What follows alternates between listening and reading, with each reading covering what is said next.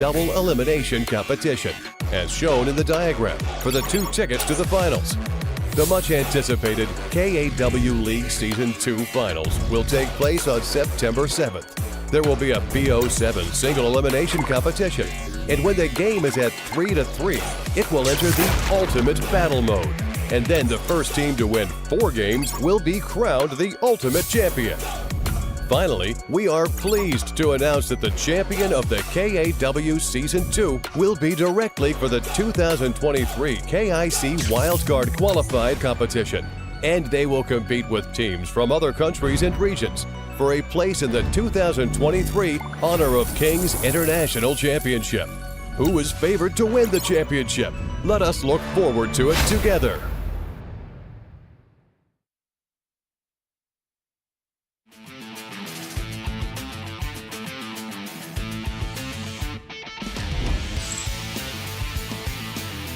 确认目标，出发！一击必赢。And unfortunately, the backline cannot survive any longer. RCG is waiting for the next round of abilities, and right now exactly how. 杀之猎人，血的滋味。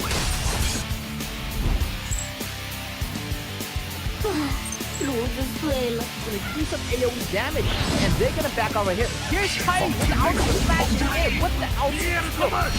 Controlling 4 enemies of the PP members, and here is Lady Sim with the shot in the face. 灭了他们！ 百发百中。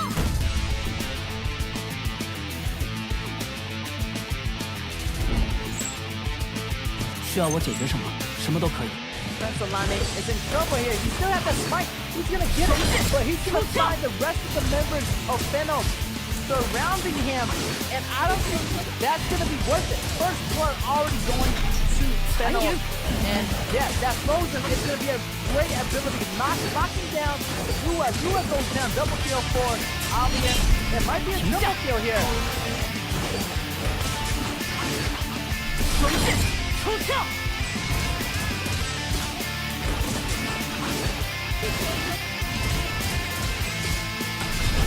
起风！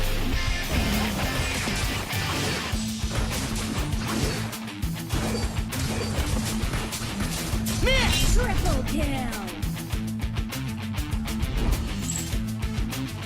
墨分五色。 化气尽收。 聚气。 They got some pump in the process, and look at that Gundam Warrior double kill the damage. 以心为念，化虚为实。一起走花路吧。 And wow, multiple members go down. Arise getting so low, and he's almost getting taken out by Spencer's ability. And yes, and with the damage coming in from instantly, it will be good. 爱的星海。Triple kill！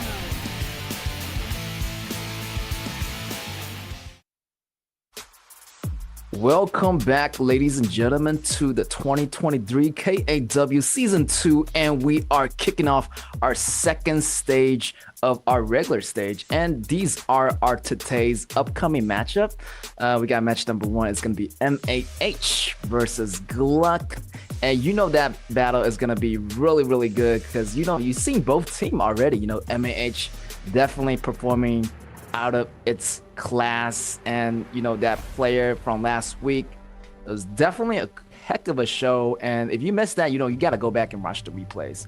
You know, before that, also we're gonna have our match 2. That's gonna be Nova against Scars. So, you know, everybody got their points clear up to 0, so it's gonna be, you know, a fresh beginning for all these teams.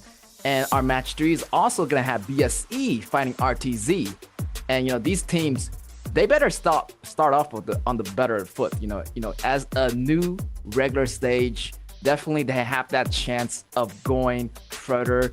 If they want to go into the playoff, definitely they want to try their best. It's gonna be all or nothing. You either bring it or you go home. So, you know, you gotta try hard. for this match. And our last match of the day is gonna be RCG against Impunity. So that match also something to look forward to. And wow, such a great lineup of these teams. I just can't wait because all these teams been doing really well. MAH, Nova, BSE. What? Like that's crazy. Like these teams, you know who they are. Like they're no strangers to you. You've seen their performance, in season 1 of the regular stage, and it's just absolutely outstanding. And you're gonna see them again in this fresh start of the second stage of the regular stage. I mean, this is absolutely astounding, awesome. So yeah, first match, MAH versus Gluck. Seems like MAH already defeated Gluck in the past. They got a 2-0 from that, so I'm wondering like if Gluck can, actually get their revenge this time. Gluck actually, not bad. I would say, their synergies maybe is not around the same level as MAH, but MAH definitely is gonna be a heavy hitter. As you know, their player Hua was demonstrating such a high mechanicalism of the Byron, also with that Fuzi combo. I mean, a lot is going out for this team, and you can see their lineups. AC, the jungler, Ben, the shooter. We got Trent, the support, JS. And last but not least, gonna be Hua. The dude is crazy. You seen him last week. You know what this man can do. Like, he is just a dangerous person. Like, he just go around the back. The man is always hiding in the shadows, like a thief in the night. So, you better watch out for that man. Like, I don't know what he's capable of. So, definitely back to the lineups of the Gluck side. We got Ming as our jungler. Seems like, Shui Shui might be just taking a break right now. So, maybe not getting back in the team at this moment. But hey, whatever works for the team. Also, Gunhei is going to be the shooter here. And YK, the support. Destiny, the mid. And Lua is going to be your top laner for the Gluck. So a cool battle is going to be underway for this match 1. And yeah, everybody just felt refreshed and they're ready to get their game back online. And we can see the data comparisons right now. Seems like it's pretty much even in the average kills. But I would say, total goals definitely is going to go to MAH. Seems like they're a much better farmer than, Gluck. And also the Tyrant kill. This is cool because we never had this category. And in the second new season of the second stage, regular stage, we're gonna see that because this is the stats from last season, from August 11th. So this is cool to see that. They got a lot more kill of the Tyrant, and the goal per minute, the damage per minute, obviously, it doesn't change, but still, goal per minute, definitely the MAH got that upper edge. As for the damage per minute, I feel like Gluck play a lot of assassins, so they're doing a lot of damage. So they're hitting their targets pretty hard. So, but still, from MAH performance from last week, I feel like they do have the better teamwork synergies, and Gluck do have that good synergy too. Maybe not reaching MAH's level yet, and MAH has already defeated them in the past, so I feel like it shouldn't be a problem for MAH this time since they did so well, back in season 1 of the stage 1 of the regular stage. So yeah, it might be surprising if they doing not as good as they used to, but anything can happen here. Gluck has the potential here. I mean, they do have the teamwork. It's just that maybe their composition maybe need a little bit of work. Kind of doing better on the BPs might affect those outcome, but there's a lot of variables and factors going into this game, so anything can happen.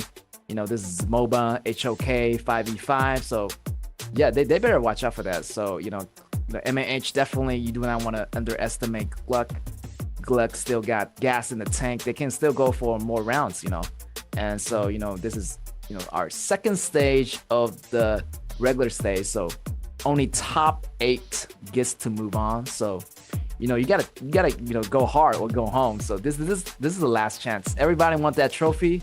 Well, you gotta get into that top 8 position, and yeah, time's gonna be running out pretty soon because I know the days for this second stage of the regular stage is gonna last 9 days. Also, the same as the first stage. So yeah, today is only the day one, match one. So yeah, better get those points early. And we are also doing our single round robins global band pick and double rounds, but we playing the single robin style. So each team is gonna have a chance to fight against each other throughout the 9 days. So they already have a taste of what's it like in the first stage. So second stage, definitely they're gonna prepare a lot more since they already know which team they win against. So they're gonna be a little bit more chill. But the team they lost against, definitely you want to do your homeworks, have your analysts talk it over, and go it over with your coaches. So definitely we want to see those teams, getting a lot better and trying a lot harder to fight those teams that they think that they couldn't defeat. But after a month of practice, maybe not a month of practice, because between now and before, these players only have like 2 or 3 days to practice. And I remember our BO5s was only like 2 days ago. So yeah, like these teams probably gonna get like 2 or 3 days in between to analyze your opponent's weakness, and that's what should they do if they want to secure those wins a lot more. And BP phase is gonna be on the way. We got MAH on the left, we got Gluck on the right. So what's it gonna be?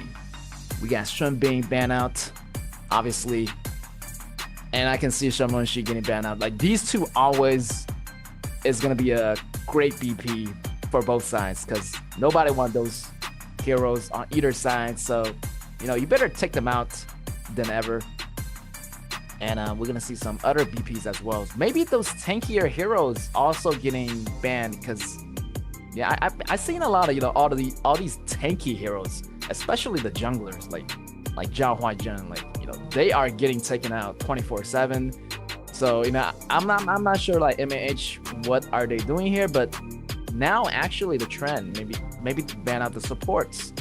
So Gluck already seen what MAH can do with Dachao, so maybe Gluck is just having that Dachao put away just in case if MAH picked that up. But Zhao Huaizhen, definitely a great choice, an outstanding choice, one of the top junglers right now.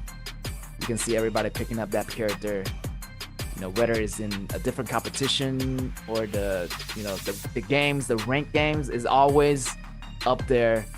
And you can always count on this Zhao Huaizhen to do some, amazing initiations. And what a fantastic! Doesn't require much skills. Just push the buttons and you can pretty much do a lot of stuff. And so tanky too. So yeah, Gluck picking up Kaya and Ishin, great combo. But a better combo, I feel like, is on the MAH. We got Byron and Zhao Huaizhen, like 2 powerhouse already stacked up against Gluck. Seems like JS is gonna pick up that Tai Jun for that support, and Gluck try to get that Charlotte. And Charlotte against that Byron, it's not bad of a choice.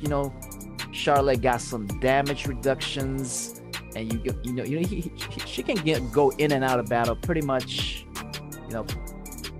freely. And fighting against Byron, I would say just maybe in the beginning she might not able to get that upper edge, but towards that team fight, they both got the ability to go into the back row. So yeah, those 2 warriors are really good choices for either side. But definitely Byron, I would say, has a little bit of edge. He got that HP recovery, even though Charlotte does have that HP sustain, but you're not gonna get like a lot. But I feel like Byron, the more enemies are available, you can just hit him with the first ability, and the more enemies, the more HP. So definitely Byron is gonna be a lot more dangerous in those big fights. But also Charlotte is also really dangerous too. So depending how these players play these heroes, you gotta play it to your maximum potential. So it's all down to the players now. Composition only count as 50% of the win, so the other half you have to count on the teamwork and the individual abilities of these players. And we got the rest of the BP right here: Zhao Jing, Lady Sun, Zhang Fei, and Miyamoto Musashi taking it out. Seems like, you know, MAH really want to deny those tankier support.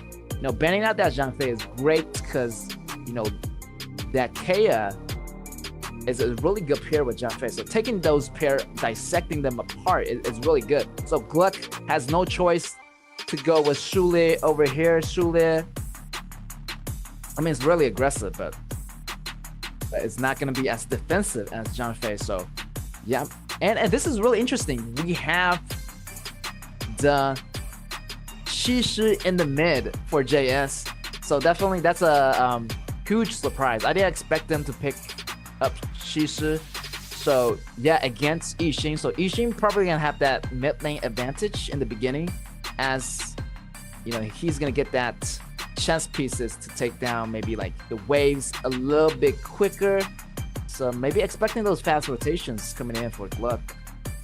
And aggressive YK is as support. So yeah, and also the Lam is gonna be in play. Haven't seen that hero for a while. Haven't seen them. You know, probably Jing is gonna be the more damage meta. But depending on the situation, you know, Lam can go into a group of people and he can start doing damages like right away.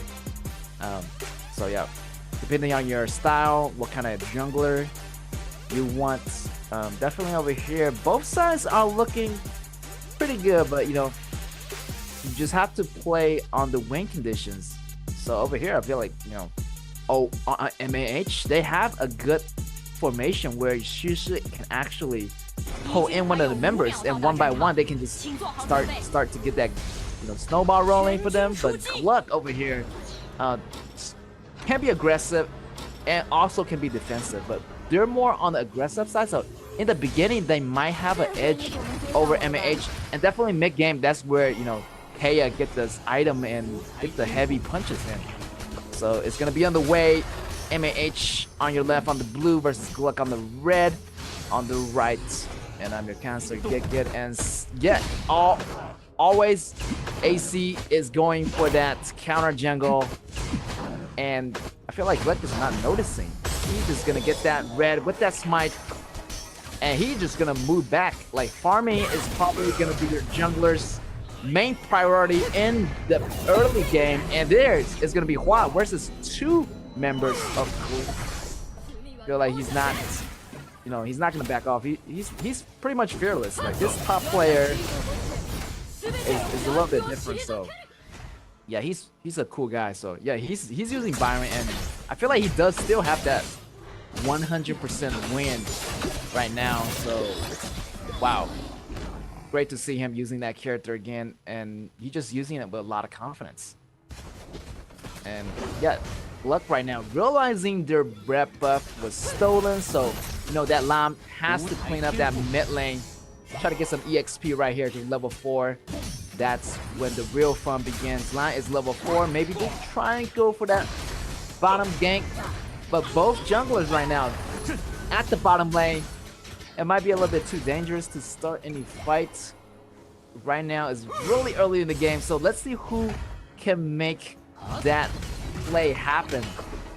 It's gonna be hard because, you know, Gluck has a lot of CCs over here. The man is gonna be 1K, so a lot of stunning, pushing, crowd control abilities. And right now he got the pole. The flash is not gonna help, and also that passive is not gonna help at all. That was a lot of members right there just to get down one member of Destiny. Destiny tried his best to get out, but you know, wow, what a play by MAH. And JS is using that ultimate, getting that manipulation in here. Chinese General get into trouble, but he's gonna back out.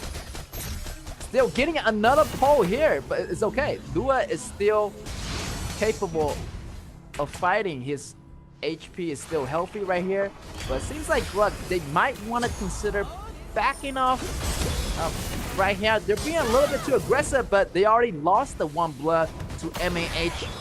But they choose to be aggressive anyway. That's their strong suit in the beginning. So yeah, just make sure to get that Shisu first. You know, that Shisu is going to be a lot more dangerous than it looks. Both sides try to look for an opportunity. And when you see that replay, yeah, he just got caught, and the flash was forced out, and everything just goes sideways for Gluck. And here, wow, 1 versus 2 intimidation out for Lua, and that was just too much for Juan. Juan has to, you know, be a little bit more chill right now since he does not have that much items in play. He's gonna be less tanky. Another manipulation. Great setup here by MAH, and Destiny is gonna go down. Here's the jungler at this part, and he still have that revival, the man with 2 life, but he's gonna go down for sure. The question is, who will get the kill? AC already got that first kill already on Destiny, so yeah, the goal is rolling in for MAH, and Ty Jenner getting that second kill off YK. And Lam right now, you know, you better back off. Seems like the MAH got the upper edge, pretty much the control of the river right now. And on the bottom, they are going for that turret, and I'm not surprised if they do go after this Gunhei. Gunhei in trouble right here, getting pulled in by Shisu. Shisu's so dangerous right now. Like nobody's stopping this Shisu. Like, you know, I feel like it's gonna be really hard. Like for Gluck, like right now, like they don't have to go do it. Like yeah, even if they get Shisu, you know, there's the rest of the team like always like supporting at a fast rate. You know, they're coming in really fast. So rotation is pretty fast. And with that Zhao Huaijun and with the boots that he's having, so he can really like support top lane, the mid lane, like at a really fast rate. And right here, his initiation again. He is fearless, using the ultimate to tank some damage. YK feeling so low, a stun coming in from Tai Jinan. And here, Tai Jinan goes in really deep to take down YK, but JS goes down as well. Trying to use that ultimate just to get away, but still, Ben pick up another kill right here for MAH. That's gonna be a 2-for-1 trade. Great play right here. And yeah, JS went down.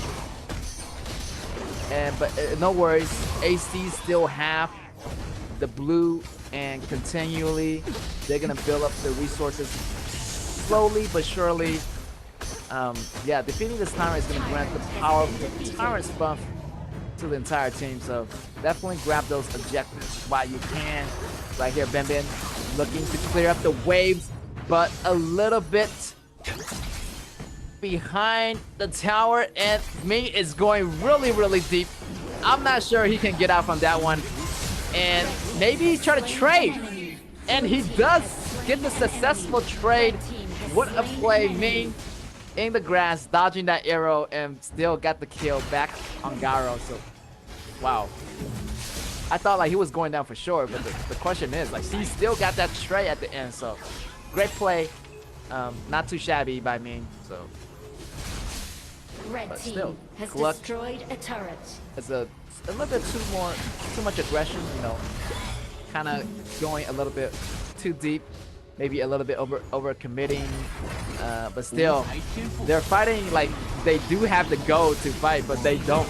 I mean, they do like equalize, only 2k go behind, but still like they're falling behind slowly. So, and yeah, they need to wait for the right members at the right time. And yeah, just I feel like JS definitely, it's really easy for JS to fish for the members of Gluck. And right here, Top is in trouble right here. Ming try to take down Juan, but with the help of Shisu, Lam goes down. So yeah, this is not looking too good for Gluck, even though they're not that much behind. But I feel like their battle like is too separated. They're not together, and everybody's just getting taken off one by one. Killing spree. And killing spree on AC.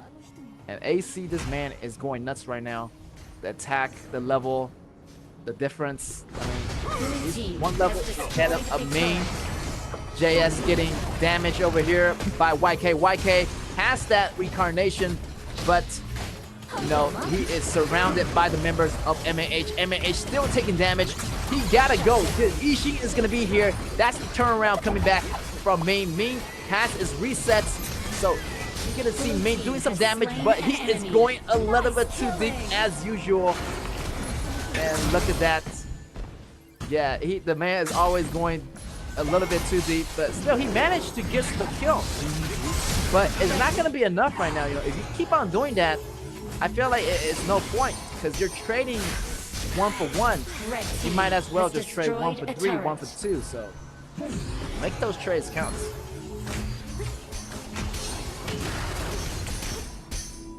And this Gallo is farming like an animal right now. Like she's probably gonna have a lot of goals. And you know, level 11 already on Ben and the rep buff. And the protection from Tai and the passive from Tai is going to allow that Garo to farm really steadily. And that damage is going to get scaled so well in the late games. AC checking the grass, knowing that everybody is mid already. And they are hiding in the grass. And here's the initiation, big battle. Ishin draw the cage. Here it is, Lam coming in the back with the attack. JS is going to go revive, but the battle is happening in the front. And it goes too far. AC goes down. But 3 members of Gluck goes down as well. That battle actually happens in 2 parts. You can see Lam going to the back row.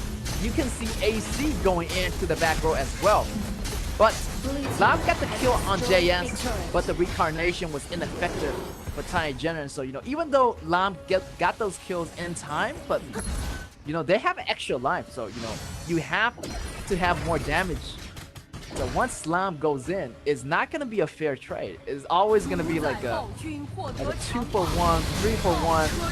So those trades not going to be worth it. But Ming is crazy right now. He is just diving in with his face in the dirt. So a little bit too much on me. A little bit desperation right here. But still, here comes Shulin with the attack. But it's going to get blocked off and diffused by AC. AC is going to be back.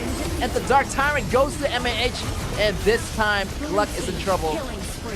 And killing spree for Byron. Killing spree for Ben. And the game is probably going to end pretty soon if Gluck keeps going at this rate. And wow, they're already at the torrent of the high ground tower, and that torrent is not going to last much longer. Here's Lua coming in, but he's just going to get eliminated and decimated by the crew of MAH. Ming does the same thing. These two are crazy right now. They just don't care, and I feel like this is a last fight for desperation. 3 members guarding the base. Maybe it's not going to be enough, but right now MAH backing it off. Still, you know, if I were MAH, I'll take it a little bit slower. Since I already know I got this in the back, so, you know, maybe just take it slow, get some objective, get some resource, and, you know, just get back in the fight. You know, I already got this game. Why should I risk it?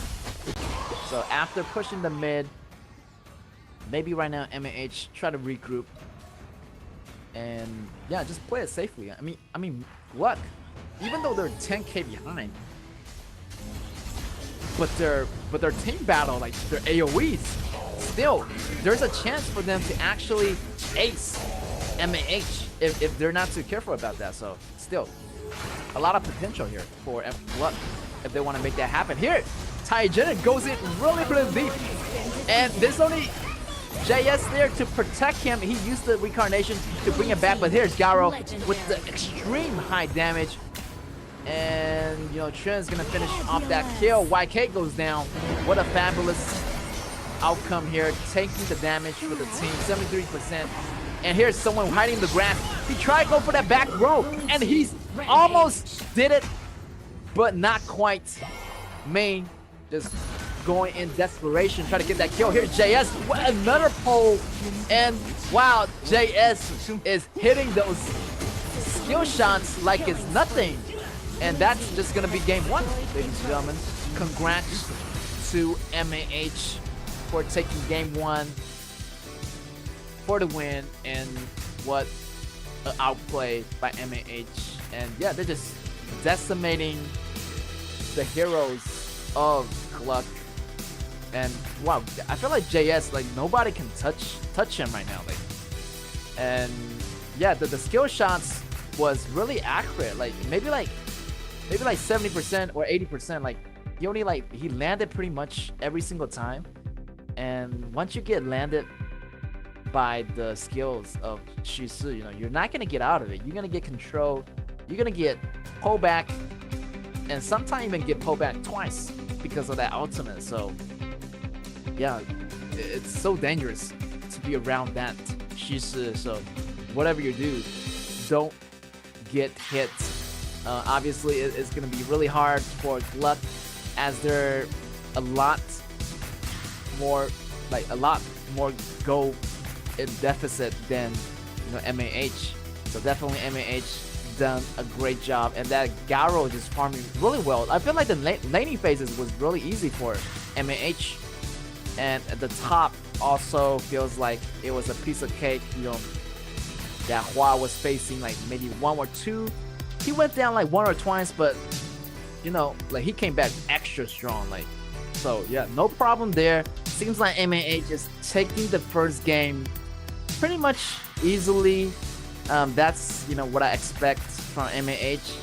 And yeah, like they did so well in the BO5, even though they lost to RTZ, you know. But wow, the surprises. This team has progressed a lot, and I can tell you from season 1, like they are growing a lot and progressing a lot faster than some of the teams. So, you know, even though they're in Group B right now, they still have the chance, and I feel like they do have a great chance of making it to the playoffs. So yeah, a great team that I'm looking forward to see them in the playoff, and what kind of, you know, potential they can do, and maybe, you know, going after the championship. That's their goals, and you know, with such an enthusiasm, you know, keep fighting, keep acing. The whole team is such a wonderful players, and we can take a look back at the replays. I mean, this match, JS, I feel like he was just doing all the crucial moments where he pulled like the priority targets, or like anybody from the Gluck side, and a little bit of over regression and desperation from maybe their jungler main. But still, like he did fairly well, even though that, you know, he got taken down. He was able to make some trades happening, but the trades wasn't really worth it. You know, in the end, it was just like everything just collapses. So definitely, you can see from the first stats, seems like all those goals are really farming up for Garo, and the damage from Garo is almost 30%. So you can see that, you know, the man is gonna be on fire. So all they need to do is JS pull the targets, have Bin following up the damage, and having everybody just finishing off the members one by one. So definitely that JS is really dangerous. And also, this is not the first time I see him playing Shisu. So yeah, the man is really good with this character, and you know, it wasn't enough for Gluck to contest to that. And yeah, I feel like those frontal heroes, like the frontline heroes, was really easy for JS to pull. You know, you have the YK in the front line, and here is, you know, speak of the devil, like JS is gonna be our MVP. But that 2-1, 3-1, 17 KDA, 23.4% damage dealt, and he also dealt a fair amount of damage, you know, to be honest. And yeah, he was just there and landing those skill shots, and yeah, he has no pressure at all. I thought like he would have a lot of pressure against Yixing in the beginning, but wow, the nerve of stealth, like nothing phases him for this player. And we gotta take a look back at the pose that he's been doing, the executions of this player, this JS, doing a lot for the team. Right here, here's the pole coming in. That's gonna be a 2 poles right there, helping, and the setup kill for the bottom lane. And another one. Look at that. Even the flash, like nobody can escape from Shisu. I'm telling you, like once you get landed, even here, you know, she got jumped in the grass by YK. You know, JS. But he still like he has really fast reactions, and he almost, you know, went straight back into the fight, even though like, you know, JS's HP is pretty low, but he still managed to be there for his team. And another pull on Lam, and wow, like I feel like JS is the bait here. You know, everybody just keeping the eyes on JS, but JS just remained really chill in the background. And yeah, right here he got taken down. That probably the only time he got taken down, but still extra life, bring JS back to life, and they just continued to do damage until the very end. Everything just fell apart for Gluck, and by this time already 10k go lead, so I'm pretty sure like the game is gonna end pretty soon. And Gluck just try for the, you know, 1v5 desperation, but just get crushed in the end. And even though right here, you know, YK pull off a good stun, but the damage right now from the ADC is too substantial. So yeah, congratulations to MAH for taking this first game. What a match in this first match, full of actions, and you can see that they're gonna switch side right now. So Gluck is gonna be on the blue side, and MAH is gonna go be on the red side. And well, the composition wise, great BP by the way on the MAH, banning out that Jianfei, you know, so that KA couldn't get that protection that, you know, that KA needed for Gluck. So maybe, you know, Gluck want to choose some of those priority heroes first. They might want to pick up those in the first two picks. So, you know, the first two pick is going to be really crucial. So definitely do a lot more better on those BPs. Gluck over here might want to change up the game a little bit. Having Lam as the assassin playing against MAH. Obviously, you're gonna see a lot of tankier compositions and tankier junglers on MAH. So maybe, you know, switch up a style. And I feel like Lan in this meta and Charlotte in this meta is not as effective as the previous meta. So definitely Jing and, you know, other characters is gonna be more effective. I feel like Luna and Jing is gonna be T1 for me. T0 has to go to Zhao Huaijun, so T0 is the best. These are the levels according to which heroes are the strongest. So T0 is at the strongest level, then followed by T1, T2, and T3s. So obviously nobody's using the T3s. Mostly these players in these competitions is gonna use the T1s and T0s. And Zhao Huaijun is at the T0. But I feel like, you know, there's some other heroes are also at the T1 level. So T1 hero, definitely maybe Jane, Luna, maybe Mingyue. Like, you know, I've seen some of the players using that. Maybe RTZ used that before. So yeah, a lot of heroes can be up there, and this list is always changing because, you know, they're making changes to the game. So it varies from time to time. But, you know, tell me what you think. You know, tell me which hero you think is the #1 hero right now in the current meta. And speaking of the T0 heroes, Zhao Huaijun is going to be banned. Seems like they do not want Gluck to pick up that T0 tier hero. But in the meantime, you know, Shamanshi is still out. So picking up that up, it's going to be a huge asset for the team. And let's see what MAH is going to answer to this. Seems like Hua is feeling a little bit like playing Charlotte, so yeah, maybe playing Charlotte. I will play like your Sha Hodun. I feel like if they want to go more tankier, definitely go Sha Hodun, but they already got Jianfei, so why not have a half assassin, half warrior for the top lane? I mean, Hua, you know, he's not bad with that character, so yeah, why not? And over here, Ming is gonna pick up that Cheyenne for the support. Interesting composition over here. You know, Cheyenne is interesting. Depending on the composition, I feel like, you know, they either like be really tanky, or they will go with the kind of poking damage wise, because Cheyenne has that second skill that can stun. So they probably need another crowd control. Maybe Nimpo, maybe it's gonna be a good front line, but over here, Gluck pick up the Garo, so you're expecting them to be a long game. Seems like Gluck want to protect that Garo as much as possible here. So definitely having that Cheyenne in the background is going to be a healing factor to all those members. And Gluck, they're going with the moving fountain, protecting the Garo style. So, but JS is going to pick up that assassin for AC, and it's going to be Jing, top tier hero, at least top 1 for me. At least T1 for me. So T1 tier Jing is gonna be in the game. A lot of damage. I mean, this character changes from patch to patch. Still, the damage is substantial. Like, is gonna be there.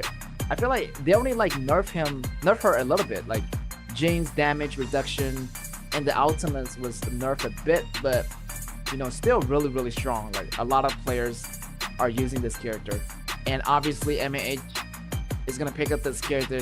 They do not want main to pick it up, so main still have a choice of picking up Nuna.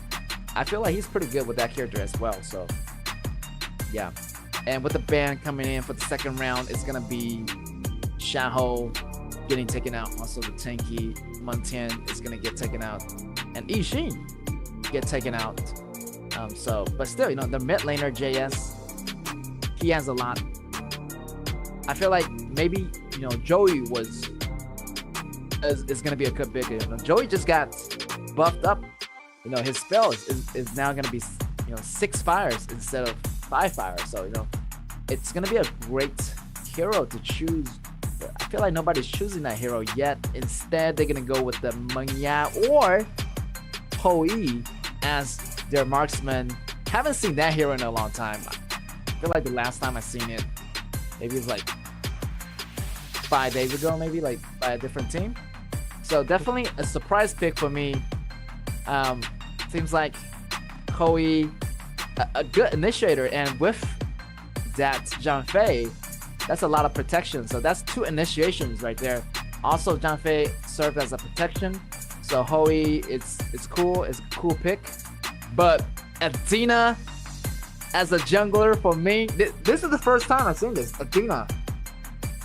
This character is very special because once this character dies, it just floats in the air. It gives vision to the Gluck players, a little bit faster rhythm for me, because once you die for me just revives on the spot. So after the timer's end, the Athena just rebirth like a phoenix right there. So great interesting choice over here. So I'm not sure what to make of this. Athena, I would say you can play her as a like assassin, tanky, half tank. I just want to make sure like what kind of style he's playing with, but against the long poking damage of JS, I feel like Ming just walking into a trap right now. Once he used that second ability or that ultimate to borrow himself in, you're gonna see JS using that ultimate to target that Athena. So Athena, you gotta watch out. I feel like Athena is just gonna go dying over and over, and you do not want that to happen for Gluck. But over here, MAH is playing the safe composition. Gluck, interesting composition. They're really creative. I'm looking forward to this Athena and how Ming can operate the early games. Because Athena can farm really fast in the beginning, because Athena got this special ability where her passive does extra damage to those jungle monsters. So that might be a game changer for Gluck here. But we might never know. It might be a little bit difficult because they got that long poke from JS, and JS is doing really well these days. So yeah, like watch out for that guy. And Gluck is gonna be on your left on the blue versus MAH on the right on the red. And I'm your caster Get, and let's get this underway. Yeah, already Ming just going in for the blue, just disregarding everybody. And let's see if he can take this, man. Everybody got his smite ready. AC still holding on to that smite just in case. Try to take that smite back. Yes, he will get that smite. Ming is gonna be in trouble. First blood already go to MAH. This is gonna be trouble for Luck. Losing that buff in the beginning, also losing the first blood. So a lot of cash is gonna be presented here to JS getting that first blood kill. Yeah, man, like I feel like, you know, JS is on a roll. Like the way he used the mages, like what a wonderful player. And wow, look at here at the bottom lane, the farms lane. Hoey is gonna versus 2 members of Gluck. Seems like they want to put a lot of pressure on AC right now. Gluck just constantly checking where is their jungler on the MAH side. As you can see here from the replay, a little bit too rushed. I feel like AC, like you know that AC is gonna have that smite. Also, you know, once you play as Jing, you know, Jing has a ability where you can turn into different a person. You know, you have double figures once you use that second ability. Your smite actually does double damage because there's 2 of you of Jing. So, you know, Jing's damage definitely is gonna be a lot higher here. The battle's happening, a little bit small skirmish. Here's the control coming in. AC getting caught in a little bit too deep. AC didn't want to get out of here, and JS getting the damage in the last hit. The double kill for that Shamanshi. What a great comeback. That was like a quick turnaround here by Gluck. And blue team just got all those gold back in like 10 seconds. And Athena's being really, really aggressive right now. Always try to invade, but AC is coming back really, really quickly. Here's the help from Charlotte. Charlotte on the top lane coming down. And this is going to be trouble. They have to back up. Cheyenne falling down. YK gone. Ming gone. And Gunhei is just finding himself alone on the bot lane. And yeah, Ben just a little bit trouble against Gunhei since that Gawa is going to have that longer range more than Hoi. But still, Hoi, after, you know, the mid games, you're going to see a lot of initiation here by Ben. And with that ultimate from Hoi is going to start the fight really effectively. Hopefully, you know, he's really accurate with those arrows. And here, probably going to be another dive happening. JS waiting to make a move. Gluck knows that. And feel like still, JS just doing a lot for the team. Doing a lot of the heavy lifting and getting those targets on time.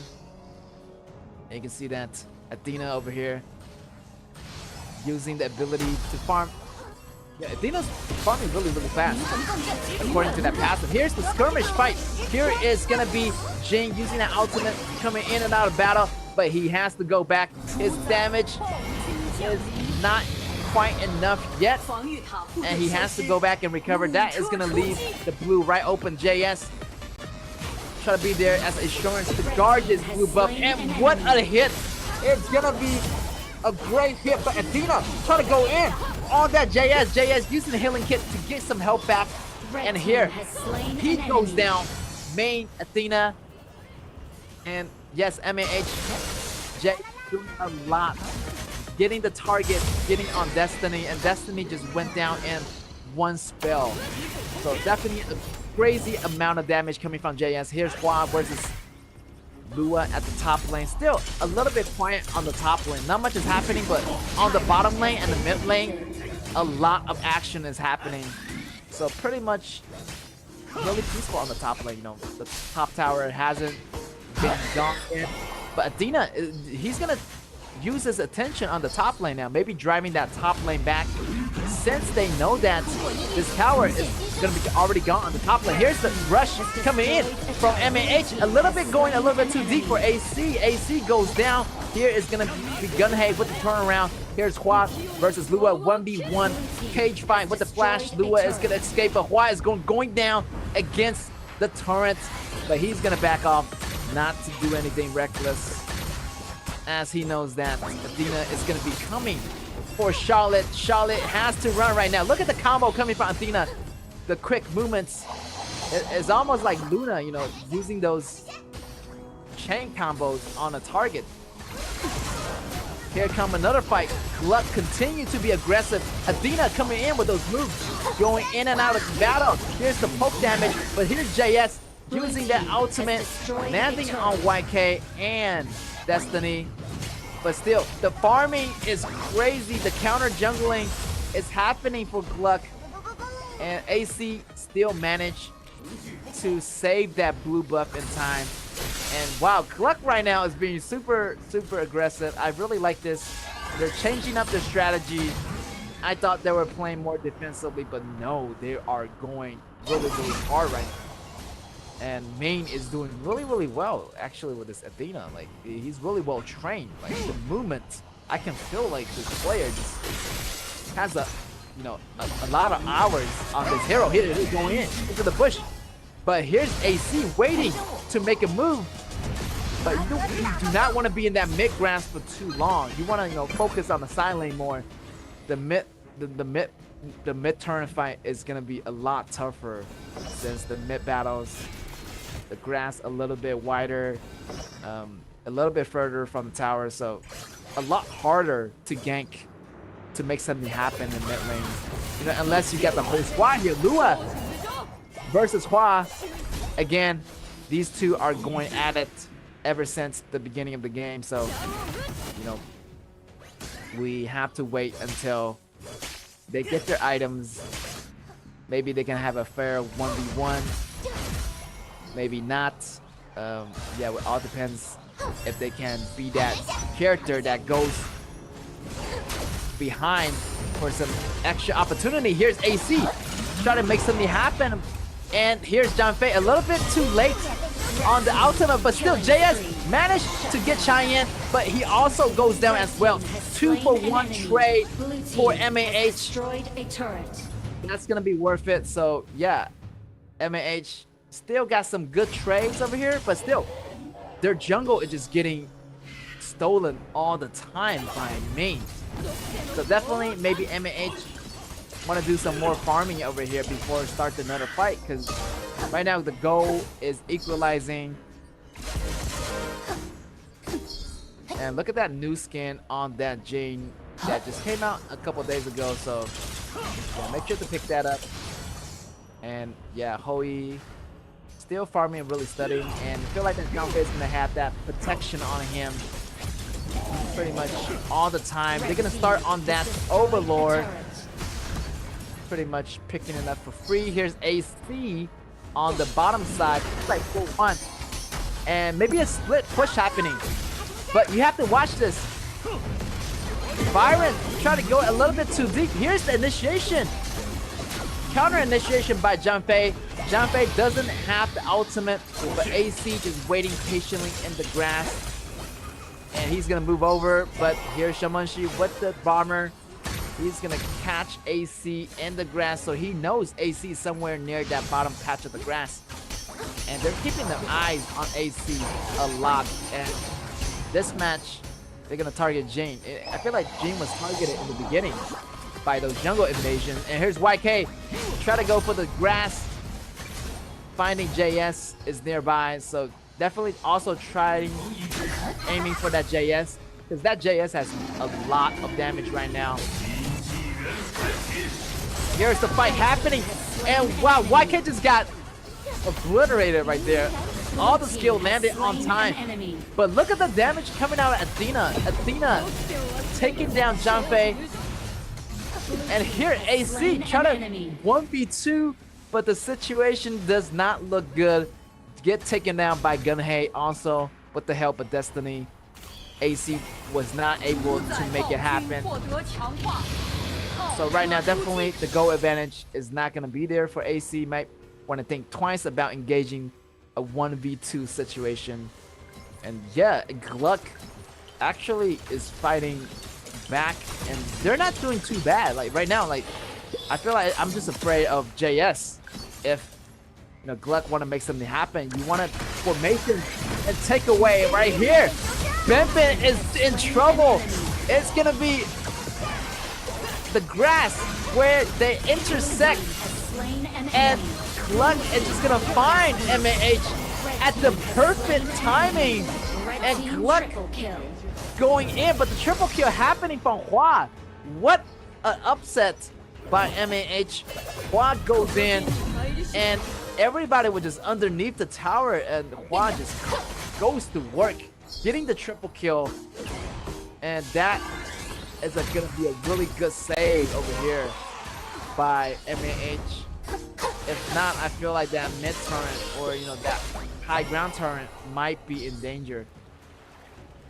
So pretty much the battlefield is pretty much equalized. AC still trying to make something happen over here, but he better run.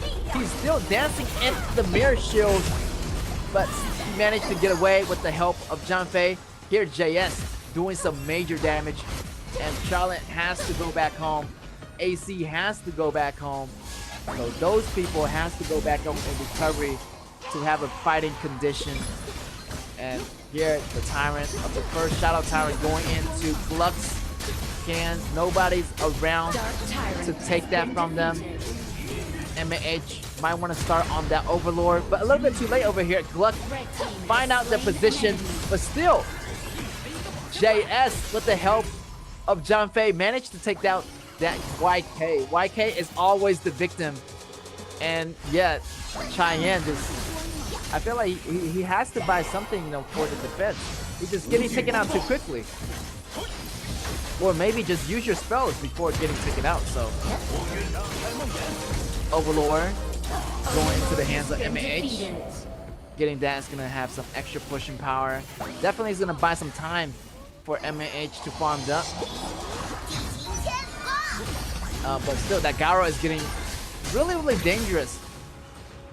And the Garo, I feel like he has the longer reach on Gunhei. So the longer this game takes, it's gonna be a disadvantage for MAH. So MAH still have to make the right chance of falling back. I feel like AC is not doing too well in this game, getting targeted and not having the goal advantage that he wanted for this. Oh, the flash, such an aggressive play from JS, but misses the target. Still, Gluck dancing around the base, the jungles of MAH's area, doing some damage. Gluck, still doing a little bit, not to be too aggressive last match, but still the right balance where Ming knows that he has the advantage of go, so he can really go in and do a lot of damage. Here's the initiation coming in from Hoi, but thankfully Cheyenne used that ultimate in time to survive. This Janfei is going to be in trouble, but Byron is pushing on the top lane, so they have to send someone back to help. The 4-1 push is going to be happening for Gluck. Byron pushing while the other 4 members of Gluck just fighting side by side. AC still waiting in the grass. And yes, he was able to get that kill on Gunhei. Gunhei is not aware of where AC is. And I feel like Gunhei always makes that mistake. I feel like he just stepping a little bit too forward and not aware of the mini-map and where is the members. And that's going to cost maybe Gluck this game. MAH moving in on the towers of Gluck. Second tier tower gone for Gluck. 2 members remain. This is going to be a 5v2 situation, and they still have the minions on the bottom lane. Still have the minions pushing in. Here is going to be the Mirror Blade coming in, dashing around the members, and I feel like Gunhei is going to be in trouble again. And here it is, MAH fighting back, and that is going to be game number 2. MAH taking the win, getting that 2-0 on the first day. Congratulations. And yeah, that part where Garo was unaware of the position of the assassin Jing, and Jing had one mission just to take down Garo, and they did it, and they just have that advantage of that burst damage advantage. So yeah, a lot of damage was done in a couple of seconds. And also that Garo was like below 50 HP. I would say like he was like 60% of HP, but he didn't want to go back. Maybe they were feeling a little bit overconfidence there, you know, not checking that grass, and patiently AC was there just waiting for that opportunity, and he got a hold of it, and wow, that one shot just came in really, really fast, and Gunhei was just in deep trouble right there. And then before you know it, one mistake causes Gluck to fall behind, and they just steamroll on the members of Gluck. And once that minion just came down bot lane, everything just collapses, you know. So definitely after 10 minutes, you do not want to be falling behind. Maybe making one mistake is gonna be that last mistake you make, and yeah, then you go back home, then you're losing a lot of members, and you don't have that number advantage, and you know everything is gonna be over before you even know it. So definitely not to make those careless mistakes. Always check the mini map.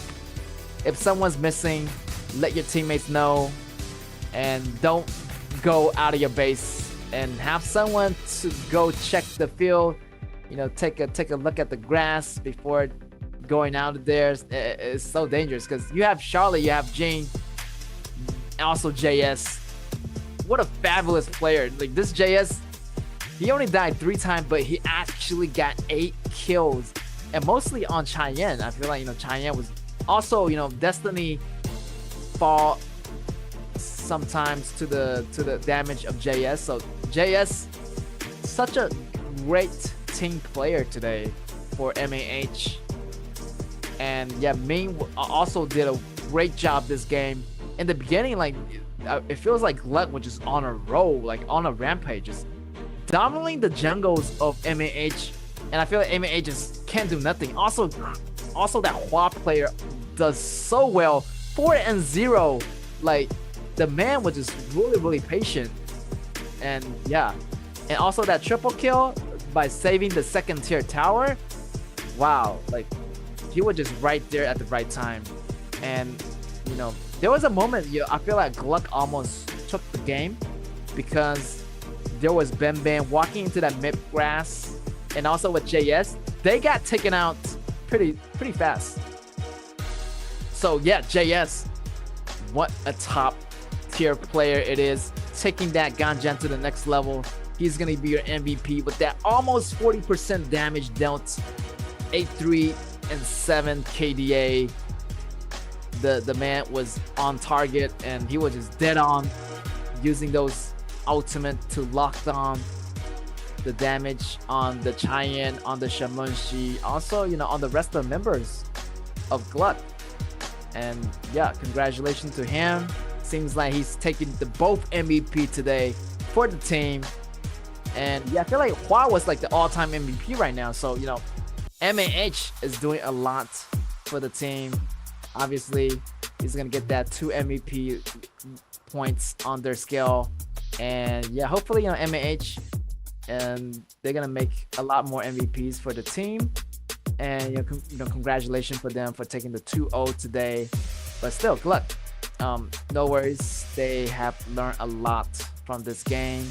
Definitely, they surprises me. I thought like they were going down easily, like the first game.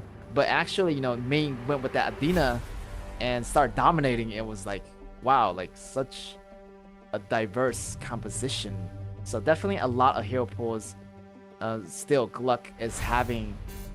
They still have a lot of, you know, strategy in their inventory. They haven't pulled out yet. So yeah, today they almost did.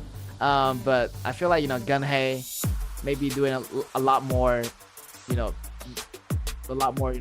research on those grass before going in.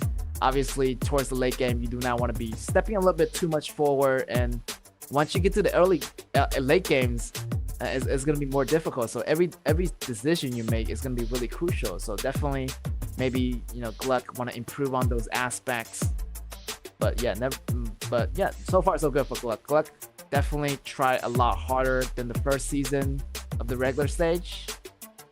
But for our next match, I'm gonna be more in tune because it's gonna be the #1 Nova that's been dominating the entire charts right now on Group A, and versus in Scars. Scars is doing a lot better as usual. So, you know, Scars compared to the first season, they're doing a lot better. So yeah, so let's see like what can this Scars, the better looking team in this season versus Nova. So, you know, we're gonna take a look at that, and we're gonna take a small break, and we'll be right back.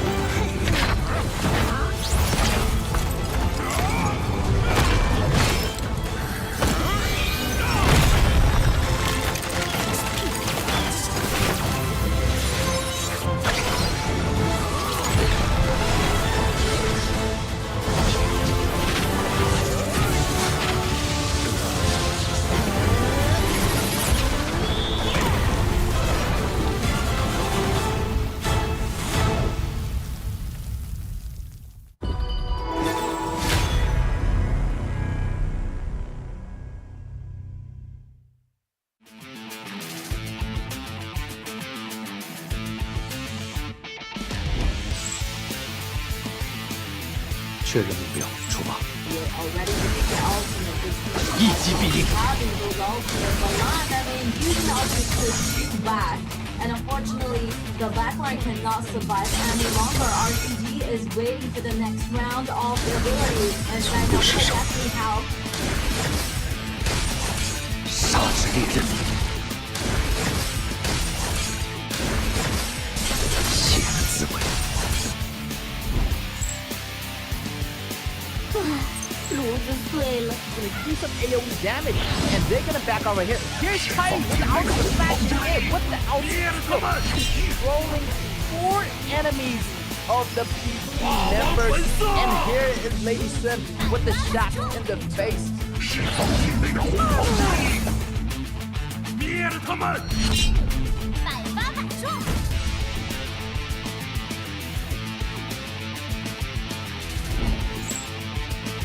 需要我解决什么，什么都可以。 Solane is in trouble here. He still has that smite. He's gonna get it, but he's gonna find the rest of the members of Fenos surrounding him. And I don't think that's gonna be worth it. First blood already going to Fenos. And yeah, that frozen is gonna be a great ability. Locking down Lua. Lua goes down. Double kill for Albion. There might be a triple kill here. 出鞘！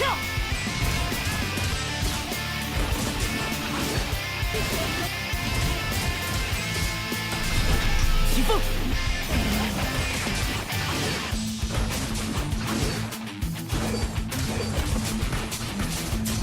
Triple kill！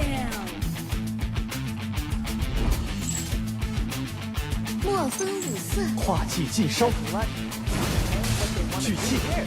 They got some calm in the process. And look at that Gundam Warrior double steal, the damage. 以心为念，化虚为实，一起走花路吧。 And wow, multiple members go down. Arise getting so low, and he's almost getting taken out by strength and ability. And yes, and with the damage coming in from instantly, it will be good. 爱的星海。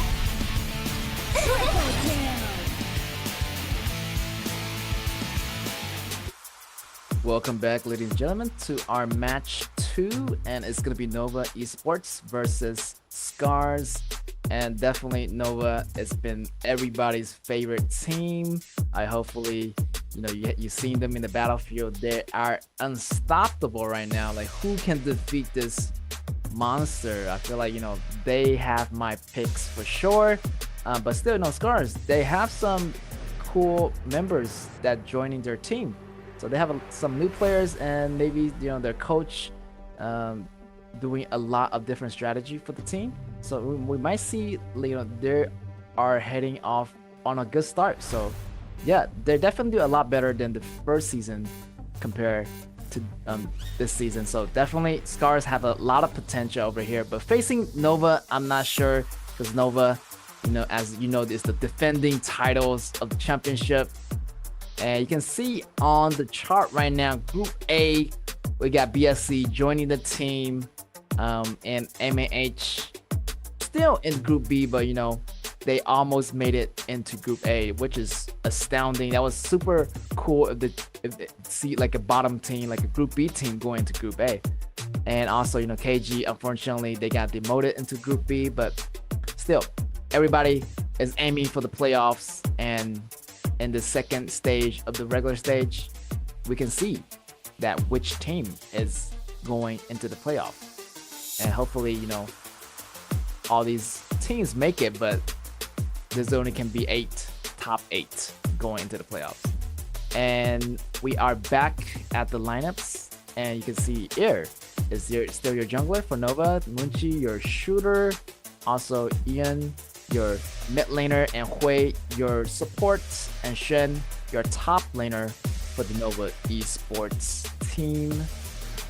Yeah, a lot of great teamwork by these players, and I expect no less from Nova Esports, as they are the previous championship of season 1. So definitely a lot of expectation for this team, and everybody expect them to play really, really good. So Scars, they have to watch it. They have to better prepare for this, because they're facing the number 1 team of the first season regular stage, and also, wow, they're facing a lot more than that. They're facing the previous championship. And back to our lineups for Scars, we got Enfun is gonna be your jungler, and also Autumn is gonna be your shooter, and he is back. So definitely, I love this ADC player coming out of Scars. So a lot of expectation, as maybe Nova is gonna be targeting that Autumn player, as he is playing so well with those marksmen and ADCs. So ASD actually is gonna go on the top lane. This is pretty cool, because I only see ADC. I feel like he is going to be the mid lane, but now he's on the top lane. So Sho is gonna be the mid laner, and lastly, also the support. So compared to the datas, we're gonna have that comparison where definitely Nova is gonna have the higher number over here as the number 1 team. But Scars over here is not looking too shabby. The numbers is there, but a lot more better on the Novas, obviously. Yeah, Scars maybe need to be pushing a little bit further over here versus in Nova. So those are the numbers right now. But realistically, I feel like Nova is gonna have more advantages in this fight, since they're the number 1 team. And Nova already defeated Scars, pretty much already. So, they're pretty much gonna take it easy. Like, they have the capacity to do a lot. So, Nova, hopefully they will not let me down. But still, Scars has a lot of potential. The coaches, the players, the team, everything is like a lot more well prepared this season compared to the first season. So yeah, a lot of expectations also to be seen from Scars as well. They've been climbing the chart pretty well. You know, I would say like they only lost like two battles, or like 2 or 3. Maybe they won most of the battles and the first stage of the regular stage. So yeah, maybe like this is their time. This is their time to bounce back. As you can see from last season, they were like number 6 or number 5, but now they're like number 2, number 3. So definitely a huge surprise for me to see that Scars is up there with Impunity. So yeah, so you know, facing Nova, it's gonna be a huge challenge to them, but also at the same time they're gonna grow as a team. But you know, Nova, I feel like they're doing it just perfectly well. So you know, keep doing what they're doing. They shouldn't have a problem making it into the playoffs. So yeah, I'm looking forward to both teams fighting it out to see who is gonna be the champion of today's match number 2. Hopefully both teams can show us a little bit more. I know recently the patch got a little bit updated, so you know, there's some new heroes item that is added, like Da Chao.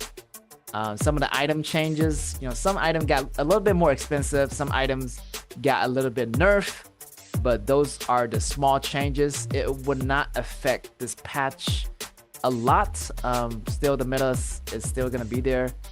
So it depends how you choose the metas is up to these teams and how they can use these compositions effectively. So yeah, I just can't wait. Maybe to get a little bit more creative, because you know, today in match 1 I see Athena, which I never seen this hero in this KAW match so far. So pulling out that one from me was totally a surprise for me. So yeah, I would love to see more new heroes joining the battles in the Gorge. So yeah, hopefully Nova choose something that's a little bit more cool. But most likely they're gonna go with the middle pick heroes. Since we're doing the double round of BO2s, so best of 2s to see which team will win. So definitely better pick those heroes that you that you know that you can win with. So yeah, Nova, definitely they have my picks. So yeah, what do you guys think? Like, do you think like Scars is gonna take this one? What do you think about Nova, the unbeatable team so far? I would like to see Nova against BSC. You know, like they're the 2 teams that haven't lost a single game yet, or haven't had a single draw. So definitely, those 2 are my favorite go-tos if I want to, you know, start a fight. Nova against BSC. But in the meantime, this match is gonna be Nova against Scars. A lot of new players joining in, so their synergies definitely it surprises me. So their synergies got a lot better, and seeing ASD at the top lane, it could be a surprise. Maybe, you know, he's gonna do a lot better. Who knows? So yeah, totally. What a great show. He used to play mid all the time. He used to play Shamanshi all the time. So yeah, definitely a lot of expectation to see here.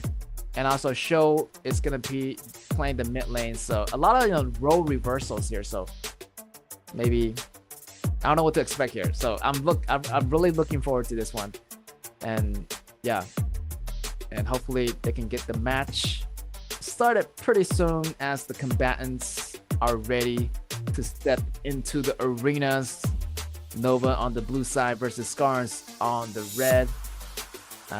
Seems like the Dark Tyrant kill is definitely a huge statistic for me. I mean, the double, like Nova just double the numbers on Scars. So definitely feel like the team river control is gonna belong to Nova, and the map control, like every single time I feel like Nova does a great job on the map control. And obviously that whoever get the map control, you know, you get this higher chance of starting to get the dragon or get the tyrant, get the overlord. So yeah, make sure to get those map control, but also do those laning phases. And the better you do those laning phases, you're gonna have a higher chance of getting those map controls.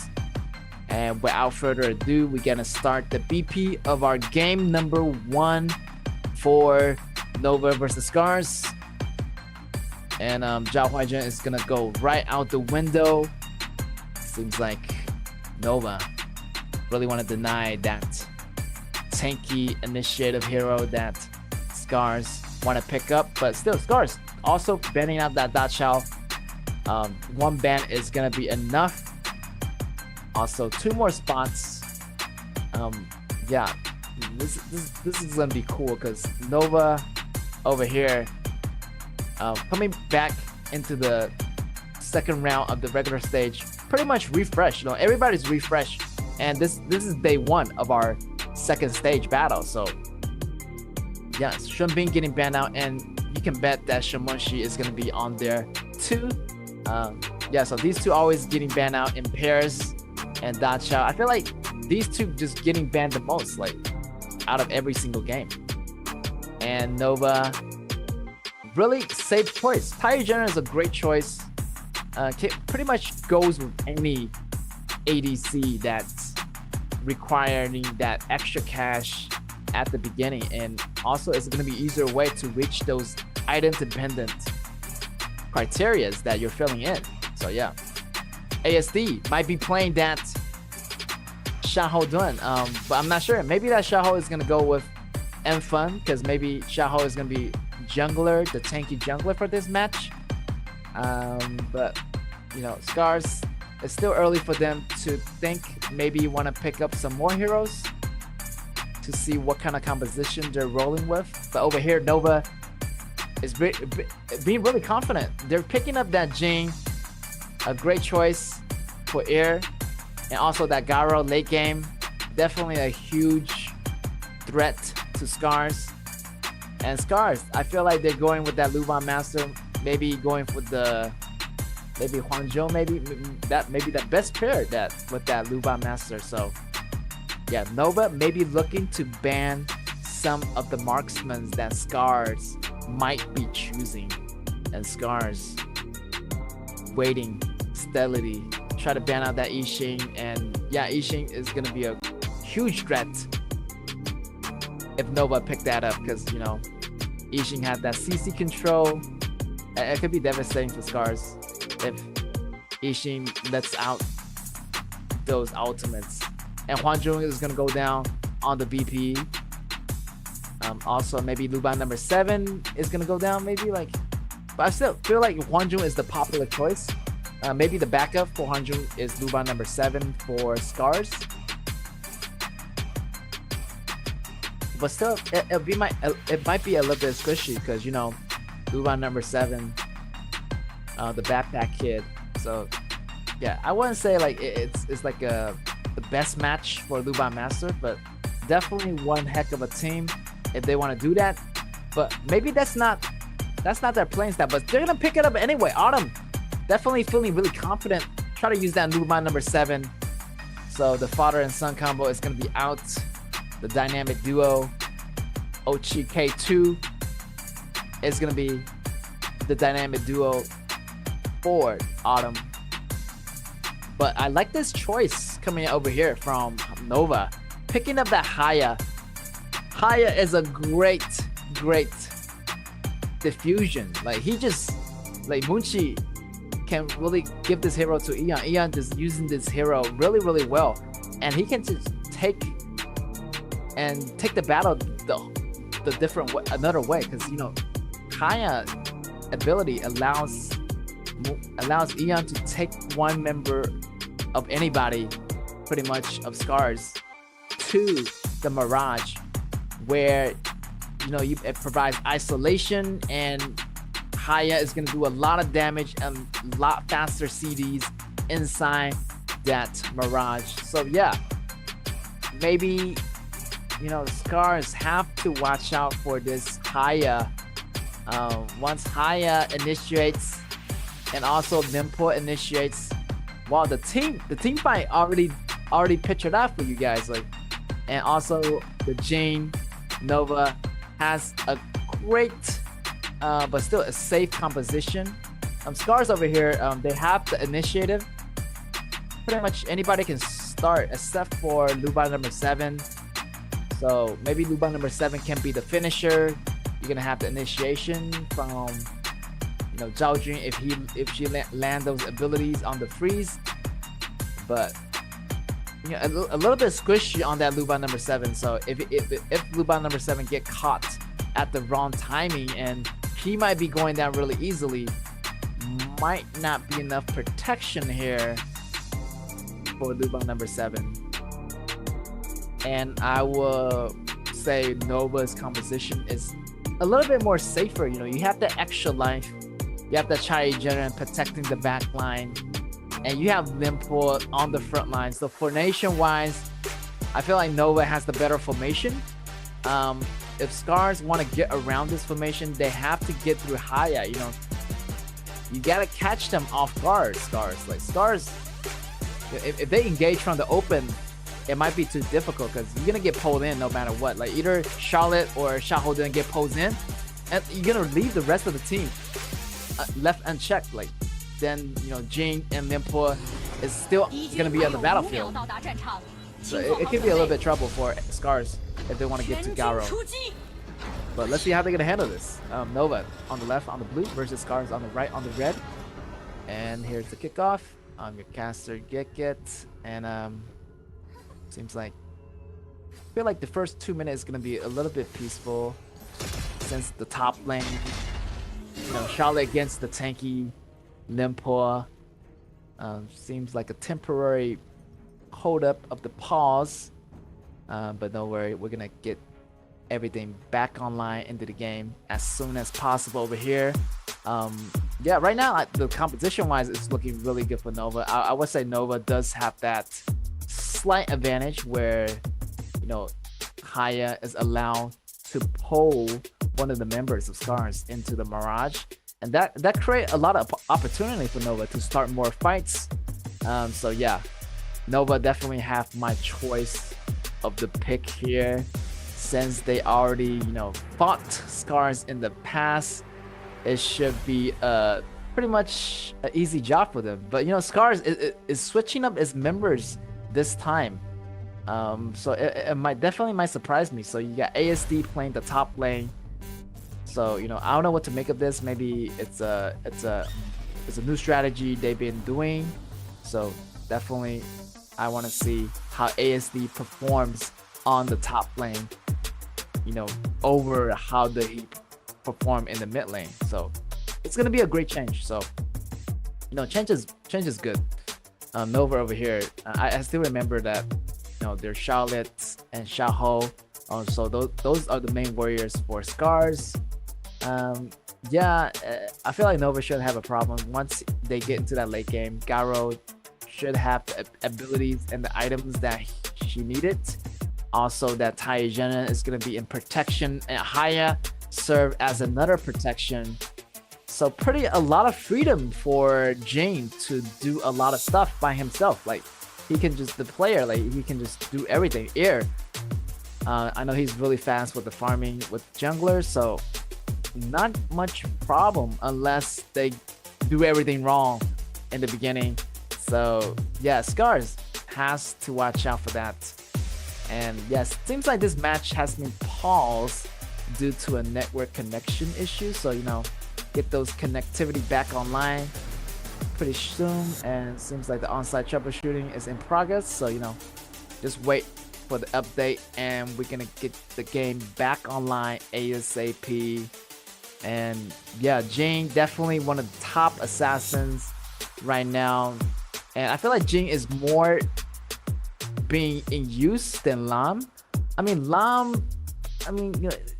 Recently, like it wasn't used as much as this Jing character. Jing still has that damage, but Lan's nerf, I feel like it doesn't really fit this match. So Jing definitely is gonna be a lot faster doing the burst damage, unless there's a situation where Lam is used, maybe like if they have Muntian on the other side, where Lam can really do more extra damage to multiple members.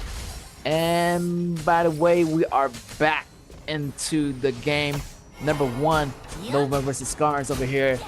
And yeah, I would say pretty peaceful in the first 2 minutes of this game. Not much happening, just people just farming, minding their own business. Top, pretty much a tank versus warrior. So yeah, just go in with the fair trades. And I'm just waiting for Haya to get to level 4. If Haya can find the right rhythm for this game, I feel like it's gonna be pretty easy for Nova Esports to take this one. But it's still early to say.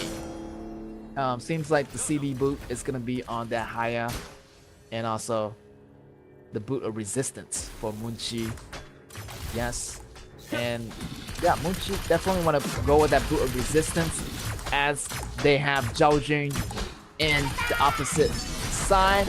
Having that boot of resistance is gonna, you know, save you from those AoEs. You can walk out a lot faster. All right, level 4 has been reached on most players. The farms lane still a little bit, you know, behind. They're still level 3, but the big fight is gonna be starting pretty soon here. As you know, this Haya get to level 4. Also, this Zhao Jun get to level 4. And they're about to get to level 4 right here. The big fight maybe gonna happen around this mark, but still, both teams are being really cautious. ASD actually playing the jungle. I was expecting him to play top lane, but seems like ASD is playing jungle, and actually their jungler is playing the top lane. So this is pretty cool. And here, the Mirage from Haya. Haya managed to pull in Zhao Jun. Zhao Jun is not gonna be safe right here. Haya getting the first blood, and here's Nempo going to the back line, and also in the back, Nova Ear getting that kill on ASD, and everything just start falling apart in the second minute over here for Scars. And I'm not sure ASD is gonna be a smart decision playing the jungler here. Autumn getting so close, almost escaping, but Hui actually using that flash just to end Autumn's life right there. And wow, 3 kills already, 3 minutes into the game for Nova here. Fun try to make something happen here, getting that blue for ASD. And yeah, wow, Nova is playing it really well. Like the combination over here, and everybody waiting for in. And also, you know, that Limpoa came in at a really crucial time, did a lot of knockups, and also that Jing getting those damages on Xiaoho. So yeah, so far so good for Nova, I would say. So just keep it up. And yeah, Scars is gonna get more tankier by the second, so those damage have to catch up, as their counter jungle is gonna be a lot more stronger over here. They have, you know, Xiaoho. They can pretty much invade the jungle anytime. But over here, look at that save by Haya. Haya pulled in one of the members from Scars, but the fight is gonna be still happening over here. Taya Jenner jumping to the front line. Here's Nimble with a knockup on 2 members, and they have to back off. Scars losing one of the members. And double kill on Air. Air managed to pick up on that Charlotte, also getting that Autumn, and Autumn is not farming up at all right now. And the 4 minutes has passed, so you're not expecting to see that protection on those torrents. The torrents in the mid lane spawns already for Scars, so yeah, Scars expecting to see a lot of invasions into the jungle right now. And that mid lane is super important. If you let that fall, your main frame is gonna be falling apart pretty much. You're gonna leave the jungle right open for your enemies to walk through, and that is not gonna be good for Scars. Hopefully Scars over here has managed to hold on. Just waiting for that Lupin number 7 to do some miracle damage at the end. But right now, Garo is really farming really steadily, getting that Shadow Ripper, almost getting those Infinity Blade. So yeah, that Garo is gonna have that damage online pretty much towards that mid game. Maybe that 8 minutes mark is where you're gonna see that damage happening. But still, Scars over here trying to get this Tyrant as we speak. But here, Nova Ear Try to go in for the steal, but not quite. But you know, on the tower side, they're still having that good numbers. The top tower is gonna go into their favors for Nova. Getting that tower means a lot more gold for Nova. And Moonchi just firing those arrows away, gaining that gold every single second. Things are looking really good for Nova. Nova going in for the blue already. Here is gonna be Jing. He's gonna be your assassin. And wow, super bust damage for this character. And yeah, it's a popular choice right now. Besides Gao Huaizhen.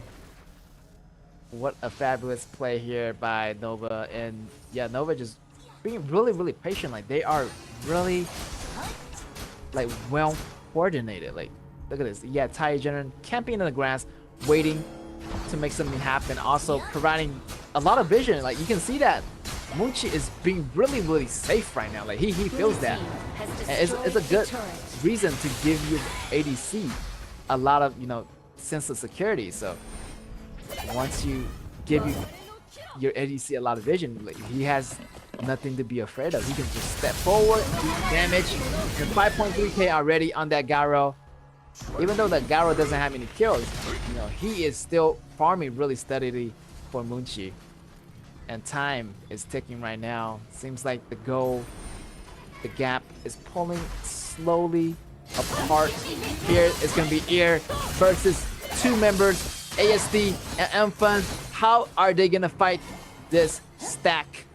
Jing with the 3-on-1, 5.7k go, and yeah, once that Jing get that Master Sword, that's when the real damage happens, and he is about to get that item pretty soon.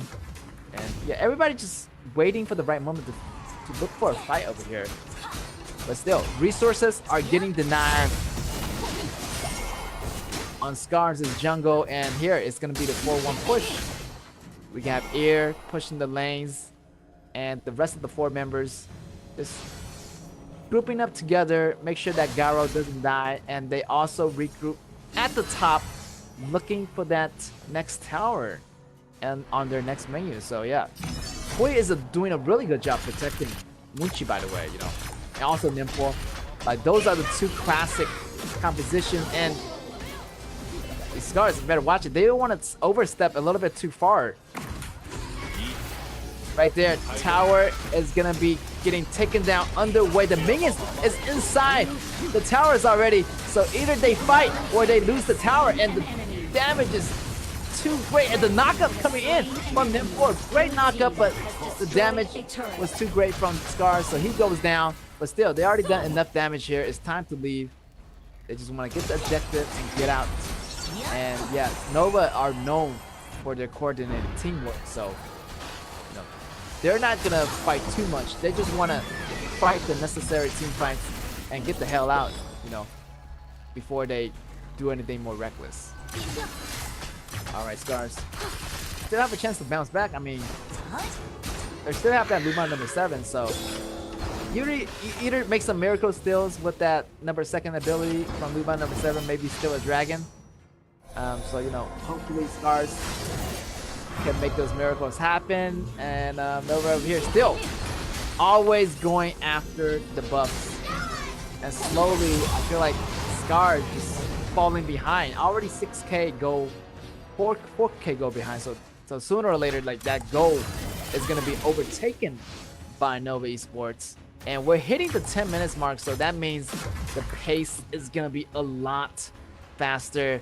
We got the bottom tower leading by Jing. And yeah, still, Scars want to take that back some buff, but it might be a little bit too dangerous, but still, Autumn's still able to get that rep up in time. No fear in this man's eye. And yeah, Nova pretty much got the control of the whole map, but still might want to think twice, because that Xiaoho maybe try to steal that dragon, but you know, doesn't have to urge there, as they do not want to risk going into a big battle. They don't have the goals or the resource to fight back, so they want to fight this battle really smart over here. Scars looking for the perfect opportunity. Like, they have to make something happen here. Like, either like take down one member, catching them off guards, or slowly they're gonna just choke inside their own base right now. So Nova over here still playing really smart, letting the minions come out actually and not pushing at first until they got a lot of more resource.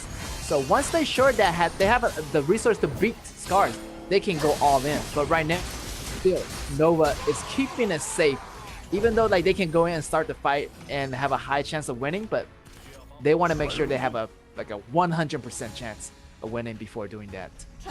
So yeah, Nova is playing it really, really safe, and they're gonna continue denying the resources. And look at here, another attack happening. Charlotte getting caught, getting picked off, and wow, Scars getting another kill. So yeah, they're gonna use that advantage to capitalize on this situation. Here's the Limpo knockup. Boom, everybody's gonna be gone from Scars, and I feel like that's gonna be game. And they're just so deep inside the base of Scars. One member remains standing, and that's gonna be Luban Master. And here is gonna be the end. Coming in from the blue team. Blue team win this game. Congratulations to Nova Esports for taking game number 1. And I almost see that coming. I feel like when I saw that Haya, you know, like I feel like Haya is gonna be the main core for the whole team, and having Garo just a late game insurance. I feel like that Garo just, you know, in case everything goes wrong, Garo was still able to save the situation. But Jing and Haya, it was just incredible this game, just dragging in the right members of the other side. And wow, Scars couldn't fight bad at all, and Jing was doing a really good job farming, and the way they farm, it just really nicely coordinated. And you know, once they regroup, they either push the towers or they invade on the buffs. So, and they separate. They farm and they go their separate ways, and they regroup, take the tower, they go their separate ways. So yeah, the strategy there for Nova is pretty clearly thought out. And also Nimpo with that flash was straight killer. He just came in there, did a lot of heavy lifting for the crew. So yeah, no surprises there for Nova, taking the first game win. And yeah, also that Taiyu General was really there to protect any members if they needed extra life. But I feel like they didn't need the extra life this time. Like pretty much Tai was pretty much chilling all the time, so didn't see much extra life needed for Nova. But you know, it's there if they do need it. And look at that gold, the farming on the Garo, also that Jane, the items, oh my gosh, the Master Sword, the Axe Torment, the upgraded Red Blade Jungle item. Great outplay here, and I feel like Autumn's didn't do so well this game. He was getting caught maybe like 2 or 3 times off guards, and yeah, in the beginning, like the farm didn't really, you know, goes off for Luban number 7. So maybe, you know, having a Luban Master, maybe you don't have to go with Luban number 7. Maybe you can go with maybe DNJ or something other. But obviously in this case, you know, they have no choice to use that Luban number 7. Hwanjun was banned, so the backup has to be this Luban number 7, which didn't do too flashy this game, but it's okay. We still have game number 2, and from the scoreboard, see that pretty much Garo did a lot of damage. Also, Jing was doing a lot of damage too. So these damage dealers from Nova, they're just being really dominating, and the numbers you can just see clearly who is gonna be the higher skill cap level. 7 towers and 1 tyrant, that's all they needed to end the game. And the KDAs, wow. And here is gonna be your MVP. It's gonna be a top laner, Shen from the Nova Esports. And yeah, like he was just there for all of the knockups. And I remember like after he goes in, like the rest of the members can really go in safely. Like he was just the man that take the first charge, and was so much immunity on this character. This character Nimpo, like he was just unstoppable. Like nobody can get a control of him, because once he go in, he is in that mode of immunity. Like once he used that ultimate, he jumped like twice in the air, and when he comes down for the last time, he knocks everybody up. And yeah, you can see that from the replay, in the beginning. The first blood was pretty much, drawn out for the Nova side, and also followed by the 2 kills and 3 kills in the first 3 minutes. So a huge lead already in the beginning for Nova, and followed by the the snowballing effect. You're gonna see that Nova just getting more powerful by the second. And Nempo right here, whoa, 4 people getting knocked up into the air.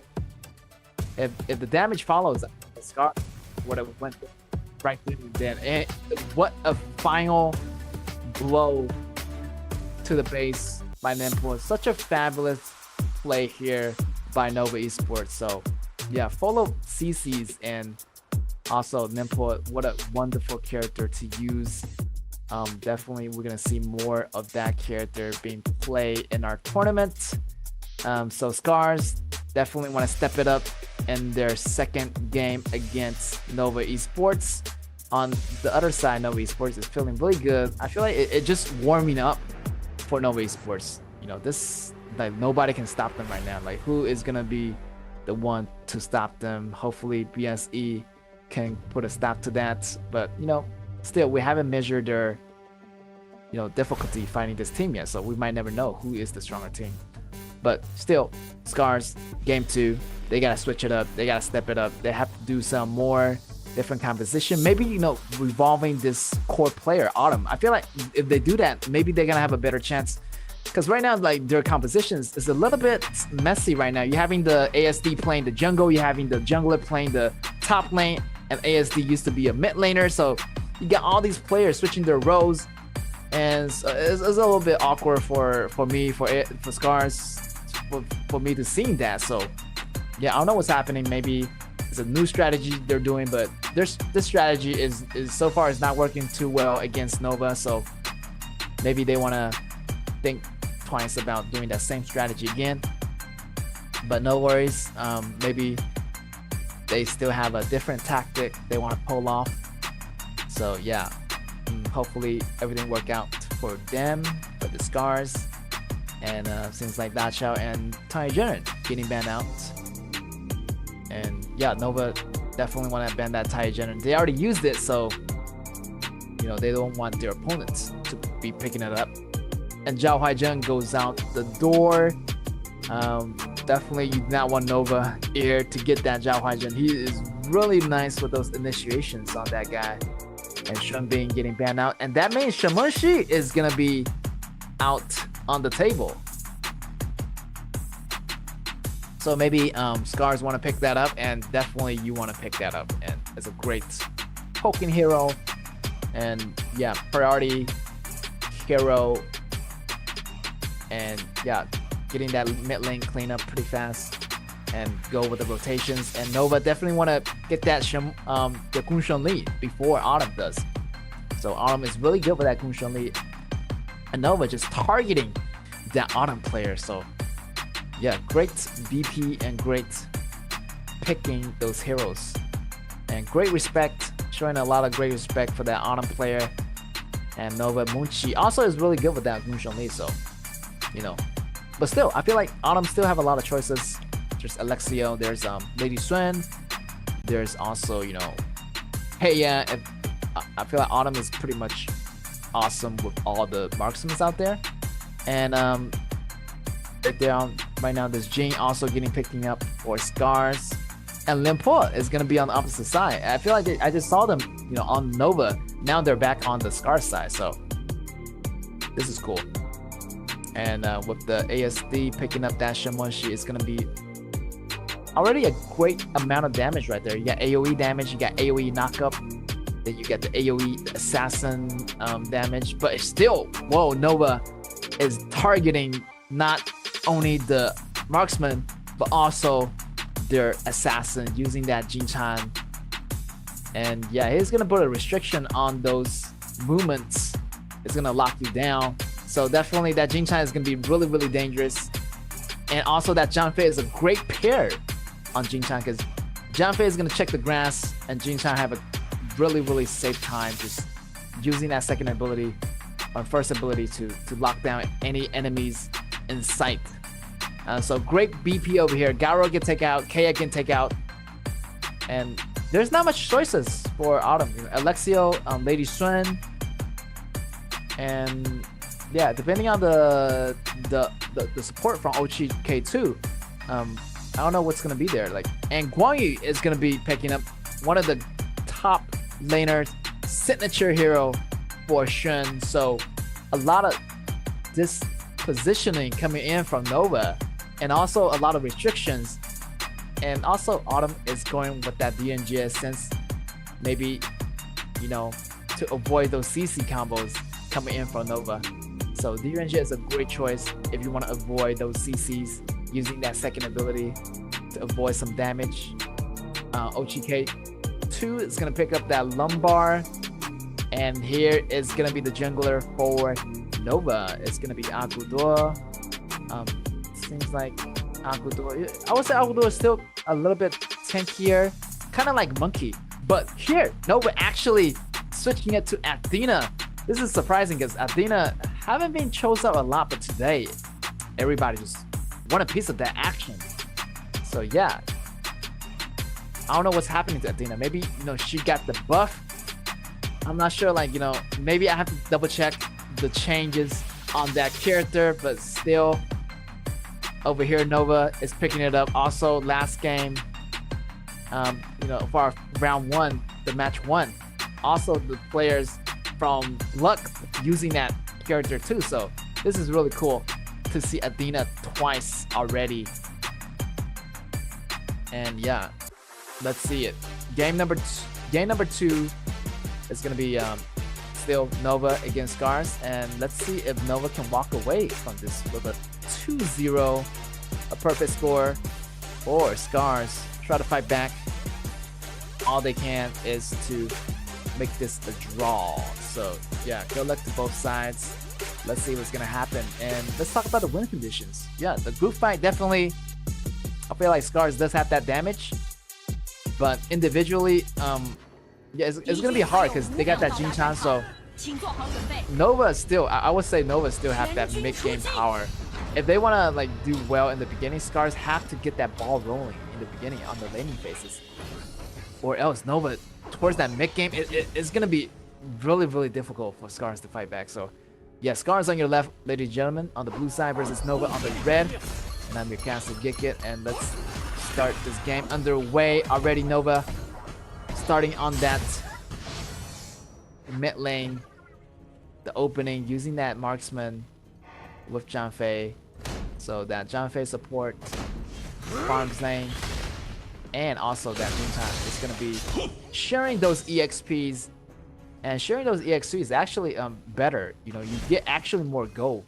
And sharing the EXP also provides the team, it's better. And sharing is gonna be carrying. So definitely Nova is well coordinated with that. And look at here, the steal, a small steal from those pigs. Eon's gonna get those small tiny advantages of the goals. Still Autumn, looking forward to this player. Like, what kind of miracle can he do? Yeah, I feel like DNJ still have the ability to carry the game. As long nobody get the jump on him, he's gonna just go crazy with those cards. So yeah, but still over here, Ear already level 4, looking to make some damage happening. And here, Nova, Shen is having a little bit hard time, but he still gets to level 4 in time. He's fighting 2 members of Scars by himself here, but here comes Ear at the top lane. Still trying to farm over here. ASD playing the top lane now, so the switch is gonna be happening. Unfun is gonna be back on the jungler playing that Jane. And yeah, last game, ASD played jungle, so this time they're playing top lane, so yeah, we might see something a little bit different. But still a lot peaceful here. 2 minutes. I was expecting like a lot of fights happening, but both teams are really patient. Maybe just waiting for the right moment. You know, John Fei is not even level 4 yet. Maybe those factors need to step in. Mostly farming is going to be your first priority in the first 4 minutes. The laning phase is obviously going to be really important. So maybe not too much team fights is going to be happening. A lot of roaming over here by the jungler Athena. And here is Munchi. 2v2 on the bottom. We're going to see that rotation coming from their mid player. But the mid player needs a lot of vision first. And he might be in trouble because he does not have that vision that he needed. So yeah, that Jin-chan is pretty squishy, by the way. You know, once, even with the ultimate, I feel like, you know, it's not going to be safe for Jin-chan. It's going to be like safe for like a couple of seconds. So definitely you got to pair up that Jin-chan with some really, really tanky frontliners. And some, look at the double flash happening.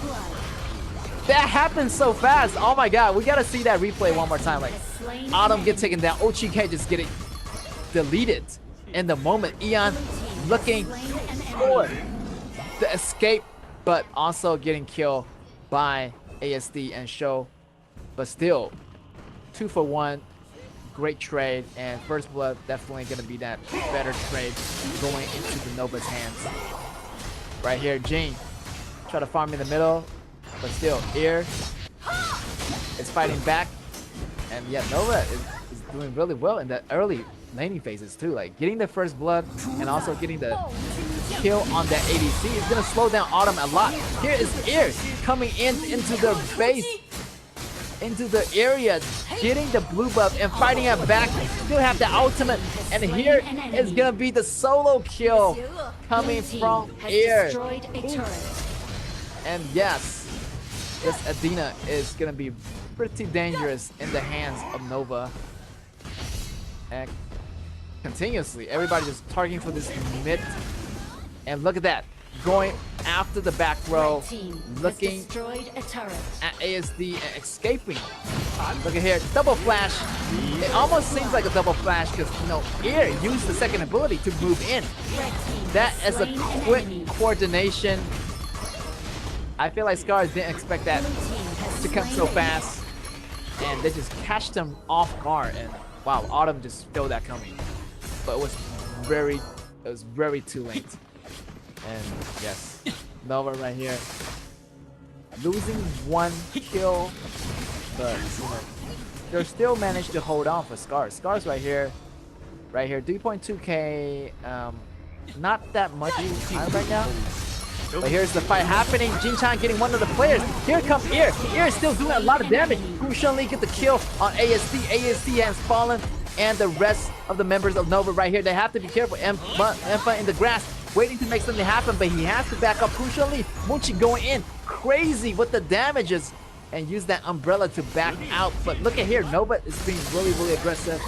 And here's Jing with ultimate, but he might want to consider twice. Hit this positioning from going from the back. And look at here, Shun doing the trade. That's going to be 3 for 1. And double kill on that Shun. What a fast response from Shun as he traveled all the way from the bottom lane to the mid lane to make that happen. And yeah, he was just always making those great trades. Like there, that's the 3 for 1 trade. Like, I'll take that any day. Like, Nova just making them better trades happening for this team. So definitely Scars want to, you know, make those better trades, but right now they're a little bit behind in go. So it might be the same situation where last game, you know, Nova slowly kind of get control of the map and slowly get those resources, and before you know it, the game just gonna end the same way as the last game. Nova and they will take it for sure. See that on the left side, the left corner on the bottom, everybody just playing really comfortably around a desk. And yeah, their teamwork is obviously a lot better over here on the Nova side as currently at the moment. And here's the Doomsday coming in from Autumn, a little bit too late, you know, but still that stacked Forged Dagger and also that Doomsday is gonna provide a lot of damage for that Autumn. But he has to watch for that damage. Ooh, coming in from Red team. Guang Yu, and look at the show is gonna be in trouble. When she falls, here's the knockup coming in from ASD, but it's not gonna be enough. It doesn't really do anything. ASD getting caught. He has to go back, and the remaining member of Nova just at the doorstep right now, trying to take those towers down one by one. But they have to back off as there's no minions. But Scar is still holding on to their dear life right now. And yeah, same thing. Everything is gonna get constantly invaded. They're pretty much gonna take the Overlord for free and gaining map vision, map control, also the river control. So yeah, once that middle torrent falls, you're gonna expect to see a lot of resources taken from you. Over here, everybody fighting for the rep buff, and the rep buff will go into the hands of Nova, and Scars is just feeling the pressure right now. And hopefully, you know, Autumn can take away some of that pressure for the team. But still, Nova is so much ahead. 5K go ahead, and yeah, things are not looking too hot for Scars. And also, this is a great atmosphere for, you know, this Jin-chan, because he has the vision pretty much of the whole map right now. That Zhang Fei is going to help him to create more space for Jin-chan, so Jin-chan can really secure those threats coming at him, and also protecting that Gunshun Li. Gunshun Li like already have mobility, so having Jin-chan protecting Gunshun Li is also Zhang Fei, so that's a lot of protection over here on Nova. So a lot of flexibilities on Nova, like, and Jin-chan just, wow, using that first and second ability to wear the members of Scars down a lot. Look at that. I feel like that Shamunshi's ultimate doesn't even hurt the other side. So yeah, that's where the important go come in. You have to have that go. You have to have that damage. And here is gonna initiation coming in from Ear. Ear just gonna go dive underneath the tower. Here is gonna be Guang Yu from the back. Everything is gonna come in all at once. Guang Yu with the jump, with the attack. Two members of Scars fallen, and what a devastating attack by Nova. And even that tower couldn't stop the force Nova Esports. And yeah, Munchi just farming like crazy. And almost a 10k gold lead. And I'm pretty sure after they get the Tyrant or the Overlord, it's gonna be a 10k lead. And that 7.2k also looking really, really good on Athena. So yeah, I don't know what to make of this. Athena, maybe it's the new meta, like, you know, using that Athena also, that early game is gonna be at your advantage also, to having that farming pace faster than your opponent. Scars, maybe want to go for that defense, but yeah, keep an eye on, also on that Guang Yu. You know, Guang Yu just come in so unexpectedly. And here's the engage coming in from Ear. Ear doing that damage and finishing off with the Jin-chan ultimate.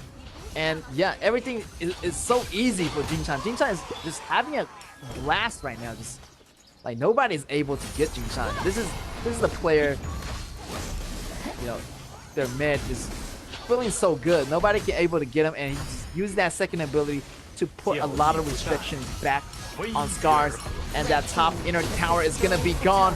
And here's the initiation coming in from OGK2 using that ultimate, but it's not gonna be enough. Everybody is gonna leave right now. They just want to go for the objective and slowly wearing down the Scars members one by one. OGK2 has to go back and recover. He is below 50 HP. Also, that Shamunshi is also below 50 HP. And everything is gonna be starting to fall apart here from Scars in a moment, and we're hitting the 12 minutes mark. So really, really close to a game-ending blow over here, but still, Nova want to make sure that everything is gonna be safe. They want to get the buff, they want to get the Overlord, get that cash in the bank, ready for that final battle. So yeah, Nova, they're really resilient. They also really humble. They don't want to overstep a lot, even though they can end the game. they don't want to do it on such a high risk. So I understand what kind of strategy are they going with. They're going just with the right strategy, not taking too much risk. Nova waiting in the jungles patiently. Maybe they can catch some of the members of Scars. The Scars is hugging together, hugging the towers, but sooner or later there are not going to be any more towers left. The Vanguard is at the door. Here's the initiation from Junpei. Junpei jumping in. Show goes down for sure. The knockouts from ASD is not going to be enough. Here's Muchi doing crazy damage in the back. Here is Junpei jumping in the front. Also here, also inside the crystal already. But he's so tanky right now. He's getting some recovers and using that ability. He also does a lot of the damage. The crystal is getting bombarded right now by the rest of the dragons that's up in the air. And with the auto attacks from the members of Nova Esports is gonna finish off the crystal. Congratulations to Nova Esports for taking that second win, and they're gonna walk away with that perfect 2-0. And yeah, pretty much Nova Esports got this in the bag. And both games they got the advantages. And their composition, I feel like it's great. Like Jin-chan, there's a lot of counter picks. I would say great counter picks, better on Nova. Like they know how to counter pick heroes. Like I don't know, like even though like they're on the red side, they still can counter pick better. Like they're on the blue side, or like vice versa. Like sometimes you pick first on the blue side, but you have a better counter pick on the red side. So yeah, they're doing it a lot better than the season 1, because season 1, the first regular stage they weren't on that top position. RTZ had that top number 1, but this time it seems like everything starts to come up together. I feel like they are really mature now. They can really take on anybody right now. So Nova, the undefeatable team next to BSC. So who is gonna be the better non-undefeatable team? That we have to find out in the future someday, once Nova versus BSE. Yeah, I can't wait for that day to happen. So one of these days, one of these 9 days, they're gonna be definitely competing against each other. So mark your calendars for that one. See the statistics for the scoreboard here. I feel like ASD just getting knocked out on the top side.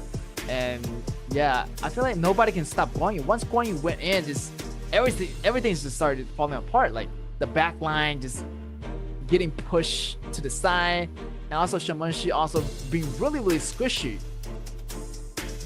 And the protection from Lombard wasn't that much. I feel like Lombard, like the team presence wasn't there. Like, I mean, the protective passive was there, but the knockup, it wasn't really effective.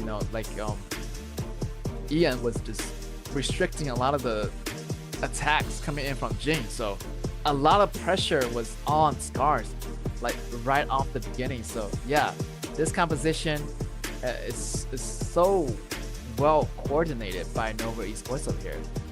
And obviously you can see that tower count 9 versus 1.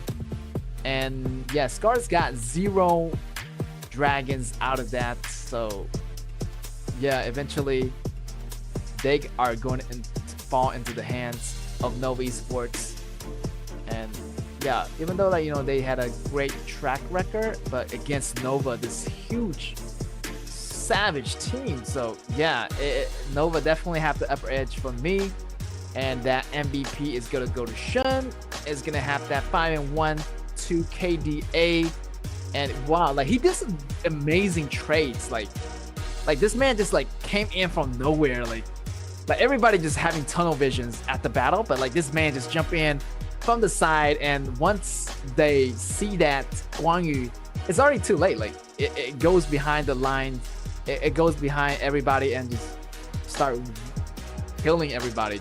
And everything happens in a split second. So there's no counter reaction from Scars, and we can see from the replays, like he was just doing a lot of work. Here is the skirmish from the blue side area, And Guan Yu going from the bottom, using that ultimate, going in, first ability, second ability, jump, boom. One person dies, and two person dies actually. Like what he took down the ADC also. Another one.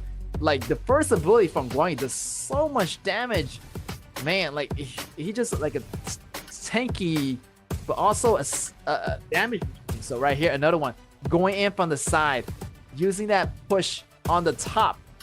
And I like what he did here. You know, he tried to go after Autumn, but he actually turned the other way, goes the different direction, like a fake in. Like he go the opposite direction again over here. This Guan Yu and the Zhang Fei's paired up so well. Like that's a double ultimate in one. So yeah, great outplay here by Nova Esports. So yeah, what a battle. So match number 2, it's such a wonderful action here coming from Nova Esports, and I feel like, you know, Adina, it's doing really well today. Like both games is doing really well. However, you know, Adina was used by Gluck. They obviously lost that. So, you know, but still, like Meme was doing really good with this hero in the beginning. So, you know, a lot of surprising picks is coming out today. So yeah, hopefully we're gonna see more of that in the next match. This is only our match number 2, so you know everything is still hype. So you know, stick around for that match number 3. And yeah, Scars, you know, they still have it. They only lost to Nova, but still they're a really strong team. I'm pretty sure that they can come back from this, as they have new team members. But today, you know, ASD wasn't playing mid, so I was a little bit confused. But you know, maybe they want to go back to the original composition of the team. Maybe there's a, you know, different strategy. Maybe, you know, they're just facing Nova, this ultimate team. But in the meantime, we're gonna have an interview with one of these teammates from one of these teams. So let's check it out.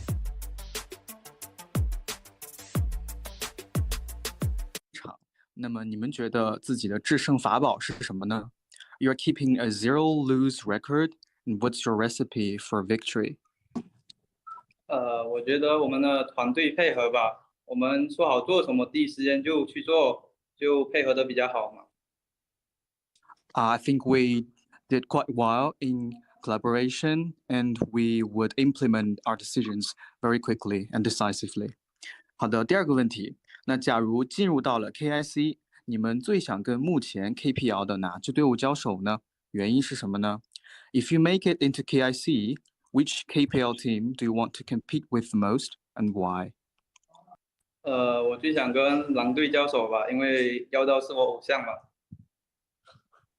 I want to compete with 重庆狼队 the most because Yao Dao is my idol from a very early time.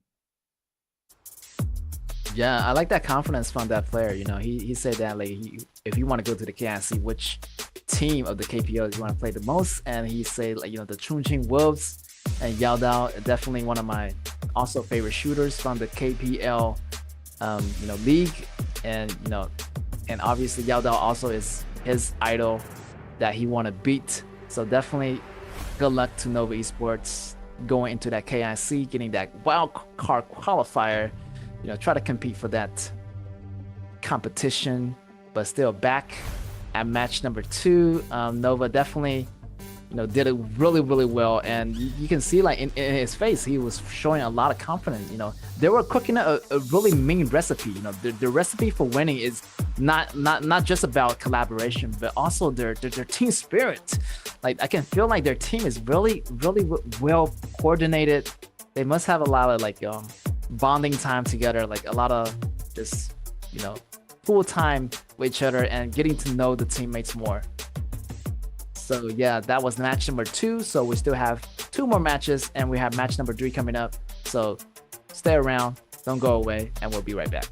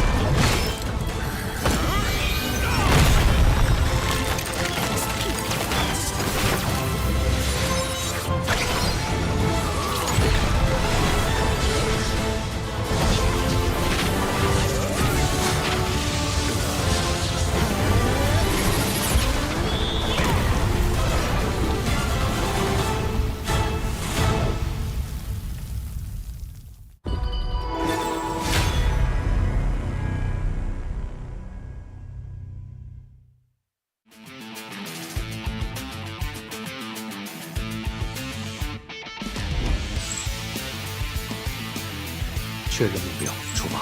You're already using the ultimate, which 一击必应。 having those ultimate, but not that mean using the ultimate to shoot back. And unfortunately, the backline cannot survive any longer. RTG is waiting for the next round of the ability, and right now that's exactly how 杀之利刃，血的滋味。炉子碎了。 Gonna do some AoE damage, and they're gonna back over here. Here's Tiny with the ultimate flashing in. What the ultimate? Controlling 4 enemies of the PvP members, and here is Lady Sun with the shot in the face. 灭了他们！百发百中。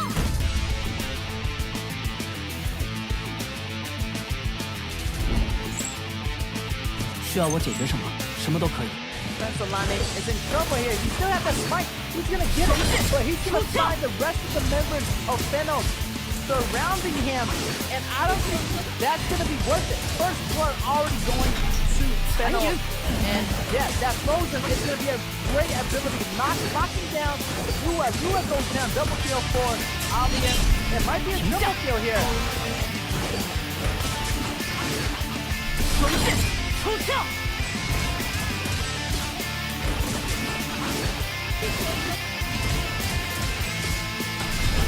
疾风，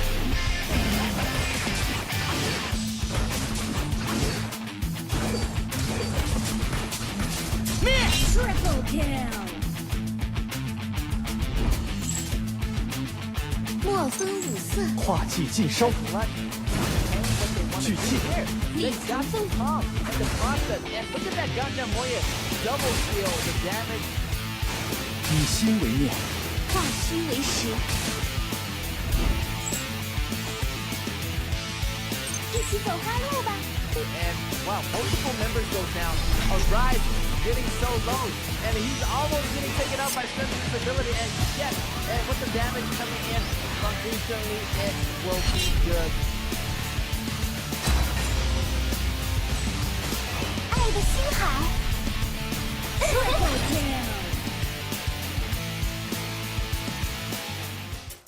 Yes, welcome back, ladies and gentlemen, and boys and girls. We are having our match number 3. It's going to be BSE against RTZ. Well, BSE definitely is going to be the first time in Group A, so a lot of expectations. They're facing RTZ already on the first day. This is insane. Like RTZ, this top team that was just in BO5 like 2 days ago. So again, they were doing so well against MAH, even though MAH fought back a lot of times, and RTZ almost lost the match, but still they managed to make it back over 3-2. So yeah, but still, like RTZ, it's a really well organized and well coordinated team, and now they're facing the top team from the Group B. So this match already, I know that it's gonna be a straight banger. BSE, you got this undefeatable team coming out of Group B. Such a monster team, such a young team, but so much potentials in this team. So yeah, a lot to look forward in this match number 3. And yeah, I don't know what's gonna happen here because BSE, the undefeatable team, versus RTZ, a top contender from season 1, the regular champions. So definitely it's gonna be a huge challenge to both sides. Number 1 is that because BSE is facing a Group A team for the first time ever. So yeah, I don't know what's gonna happen. Maybe they need more preparation, but I'm pretty sure they're pretty much well prepared from the performances I've seen so far. So yeah, so they straight dominated the Group B tier chart. So it is now their mission is, their road to victory is going through that Group A road. So yeah, a lot of obstacle here, and RTZ is gonna be the first obstacle. I'm pretty sure they can handle it, but the question is RTZ able to handle BSE? So yeah, those are the lineups. Those are not your strangers, and seems like the composition is of the team is gonna be pretty much the same. And we're gonna take a small look at the data comparison. So far, average kills, you can say for sure that BSC got that, but I'm not sure because this statistics is actually not the updated one. Maybe like this is the one from August 11. So maybe Group B, when they are in Group B, BSC is doing a lot more better than when they're in Group A. So we will find out as these number changes when they are in Group A, because BSE done so well in Group B, and nobody was able to get a touch of them. So but this one right here, right now, seems like RTZ does have some of the better numbers in those categories, like the Dark Tyrant, like the Total Go. But still, like we have to look at the better value here. I feel like the go per minute and the damage per minute it's gonna be the better figure for me. Like if you have that go per minute more, that's mean you're farming a lot better than your opponent. So definitely BSA is looking a lot better on that, and also that damage per minute as they have those battles, and how fast can they accumulate that type of damage in a split minute. So in that minute, how much damage can they do? And look at that, the damage definitely is going to be a little bit higher than RTZ, but still RTZ is feeling a lot better because they get to stay in Group A.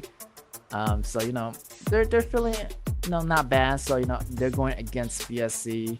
I would say they're still a little bit challenge for both sides. RTZ definitely is facing a monster. BSE also facing a Group A team for the first time. So these two teams, wow.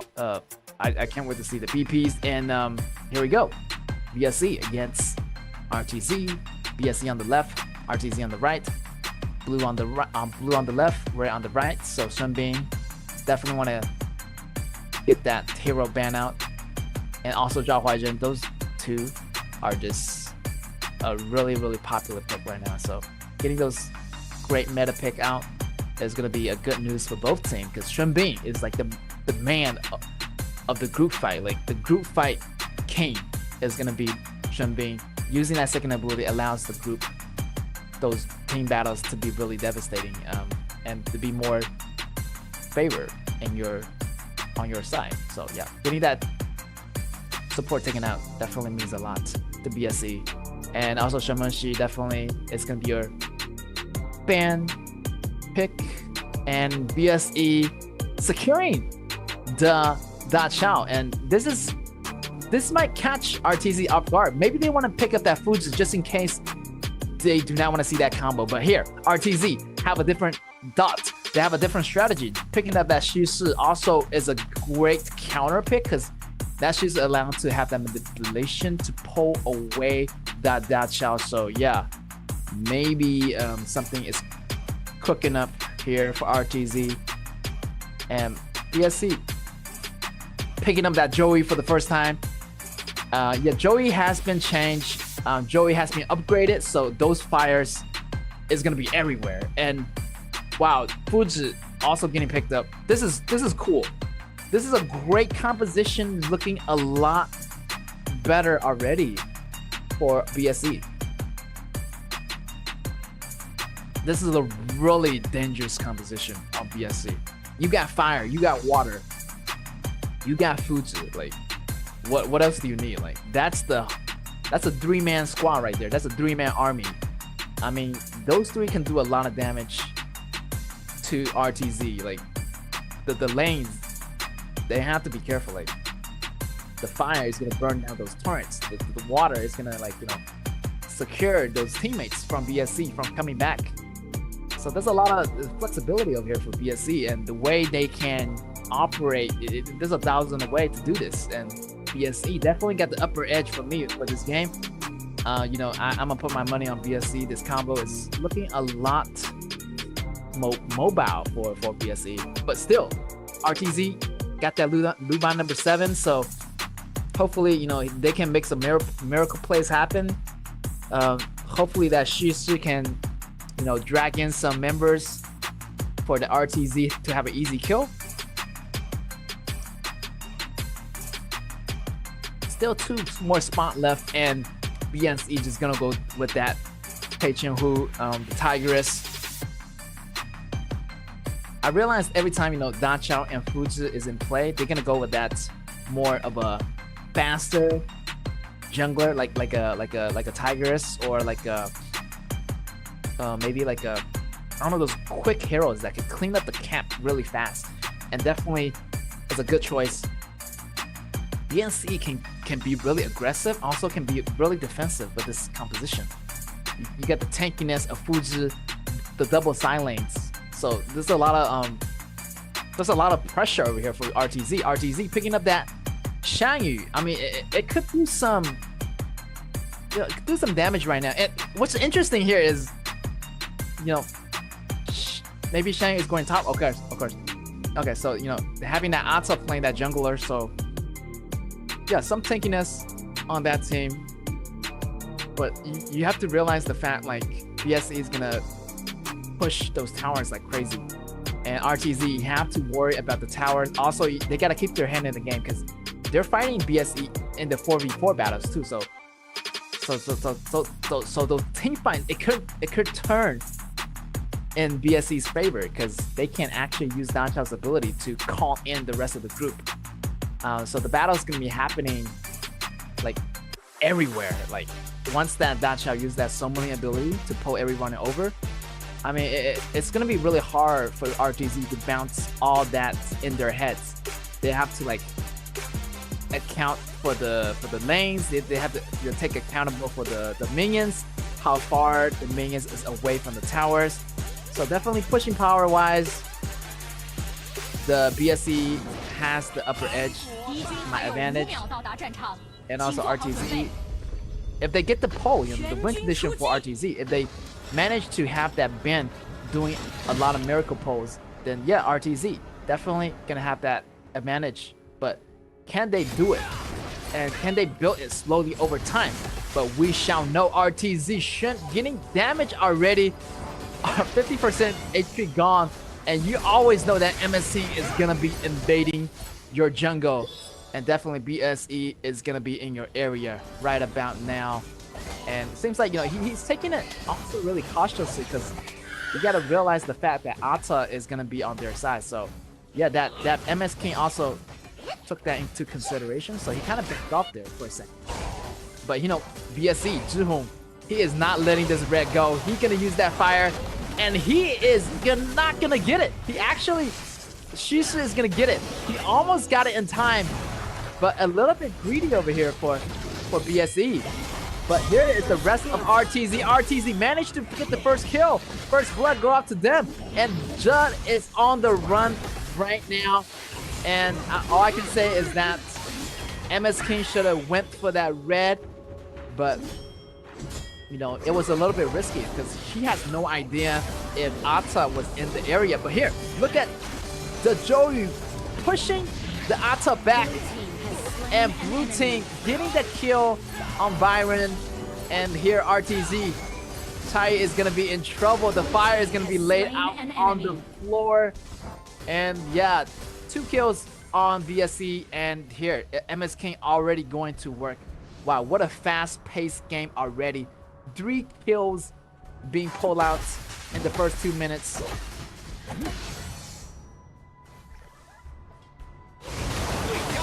And we gotta see that replay. He almost got that red, but in the last second, Ben actually used the skill. But still. Ooh, the flash, the mirror flash. And he just got out a little bit too late, but Byron still got that kill. So pretty much his goal is not that behind. Here's gonna be the fight back coming from Byron. Byron has to back off a little bit here. But still, feel like I'm just looking for JR and Zhihong to make those push happening. You got fire and ice in the middle. Fire and water on the Joey and Da Chao right here. Going for the constant invade. Here, MS King getting the red, and adios. There they go. They just want to smash and grab, and yeah, it's going to be trouble for RDZ if they keep this up. And because once that Tiger get into your base, it's going to be hard because he's going to constantly invade over and over and you can always see multiple members. He's gonna bring multiple members for the show. So yeah, it's gonna be dangerous for RTZ if they let BSE just taking their buffs every single time. Oh, here's the ultimate pole. Maybe a little bit too risky, so they have to teleport back here. Still, I'm just looking for Sun's damage. Can he have that effective damage at the end? But still, Luba number 7 is a little bit squishy in this game because a lot of the heroes can really gank that, you know, gank that backpack boy. Like, he better be really prepared. Keep that flash button ready because that extra life is not gonna be enough. JR doing his thing on the bottom of Zhe. And yeah, they're always rotating like a crew here. BSE will have the better coordination and the rotations for me in the hands of BSE already. And wow, what a savage team doing like ahead, like doing so well against a Group A team. So right here, they're going in as a team again. Here's gonna be the Joey and Dachao with MS King getting the red and also getting that top lane. And this is only the beginning. Like the beginning is going really well already for BSC. So once they get that rhythm going, you're gonna see those double teams on Dachao and Fuzi. They're gonna start pushing. But right now, RTZ still managed to hold on here, but they want to make sure like not to have anyone fallen. But here, getting in trouble. And he just so tanky, but he still managed to hold off some of the members. But it's gonna be trouble. MS King having that huge lead in the go. He's still gonna constantly invade those jungle, and that top tower is in trouble right now. RTZ is having one less member of the team, and I don't think that Shangyu is able to defend that top turret. And the bottom lane is not much happening there because Dubai number 7 is not pretty much farmed up yet, and BSE, this composition is so dangerous in the early game. Like the rotation, the farming pace, and also you have Joey, the upgraded spell ability. Here is going to be the fire laying out Fuzi in the front, taking a lot of damage. The flash coming out of Fuzi, but still got dragged in by Shisu. Shisu, that's what I'm talking about. They need to do more stuff like this. Shisu have to do the right thing, and you know, slowly they just have the patience to pull in. Right now they're fighting a batch, so Shisu can still make those pulls happen, and almost getting it on MS King, but barely. MS King made it out. Here is gonna be the turnaround. MS King doing a lot of damage to Shisu. Shisu got that poke, and that is what I'm talking about. RTZ is fighting back, and red team still on the run. Byron getting that double kill. Well, this is gonna be trouble for RTZ. Triple kill on Byron.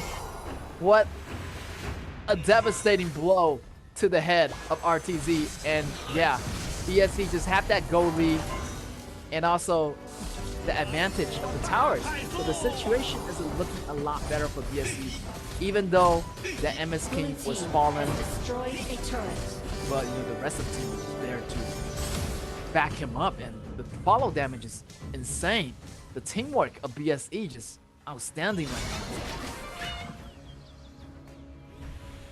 Wow, slowly the towers are being pulled out one by one. And also that Byron is looking really dangerous right now still. And outstanding top laner, and you know, no ADCs this match, but still, that's where the Dachao and Fuji combo come in really effective. And Dachao is always with Fuji right now, and seems like, you know, always rotating with the mid laners as well. So those two work really well. They can clear up the jungle, like, or the lanes in like a couple of seconds. With that fire with Joey, also the ability from Dachao, you can always make sure like their lanes is gonna be a lot stronger than RTZ. Right here, BSC sitting at the doorstep. The fire is already laid down, and Joey is just burning everything away. And he better watch it because, you know, there's 5 members waiting for him. But BSE is keeping a safe distance right now. Looking to make another push here.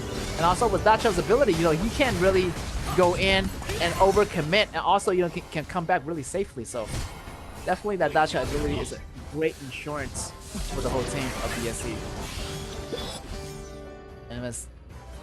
MS King still looking to farm up, and he just clean up those dragon like it's nothing. The speed of this jungler. Also, I would say T1 tier for this Tigress. Yeah, like definitely a maybe like not top T1, but definitely T1. The way he cleared up the jungle is like crazy. Here, it's gonna be the drag coming in from Fuzi, and JR is doing a lot of damage. And look at that crucial teamfight initiation by BSE, and double kill. that's gonna be ace for RTZ. BSE Destroyed a turret. gaining the lead, and that's gonna be ace. And wow, maybe ending the game before 10 Blue minutes. team has destroyed a turret. What is going on here? BSE ending the game in 10 minutes on a Group A team. What a fabulous outcome. This is crazy to see BSE still doing so well, even up against a Group A team. Like this is insane. Like I'm a loss for words here. Like the way they operate is, you know, really like blown me away. So wow, RTZ just can't handle the pressure right here. I'm not sure it's the composition, but you know, maybe it's the teamwork is a lot better on BSE, but still, BSE just knocked out RTZ in game 1 under 10 minutes. That is truly something. So yeah, I'm even looking more forward to BSE against Nova. So, you know, who can be that top Group A is all depending on those battles. And, you know, congratulations to BSE this match.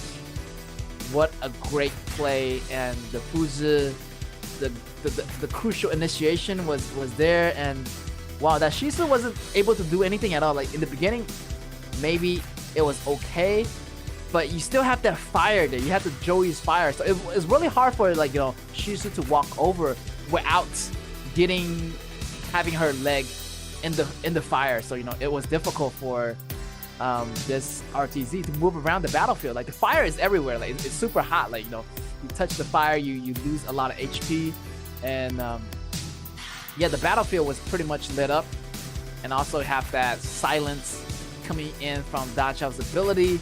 So a lot of pressure was, you know, putting up there by BSE on this RTZ team, and eventually, you know, everything started to go sideways. And yes, you know, Joey is gonna be my, you know, my favorite mid laner because of that upgrade of that fire. And you can see the statistics here of the scoreboards, and yeah, I feel like JR, MS King, Xian only died once. So yeah, being aggressive as they are, and what a beautiful outcome. And you can see that Joey always in that team fight. Also that, you know, that Dachau always rotating with Zhihong, and those two are just super devastating. I feel like Joey just burned down the whole entire gorge with those fires, and that fire just super devastating. You do not want to step into that fire in the team fight. And yeah, once that damage is starting to grow, the damage is gonna also do a significant amount of damage over time. So, you know, DOT damage over time is gonna be on RTZ, and yeah, there's no way to stop that. Like, you either go in the fire, start the fight, or you wait until the fire burns out. But once the fire burns out, it's already too late. They already started the fight.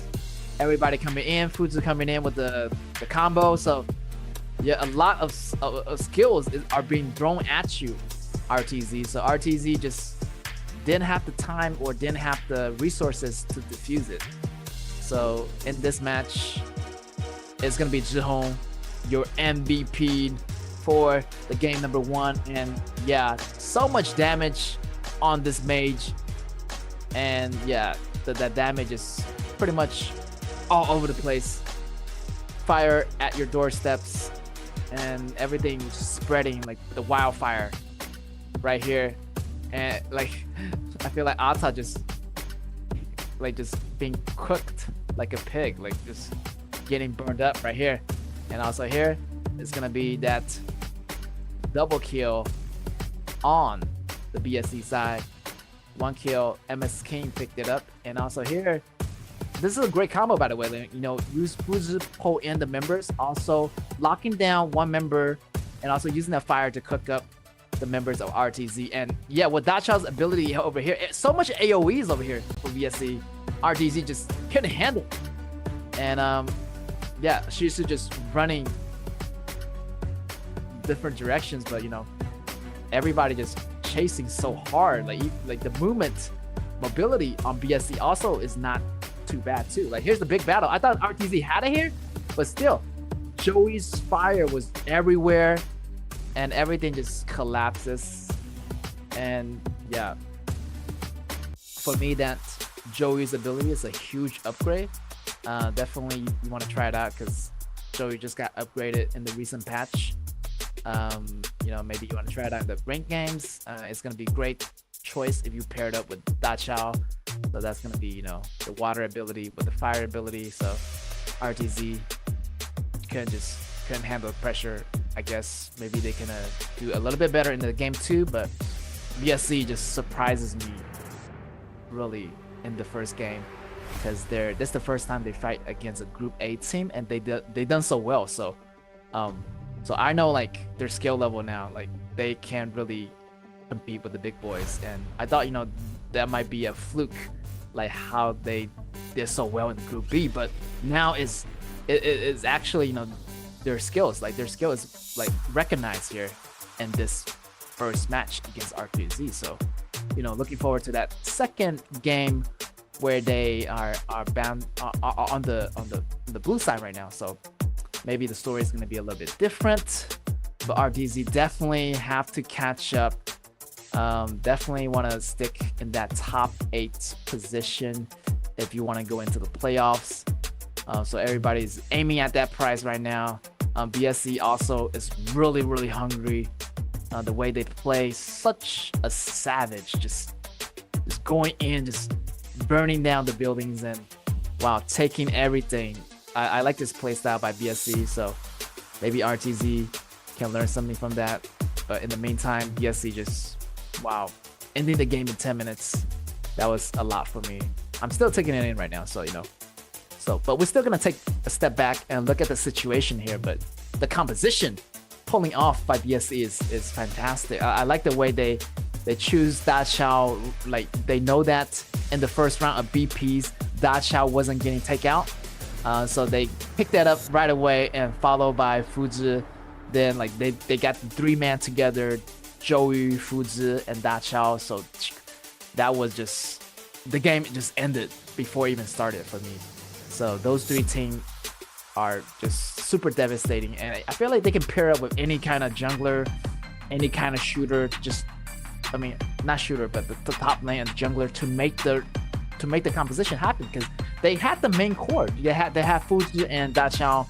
They got Joey, so the mid lane priority is there, the pushing power is there, and the AoE was there. So great job over here. And also BSC actually is gonna be on the red side. RTZ is gonna be on the blue side now. So yeah, Shamanshi getting taken out, John Fei getting taken out. Seems like, you know, RTZ might want to take out those other heroes too, but BSC still letting that Dachao loose. So BSC probably not afraid of RTZ getting Dachao.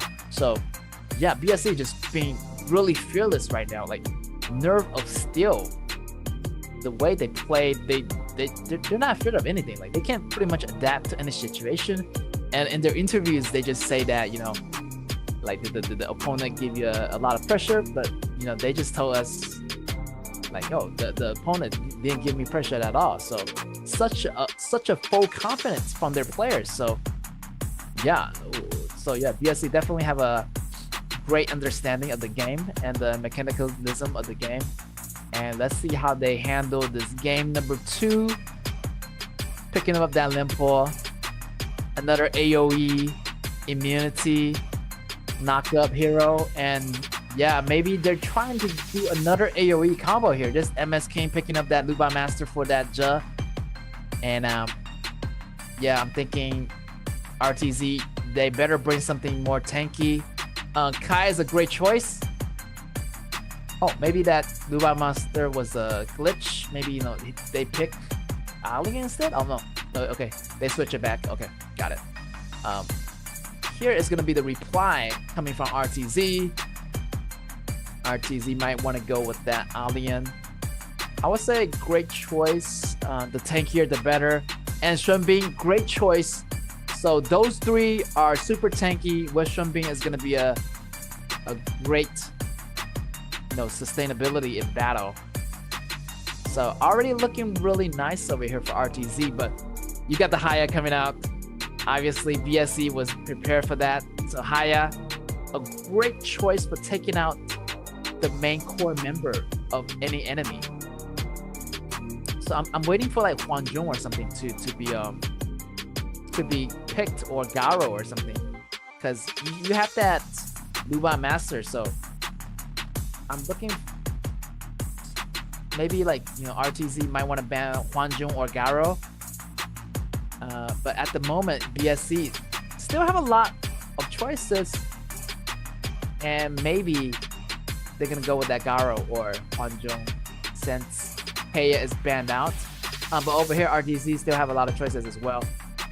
Maybe Alexio, but here, great ban, by the way, Ishin. Ishin also is gonna be a really hard time to deal with from BSE, since they already choose that Haya. So definitely you do not want to have anybody using that ultimate locking up your formations.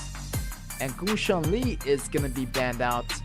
I'm not sure why. Maybe BSE is using Luba Master, so I don't think that BSE is gonna go with Gushun Li as a combo. So maybe they just wasted a ban spot for that position. But I don't know what RTZ is thinking. Maybe, you know, BSC does have the potential to pick up that Gushun Li, but I feel like, you know, there's other better shooters that to pair up with that Luba Master. And here, MS King gonna play that Jing. Such a confidence player. Okay, actually, Garo might go into the hands of RTZ.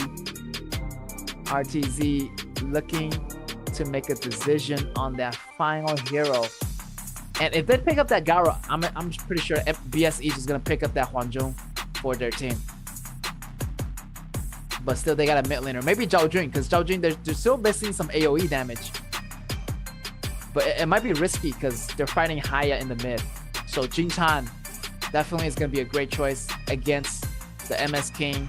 Also putting restriction on that Haya as well. So I'm thinking Hwanjung over here for the last character of BSE. And this is a great combo because Hwanjung can use the ultimate while Haya have the ultimate in play. So when Haya come back into the battle, there's an insurance like she can live during that ultimate. So even though like Haya can't take down that enemy, once, you know, they're back from Haya's Mirage, Hwanjung already have the ultimate laid down, ready for enemy to come out with those damage. Also, the knockup from Nimpo is gonna have a lot of protection over here. So a lot of protection over here on BSE. I'm not sure how that Jin Chan is gonna get to Hwanjung.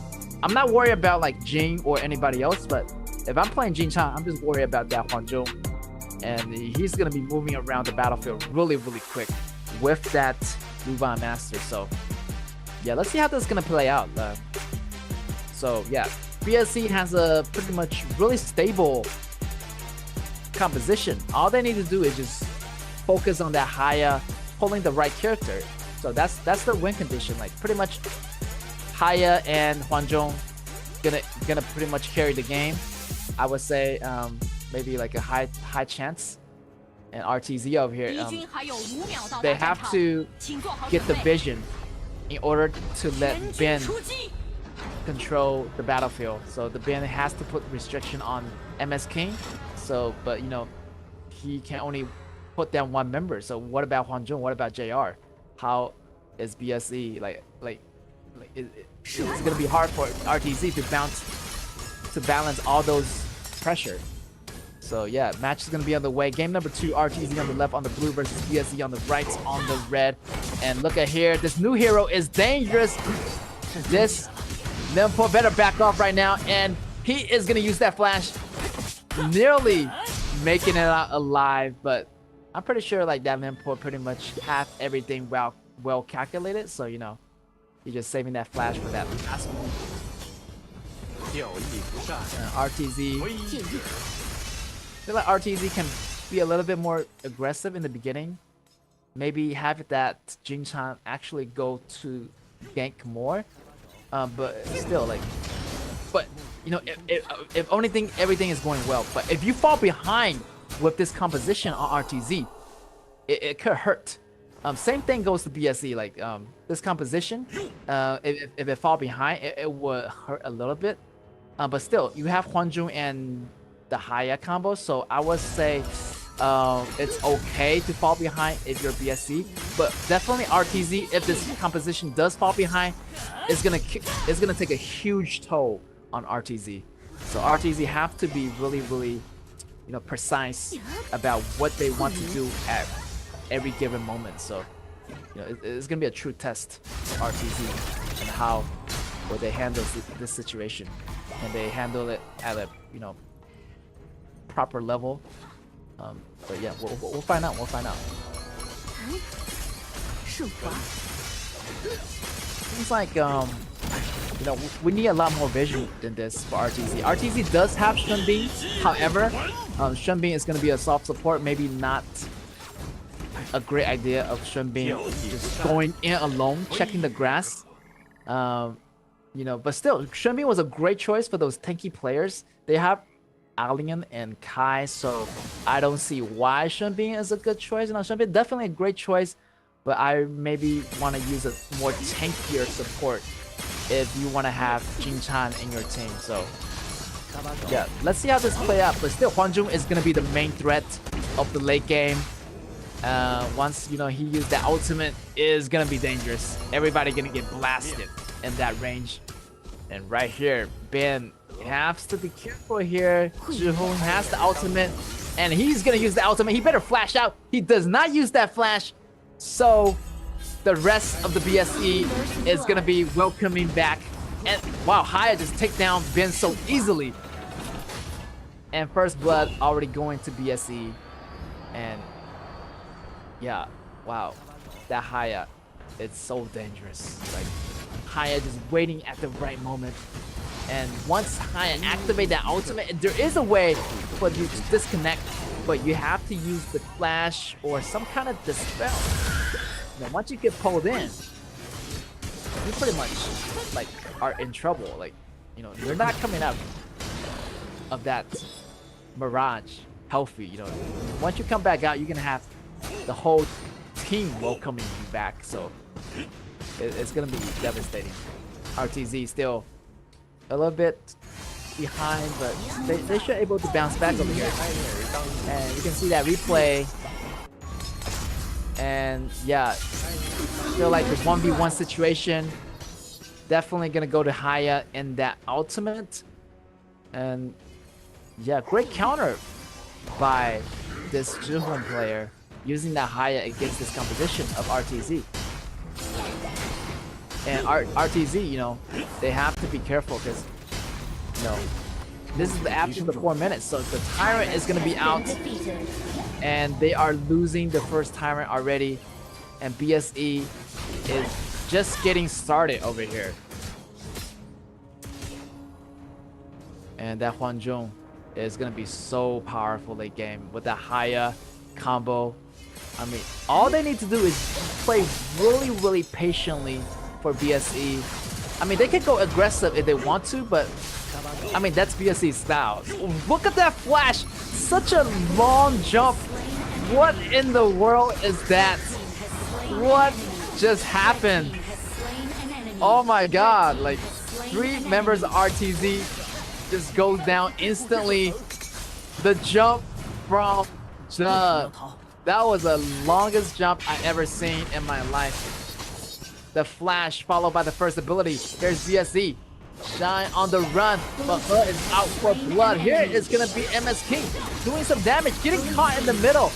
Double kill for Alien. And maybe BSC don't want to save that Limpo. Limpo was just too deep and cost the life of also the jungler as well. But we gotta go back to that replay where Jub flashed in at the most critical moment. The crazy initiation by Jub was awesome. Yeah, that's some high level play from PSC. And, well, that happened pretty fast, and RTZ probably didn't even see that coming. All right, seems like they want to target this Alien player. Alien player already got two kills or 3 kills already, so definitely Alien is gonna be a little bit harder to take down. Here's gonna be Kai coming in with the ultimate transformation, but still over here JR still have that chain, but he's gonna get caught by the 5 members. That was just too overwhelming. He just couldn't come out of that. So this is a good chance for RTZ to fight back. Actually, Shen for RTZ is doing really nicely, building up some items really tanky. So I would recommend BSC not to gank that Alien yet, because Alien is super hard to gank. And here is gonna be MS Kane fighting 1v1 versus Alien. What's it gonna be? Level 11 versus level 9, but Alien still have that ultimate, super tanky. Also mobile hero, the double swordsman from the sea. And yeah, seems like RTZ is doing a lot better this match with those tanky compositions. And here, with that Kai providing that vision and getting the, a little bit trade there with Nimpo. Nimpo try to go for that tower. Almost kind of hesitant, try to take down that mid tower, but eventually it's gonna fall because Hwanjung is gonna be here. They're still making the mid tower push happening. Maybe just letting Nimpo taking down that tower, or someone else, send someone else to do the dirty job. So yeah, hopefully RTZ sees that. They can make a counter on this Hwanjung. But still, Hwanjung is gonna have that red on him. So that's a lot of damages on that Hwanjung right now, sitting in at those monies.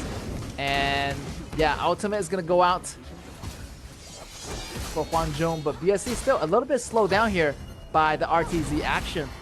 I would say in the beginning of BSC made some mistakes, but it shouldn't be much of a problem here. Here's Haya, almost trying to make some initiation, but he does not want to use that ultimate on that tankiness. Kaiser, definitely want to choose your targets more carefully, looking for a better opportunity. Everything is at the mid lane. Hwanjung lay down the big gun. The cannon is going to be there. And I'm just waiting for this Zhihong to make the play happen. He's the playmaker. And whoever he pulls in, they're going to surround that member. He's going to gain up on that member. So just keep your eyes out on this Haya and watch which member they pull in. And the mid tower eventually falls. So yeah, it's gonna have that a little bit more control of the map over here. But right here is gonna be a little bit dangerous for MS King. MS King still not quitting, still wanna fight this Alien 1v1. But as you know, Alien still have the ultimate available and also that blood rage. He's gonna stay in those battles for a very long time.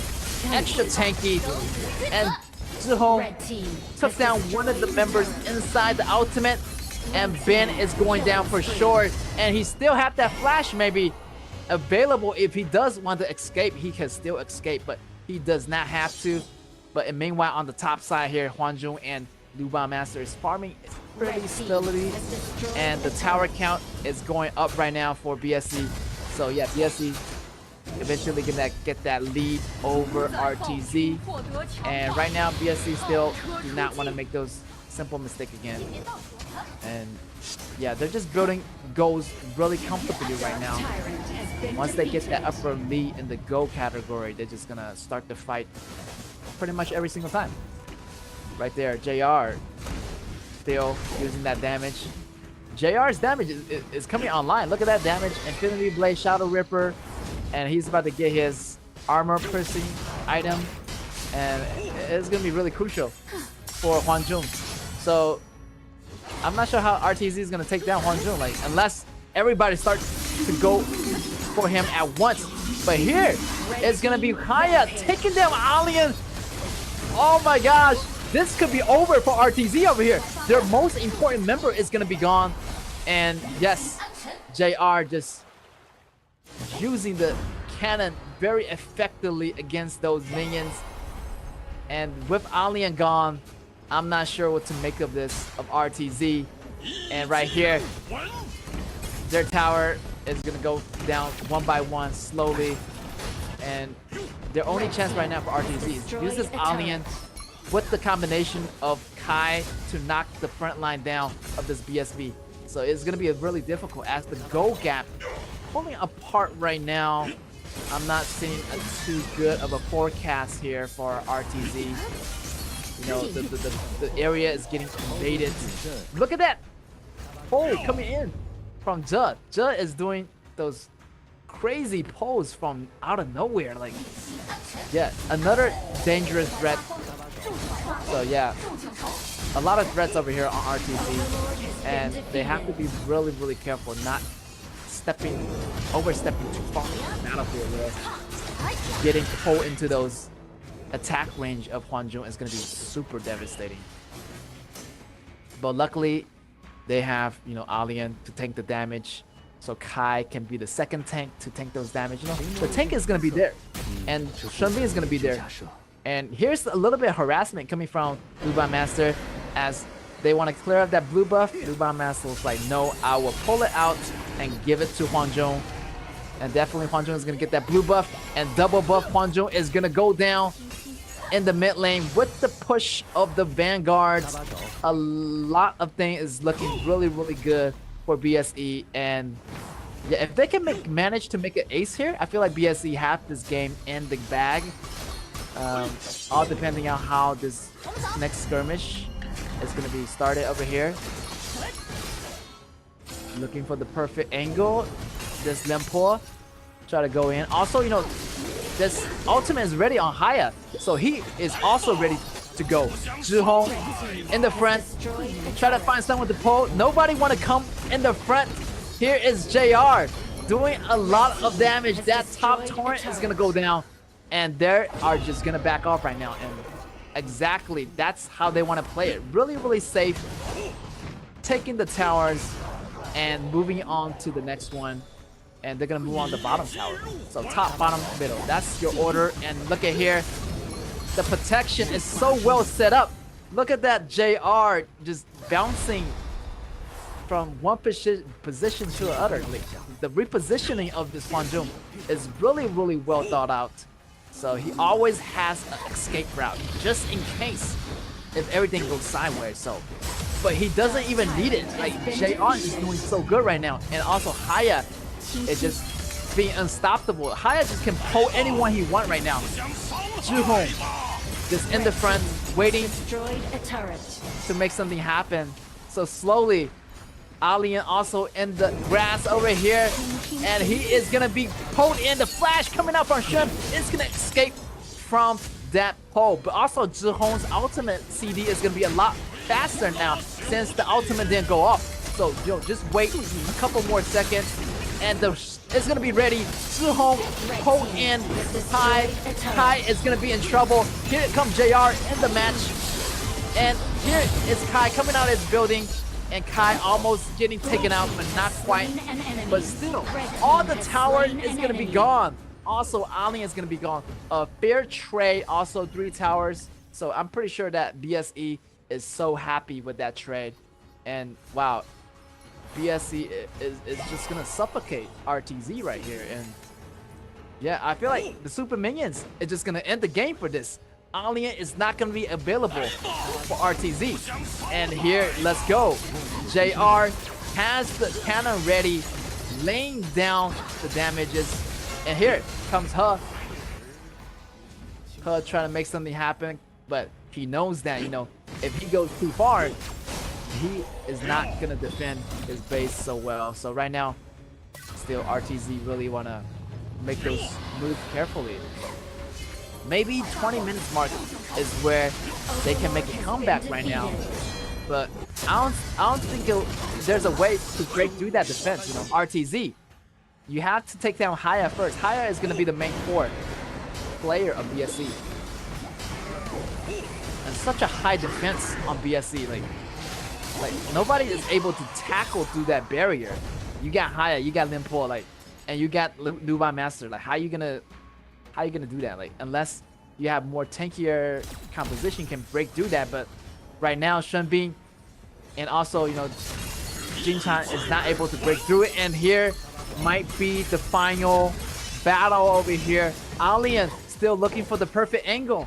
He better come in pretty fast. Now, maybe still the big Vanguard is going to be here at the base of the RTZ. BSE still waiting for the perfect chance over here. Time is going to be running out. Those windows is going to be short. Limpo jumping in, and Limpo is going to get focus fire, but the flash is going to come out on Limpo. Limpo goes down. That might be a chance for RTZ to fight back. Alien inside the Mirage. Haya took him out. So it's going to be a 1-for-1 trade. A top lane for a top lane.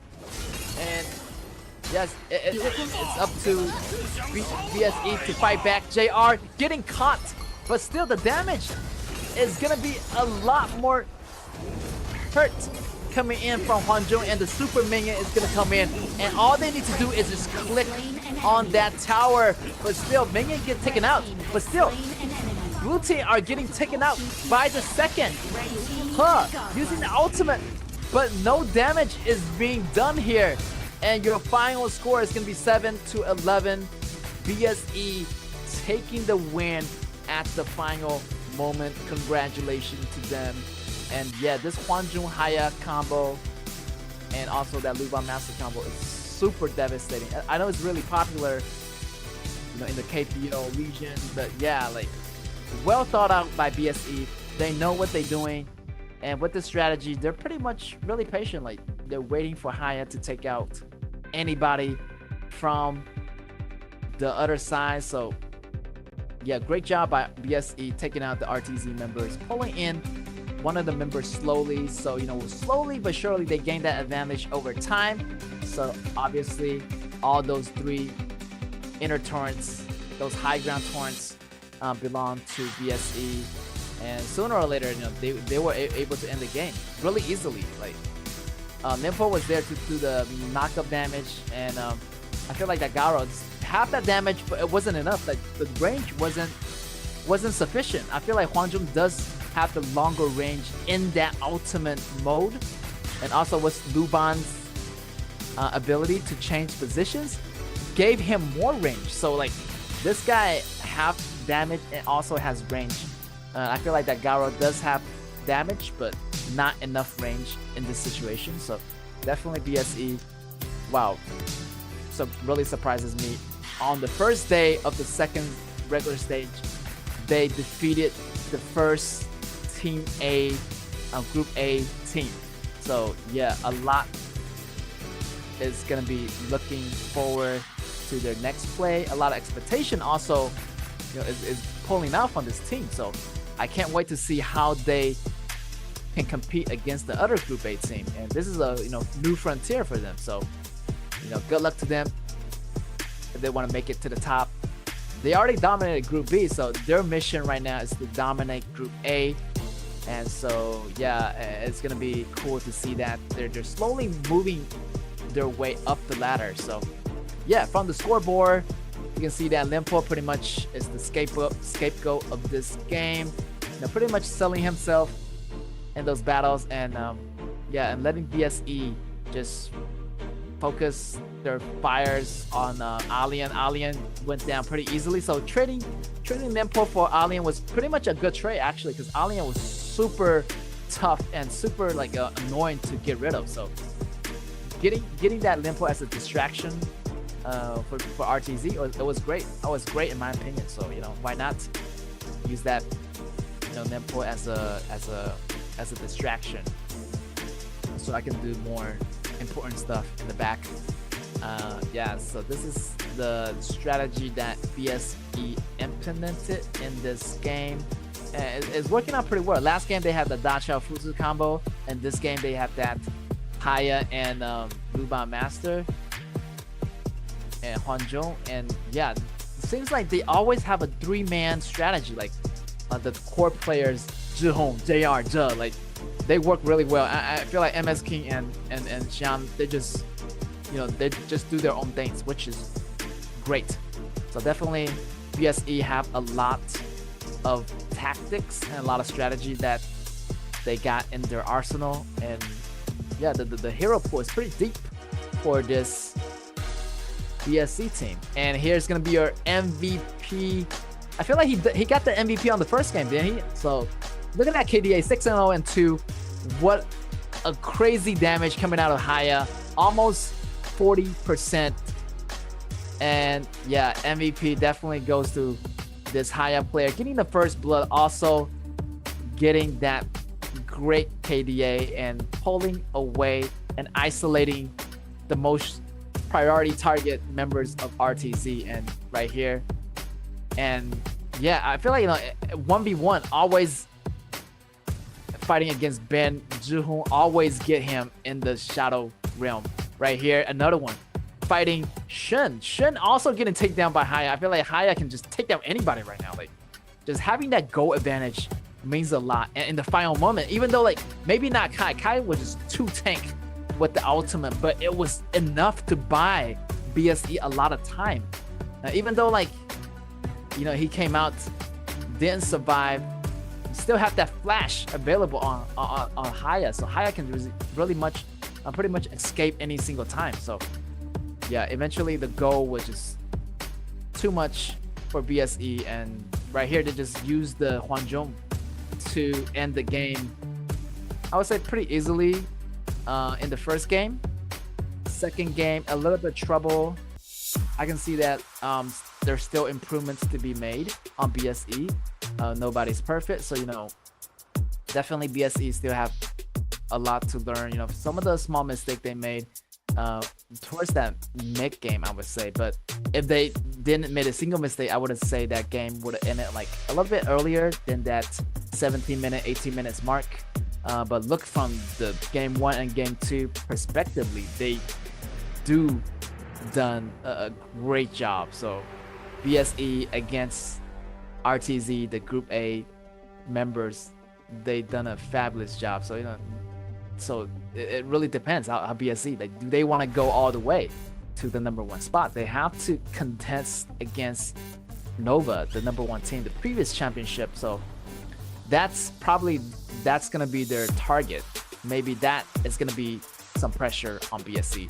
But as of the situation right now, I feel like no one besides Nova have the pressure on BSE.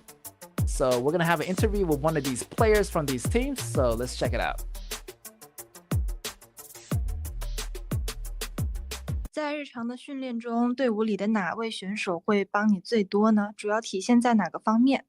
Which teammate do you think helped you the most in your daily training, and in which aspect? 大家都有在帮助我吧，4个都有在帮助我，没有1个。I think all my teammates help me a lot. 第二个问题，觉得今天自己和队友的表现怎么样？有什么进步的地方吗？ What do you think about your teammates' performance? Is there any improvement? 我觉得我们都在进步吧，都在进步。今天就我最拉胯，今天我拖累了队友，就我最拉胯。I think my teammates also improved a lot. Today I'm not in my best shape. My teammates are super carry. Yeah, you can see from the interview, they're super humble. Like this player, they're the top laner. As you can see, like Nempo pretty much, was doing a lot in the last game. And I remember he always go in, but he also always go down first.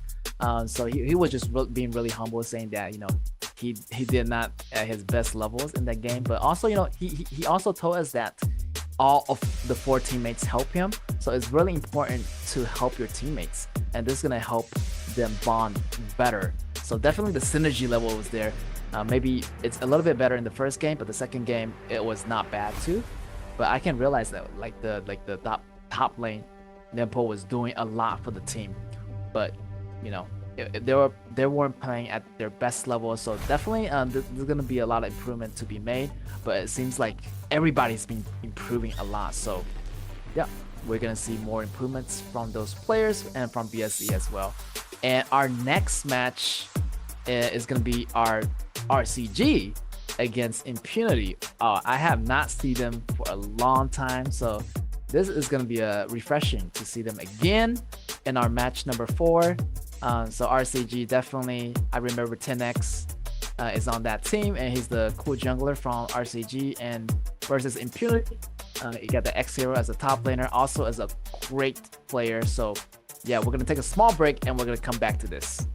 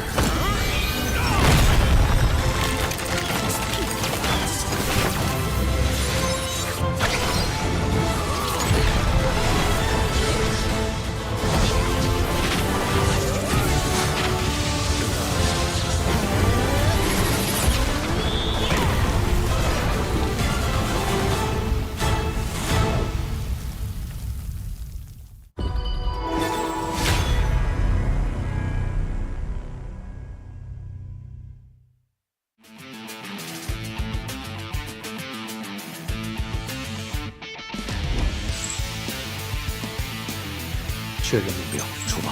You're already using the ultimate. This 一击必定。 having those ultimates a lot. I mean, using the ultimate to shoot back. And unfortunately, the backline cannot survive any longer. RCG is waiting for the next round of the abilities. And that will definitely help. 杀之猎人，血的滋味。 炉子碎了。 Gonna do some AoE damage, and they're gonna back out right here. Here's Tiny with the ultimate flashing in with the ultimate skill, controlling 4 enemies of the PvP members. And here is Lady Sim with the shot in the face. 灭了他们！百发百中。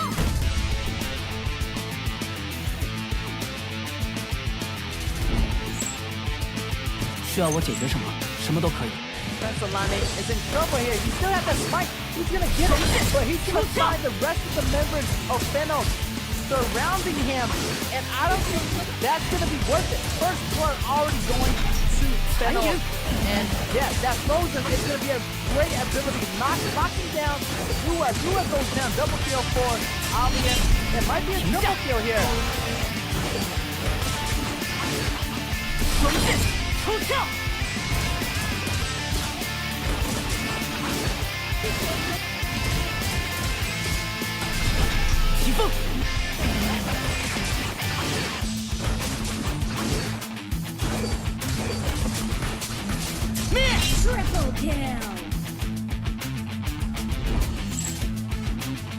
墨分五色。化气尽收，聚气。 They got some pump in the process. And look at that Gundam Warrior. Double kill. The damage. 以心为念，化虚为实。一起走花路吧。 And wow, multiple members go down. Arise getting so low. And he's almost getting taken out by Spencer's ability. And yes, and with the damage coming in, unfortunately, it will be good. 爱的星海。Triple kill.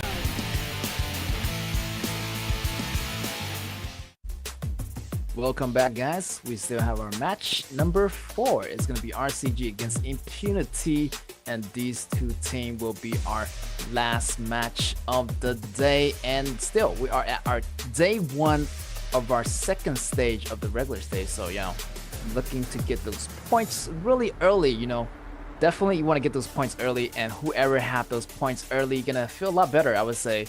Getting those 3 points on the first day definitely feel good for any single team. So maybe RCG want to try to get that point ready for the team. Also, Impunity over here want to do a lot more better. I know that both of these teams are not doing as well as they want to, but it's not really so bad over here, I remember Sadness, their shooter is also really good with that ADC, and also 10X is going to be a jungler, and also Uchin, the top laner, Heart, the mid laner, also Yuhan as the support for RCG. So those are going to be the lineups for RCG, and back to our lineup for the Impunity. Up is going to be back in the game. He's going to join with the Megumi. Those dynamic duos are such a fabulous team, and you can count on them. And also Shaolin is going to be a mid laner, Linfen, your jungler, and also X-Hero, your top laner. And these teams are just, pretty well known. RCG, one of the top teams, also a great runner-up of the Season 1. Also Impunity, the finalist from the Season 1 tournament. And yeah, these two teams have a great potential making it into the top 8 position. And obviously these two teams are just wanting to be there, because these two teams, they've been fighting a long time.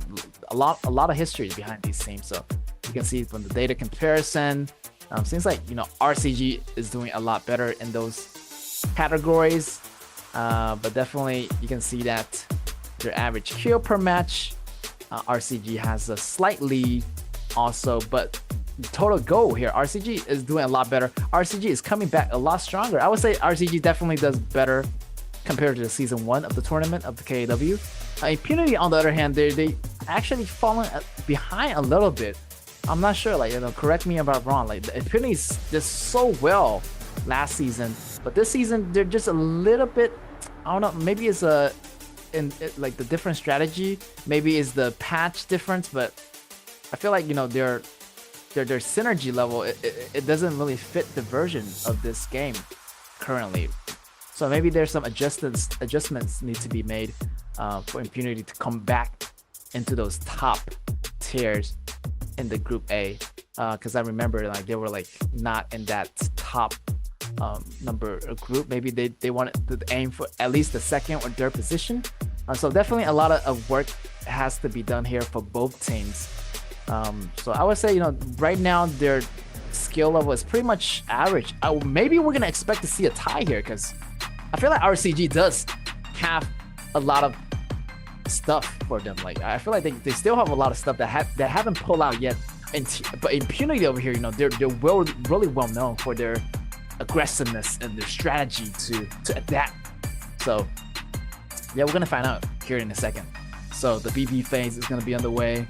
RCG on the left on the blue, Impunity on the right on the red. So Zhang Fei is gonna get banned out. And Jane, surprisingly, maybe Impunity is targeting 10x, as 10x is really good with that hero, also really aggressive with that Jane player. So yeah, banning that out might be a strategy that Impunity want to take. But down the line, RCG still have, you know, a lot of choices. Banning out Tai Jiren, that leaves not much support. Like the best supports are gone. Like Tai Jiren, the Zhang Fei, like maybe Luba Master is another classic good choice. But you know, RCG really want to target that Megumi, because Megumi is so good with that Tai Jiren. Like maybe like the best Tai Jiren I've seen so far in this season. So Megumi definitely really good with that hero. RCG want to target multiple members of Impunity, and Impunity just gonna pull out the Luban Master against the Shamonshi. So maybe they're gonna go with the Huanzhong, but instead they want to grab that priority jungle first, you know, grabbing that meta pick Zhao Huaizhen. So RCG is gonna be the counter pick for the here. Let's see what they're gonna do. 10x and Heart maybe grabbing the ADC, or you know, grabbing the top laner. But right now, definitely they want to grab that Garo first, or they want to switch it for Zhuangzi. Maybe not. I'm pretty sure that they want to grab both. Okay, that works. So that Zhuangzi is gonna have that ultimate, be in protection. It's gonna avoid those CCs and having that marksman, you know, survive a little bit longer, you know, preventing those crowd controls from happening and getting targeted on that Garo. So yeah, a lot of little CC over here already. You have the CCs from Zhao Huaizhen, and also Impunity is gonna pick up on that Huanzhong. So a great classic combo here. Luban Master with Huanzhong, and that Xiaohodun is gonna get banned out as well. And they want to ban out Hayek because they already know what that combo is gonna do. So definitely RCG is great dissecting that combo. You can see from the previous game where BSE was using that combo, you know, Hayek, the Huanzhong, the Luban. So yeah, definitely take apart those combos, and Impunity just have use a different hero for that mid laner. Also, you know, Ishii also a great ban on RCG. So maybe Zhao Jun, because Zhao Jun has that AoE. But they want to pick up that top laner first. Mayane. Ooh, this is interesting, because now that Garo have to avoid a lot of stuff here. Like you have to avoid the Zhao Huaizhen, you have to avoid the Mayane coming in with the gank. So definitely they need another tanky top laner. Also a tanky jungler maybe. They want some tanky-ish heroes, because maybe they have to rely a lot on Garo this game. So RCG, they're gonna put all their damage on Garo and this Shamonshi. And Impunity over here, maybe using this long reach engine. And yeah, I feel like, I don't know, I would go with Zhao Jun, but you know, they use engine. It's okay. Like engine has the damage, and also and yeah, I would say the reason they didn't choose Zhao Jun, because you know they got the fish, the Zhuangzi. So that Zhuangzi pretty much prevents a lot of the AoE or a lot of the frozen CCs coming from Zhao Jun. So picking up that engine also means a great thing, because engine doesn't really have CCs. All it does, it has damage, and also it has a wider reach of AoE. Kind of better than Zhao Jun in this situation. So definitely a great counter pick for Impunity. So both sides is doing really well on those VPs. So depending on the players, and how they, fight in those group fights. And can they be more careful? Can they be more aggressive? Can they be more smart? It all depending on those variables, and the match is gonna be underway pretty soon. So let's see it. We got the tanky jungler versus the tanky jungler. We got the 2 new hero on the top lane. So yeah, a lot of expectations in this match. But still, I feel like Impunity does have the better composition in terms of damage. So the damage definitely is going to be a lot more higher over here on Impunity. I feel like RCG, they have that Garo. All they have is that Garo, like and maybe that Wuqing at the top to do some damage, but it might be a little bit risky for them. But late game RCG definitely want to go into that phase, because Impunity right now is looking really strong in that early, also mid game. Because that Mayana X-Hero, he's going to use that Mayana just do so much damage towards the early games. But still, without Hayat, I feel like this Up and Megumi is still capable of doing some huge damage over here. So all depending on those big battles, can Zhuangzi use those abilities effectively to prevent those CC combos from happening? So that is the question we have to find out. And here, Zhuangzi getting taken out by the multiple fires of Impunity, and here is going to be first blood for Up. And Up is a great marksman from Impunity, and you do not want him to get as farmed as the previous game that he played in the Up player. He's the all-time MVP of Season 1, so like he is no stranger. So definitely here, the combination of attack.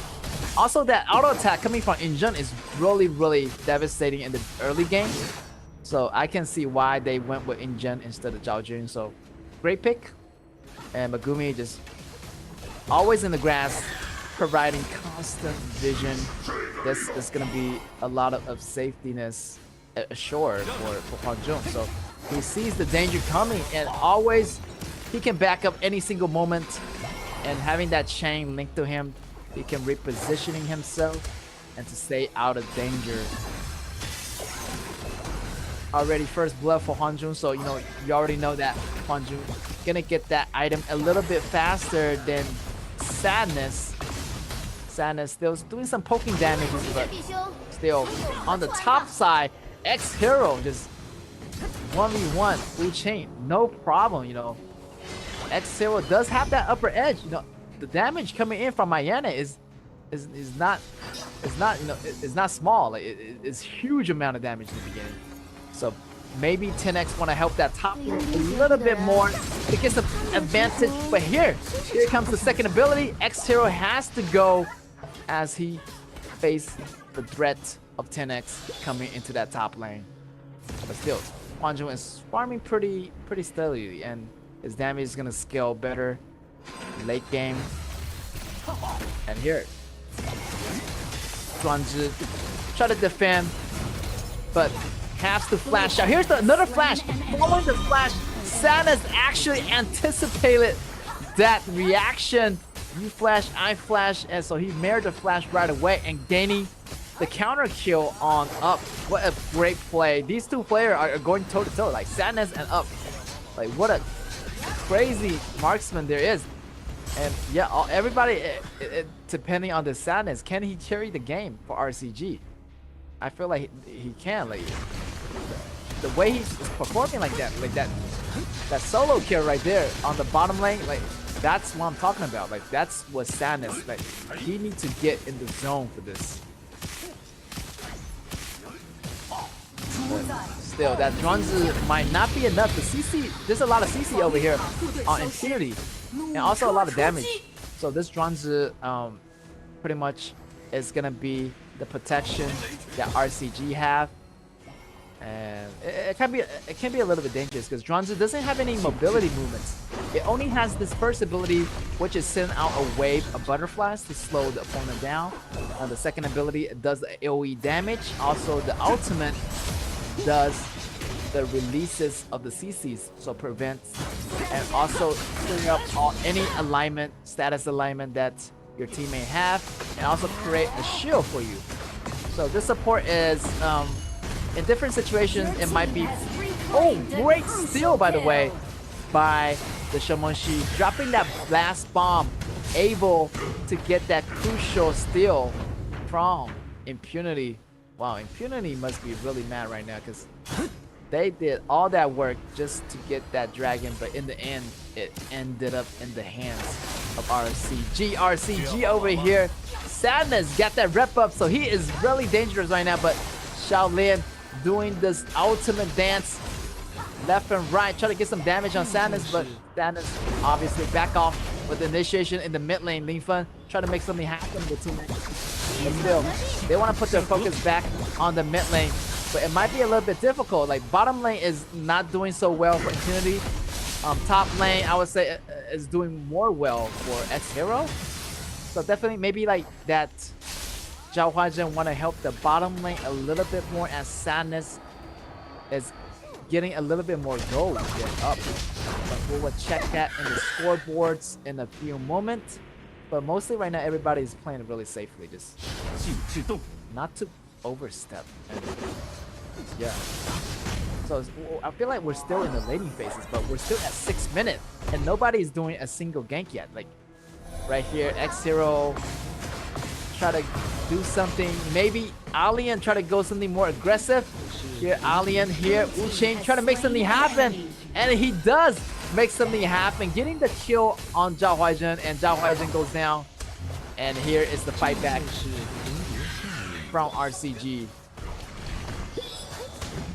Here's X-Hero. Try to dance around, but the immunity of 10X is too tank right now. And RCG, I feel like the ball is bounced back on their core right now. They have the control. They can take the Tyrant. They can take the Overlord if they want to right now. 10X facing the pressure of two members, RCG. But he's still gonna manage to hold on. But still, Heart is gonna go for the dive, but eventually back off. So definitely RCG just playing it really safely, and Impunity wanting maybe to group together for a second. Because right now, individually, RCG is stronger than them. Here's the game coming in. X-Hero is facing the pressure of 3 heroes of RCG, and wow, the second ability doesn't grant you full immunity anymore. So you're gonna face the damages. You're gonna face off some damage. Even if you get that damage reduction, you're still gonna get hit. So X-Hero's hero got nerfed, and that Mayana is not as strong as it used to be. RCG actually is doing pretty well against Impunity. And this strategy, I feel like, it's not perfect without Haya. So great job to RCG for taking out that BP on that Haya combo. But Impunity still is not calling it quits. And it seems like they just want to regroup and maybe switching the core and having more teamfight battles. But still, they have to watch it for that AoE, the AoE combo coming from Limpo and Alien. It could be really devastating if it lands on the right target. RCG trying to make something happen in the bottom. So definitely the pushing wise, both teams actually are pretty even in those pushes. But I would say RCG still have a little bit of edge. That Sadness player is playing really, really well, by the way. Like his positioning, he just know how to position himself. And you can see using the ultimate to gain that speed movement he needs. And with that, Drunge's ultimate able to provide him with some shields.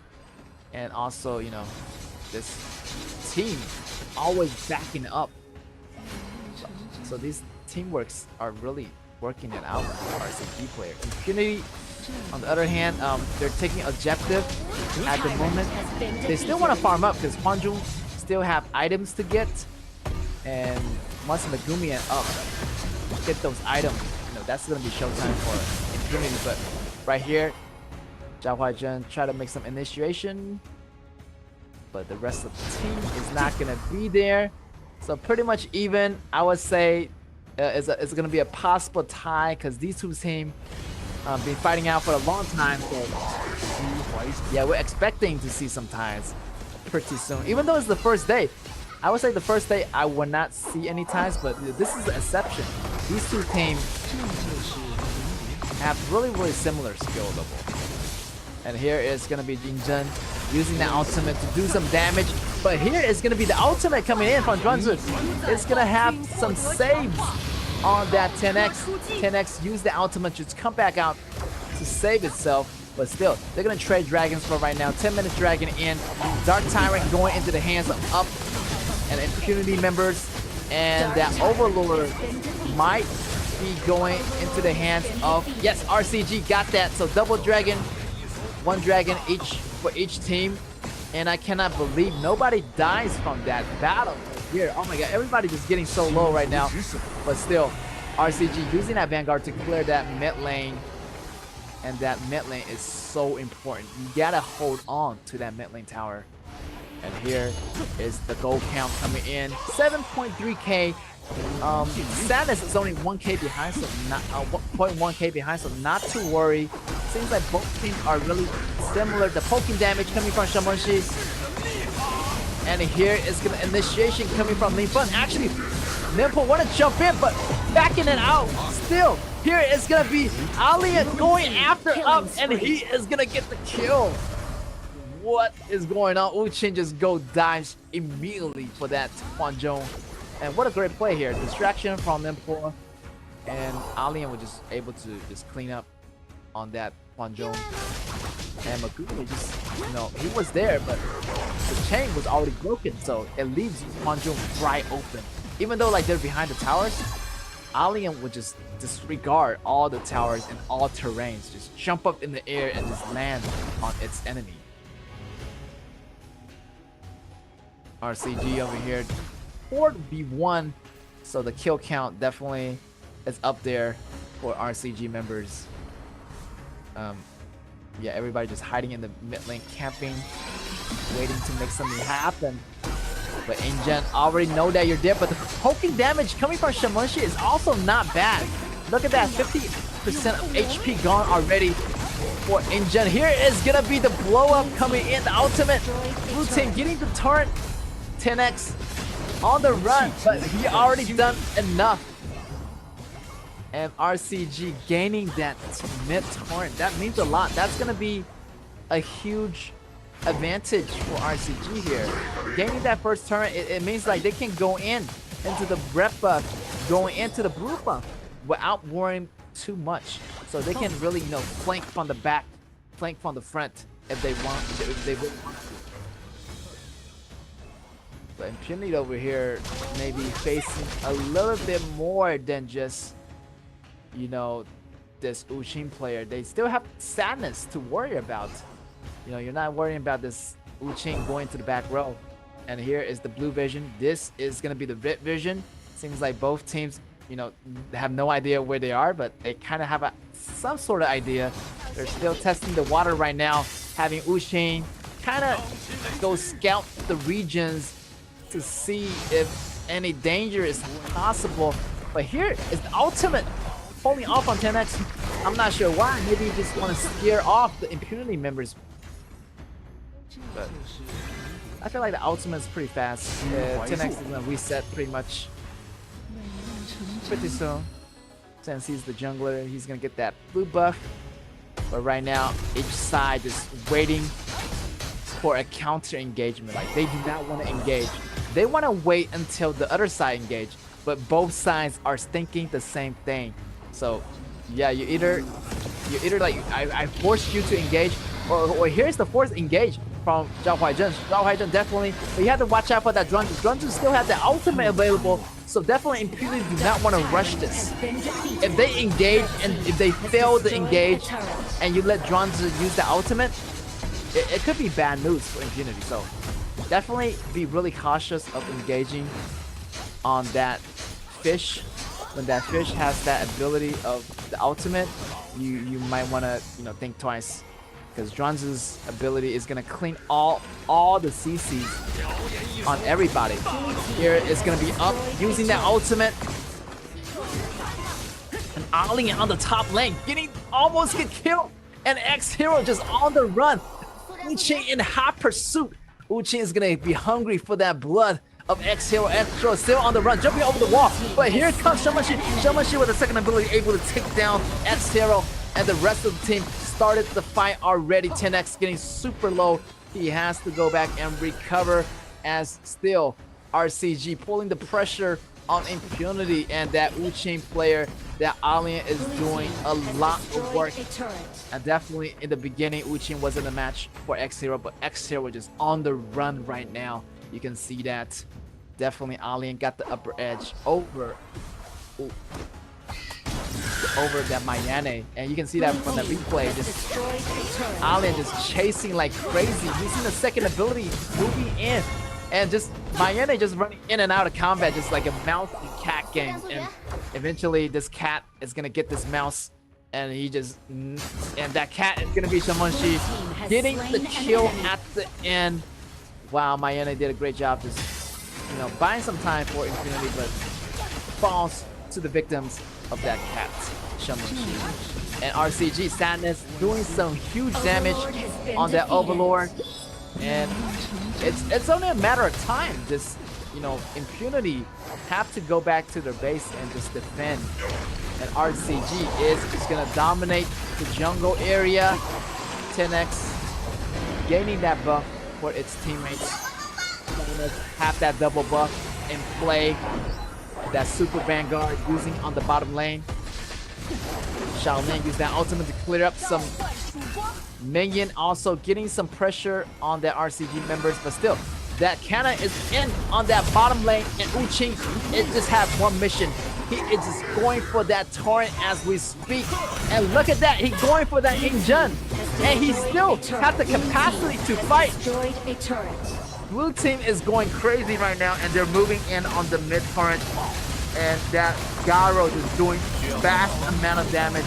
And here it's gonna be up, moving in the mid, but the damage is not quite enough. And the tankiness of Uchi and 10X, they can probably survive pretty much 2 or 3 hits, no problem from up. So the Go is definitely falling behind for Impunity. Impunity have that 5k deficit Go. So yeah, they have to find the perfect opportunity right now. Like maybe camp in some jungles. Like initiation is not gonna be enough, because the species is gonna be dispelled by this fish.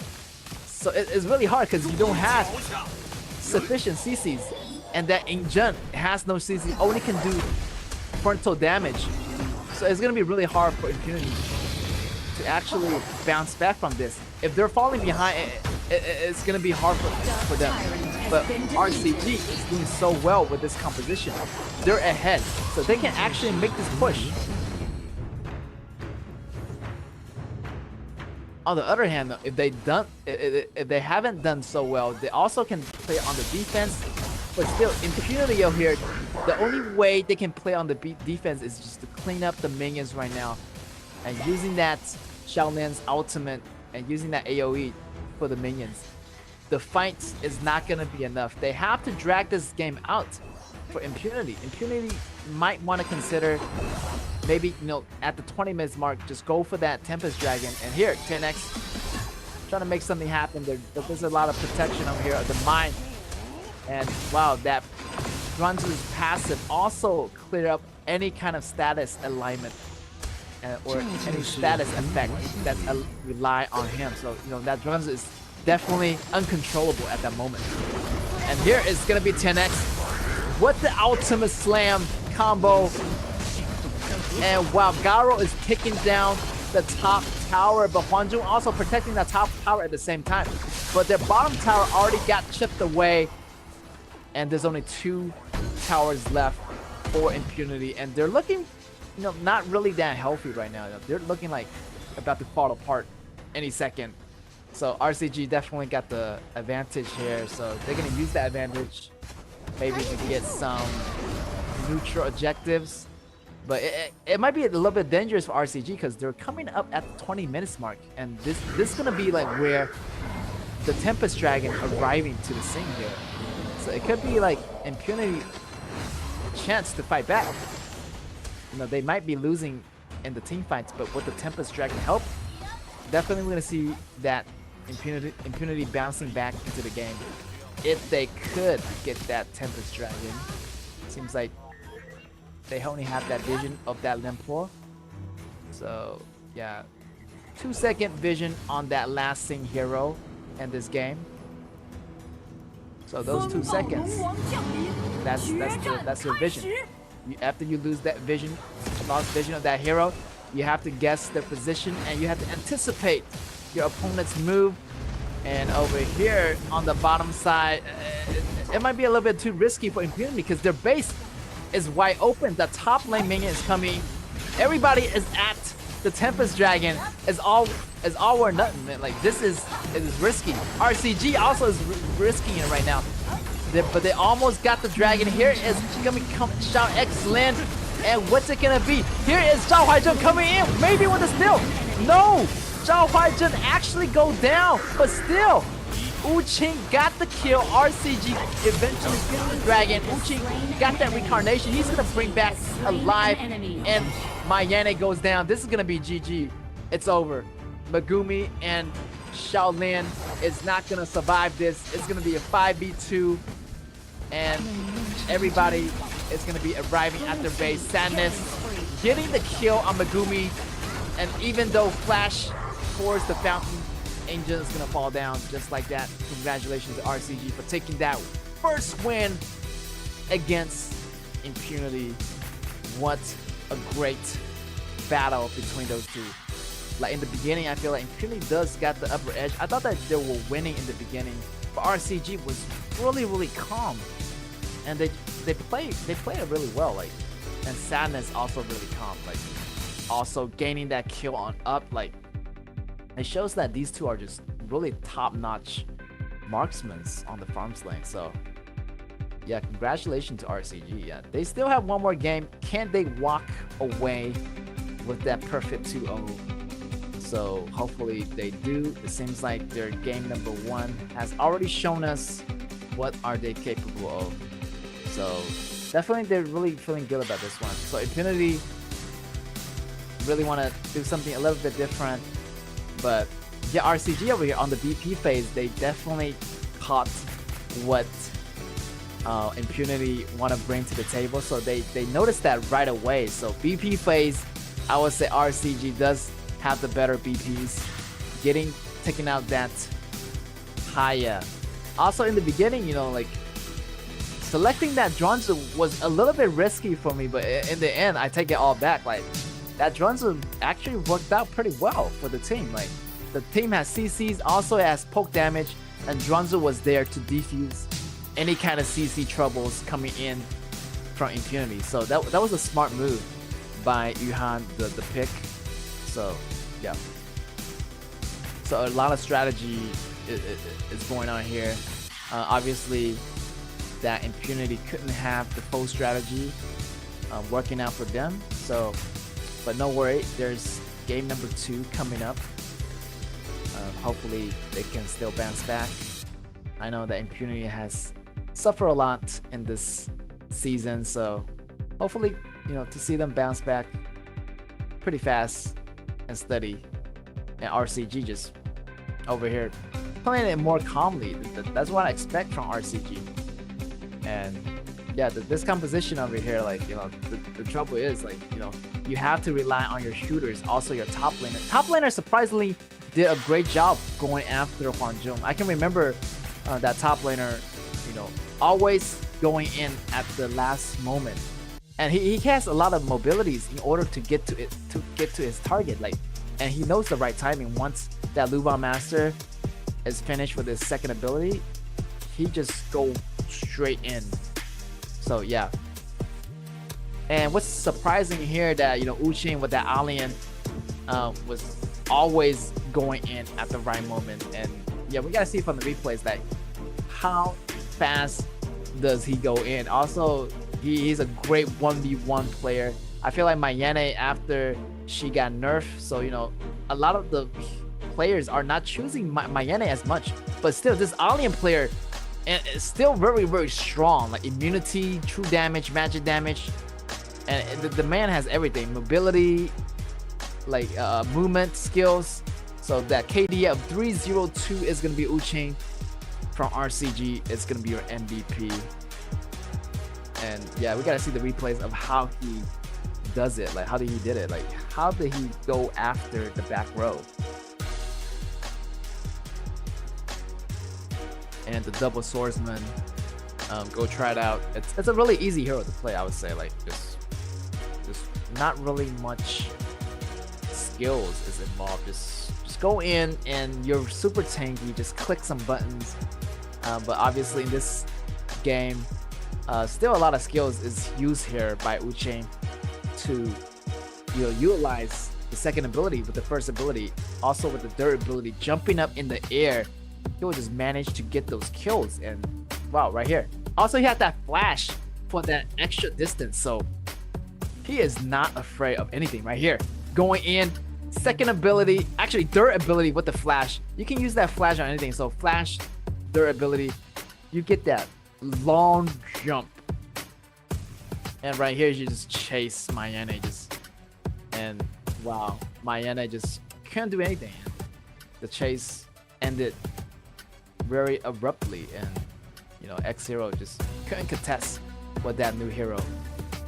Yeah, I feel like the Mayene was the new hero, but there's a newer hero, you know, Alien. So I feel like all the new heroes just dominating. So I'm hoping to see the next new hero and to see what it is. So I don't know. But still, congratulations to RCG for taking this game number 1. Composition looking really nicely. You know, it's a pity that they didn't get higher, and also that drones really prevent some of the impunity composition. So they had to go with other options. So a great BP on the RCG side. Hopefully they can do it again and walk away with a 2-0. But on the other side, impunity, definitely they have a lot to work on, as they already, you know, lost the first game already. So I expect them to have a tie, as I mentioned earlier, that they have really similar skill level. So maybe impunity this time can use a safer BP, or just taking your priority heroes early, not letting RCG kind of read your opening plays. So yeah, definitely go with those safer choices.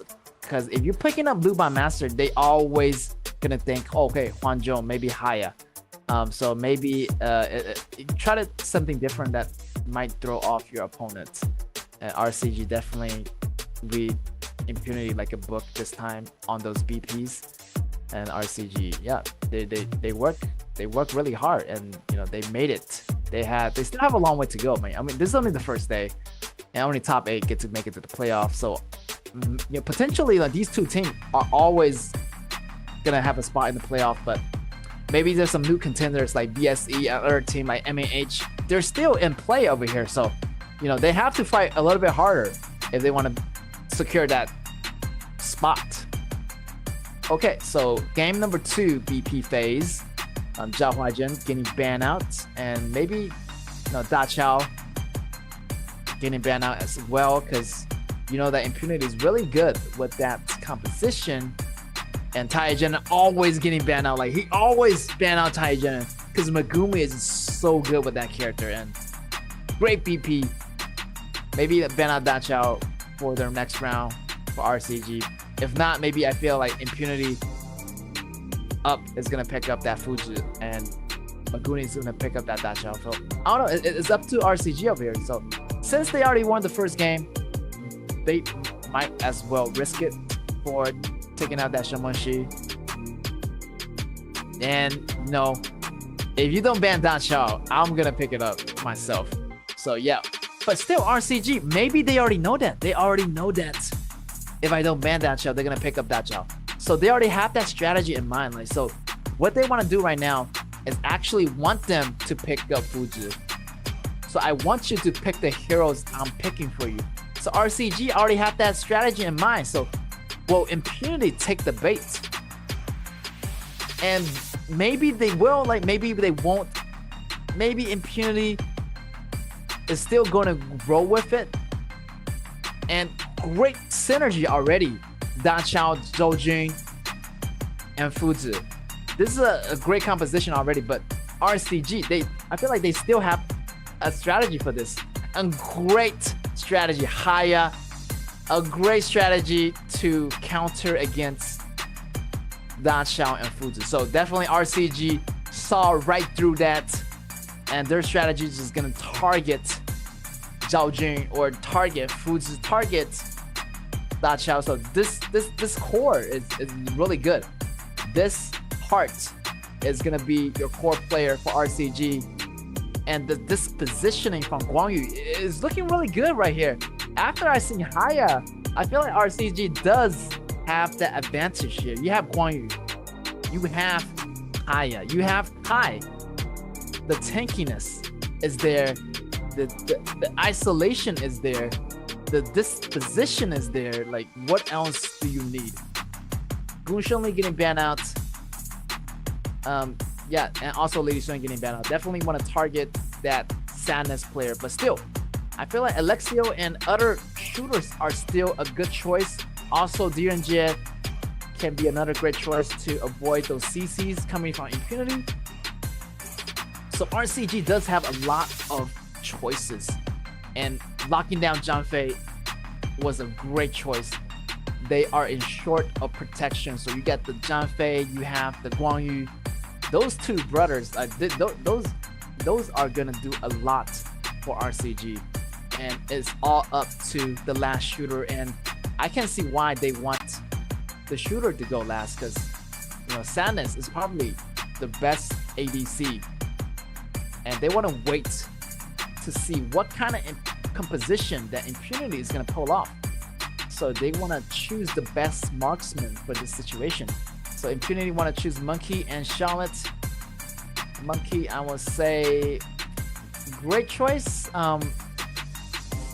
Maybe not against Kai. Kai maybe can take down that Monkey really easily. And yes, RCG want to go with that true damage, and he is going with that Marco Polo. Great choice, because Marco Polo is really weak in the early phases against regular marksman, but he's facing Fuzi. Fuzi is not a marksman, so actually, the RCG does have a kind of, counter protective balance over here, which, this Marco Polo actually works in their favor against Fuzi on the bottom lane. So this is cool. RCG actually doing a lot better on those BP phases, and wow, I'm thinking RCG might get this perfect 2-0. Like, look at here, Haya, you have the true damage coming out from Marco Polo. Yeah, it's gonna be doing a lot of damage on that Fuzi, also that Monkey too. So, also the dispositioning from Uching, like, maybe X Hero have to save this game. I mean, X Hero have to carry somehow. Like, he's the only one that can really bounce into the back row for this. So let's see what's gonna happen here, because you gotta watch out for that Guangyu's position as well. So this is a great composition from RCG, and Impunity, it might be trouble for them. Like, so yeah, Impunity is gonna be on the left side on the blue versus RCG on the right.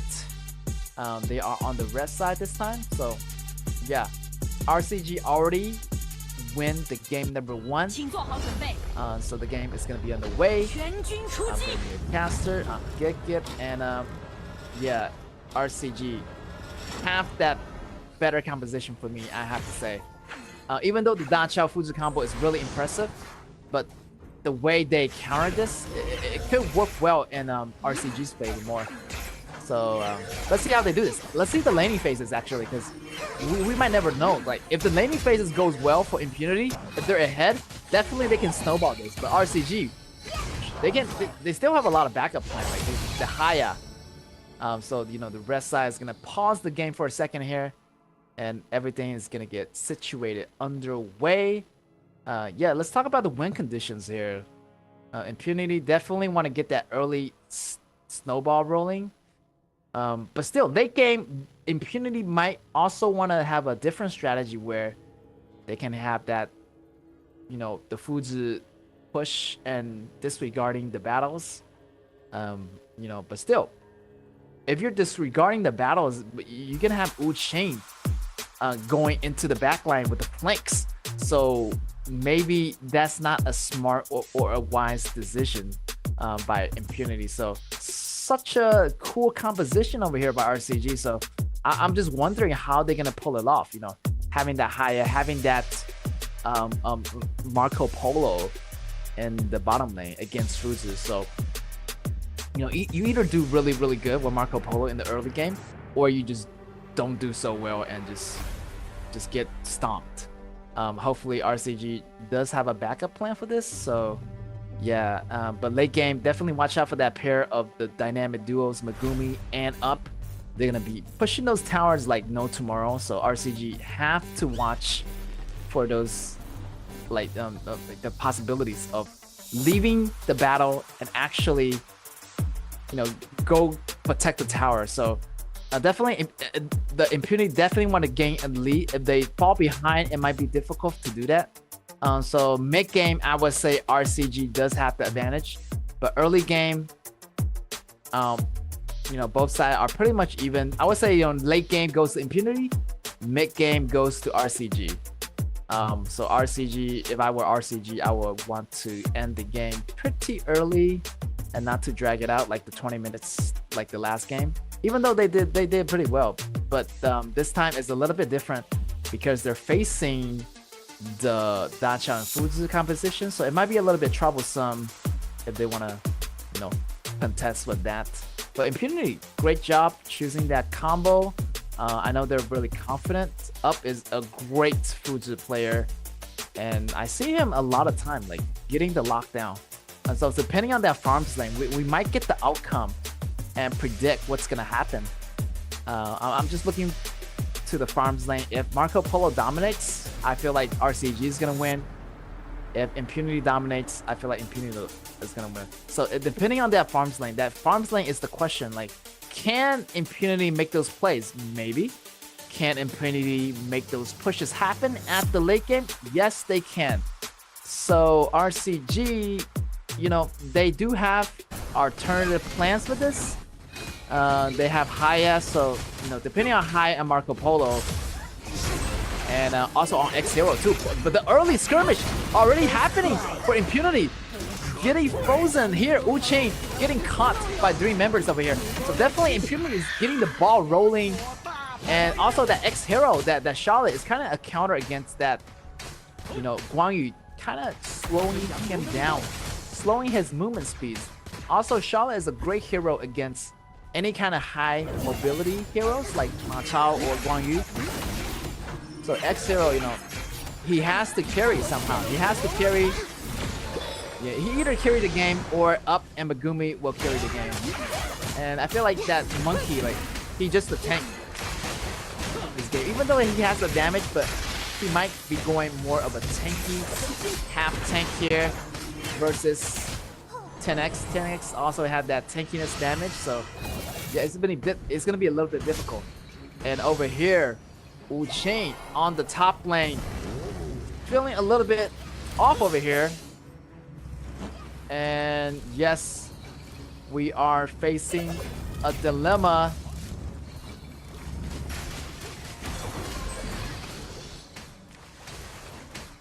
Slight little pause over here.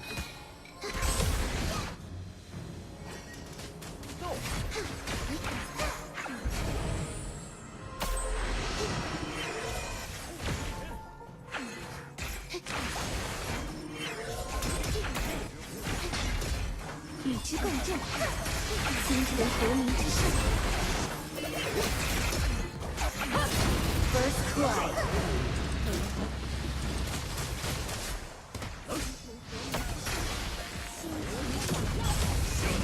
Blue team has slain an enemy.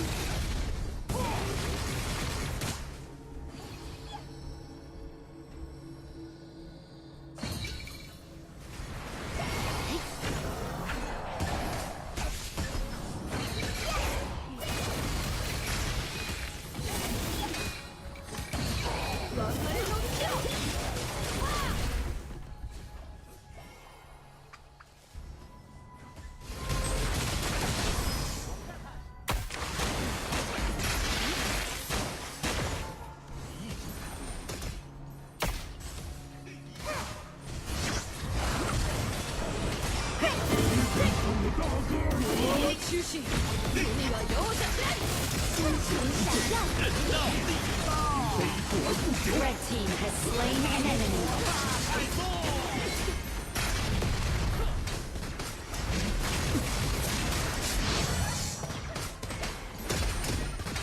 跟随洋流的律动。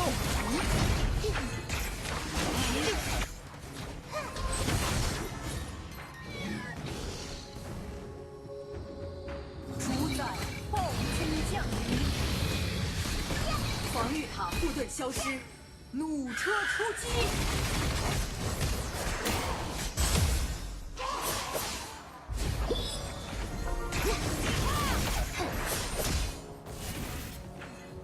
万般击，享受防御。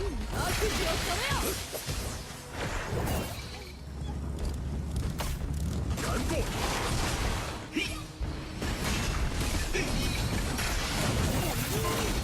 Blue team has slain an enemy.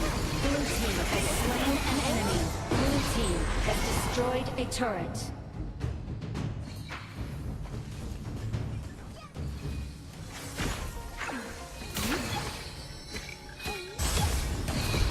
Tyrant has been defeated.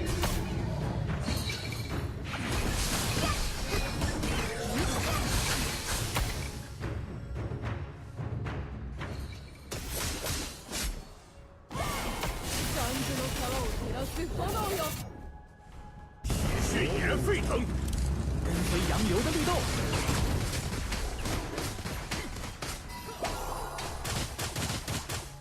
放心。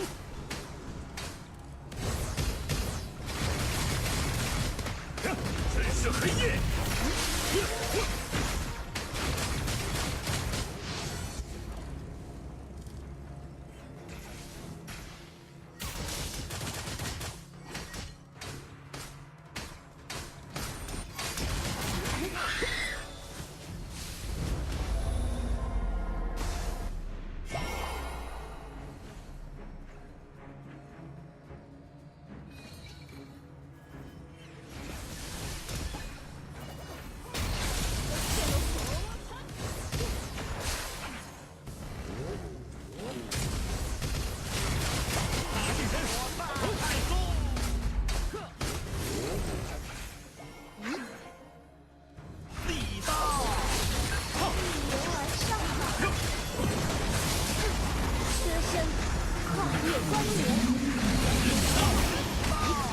Blue team has slain an enemy. Blue team double kill.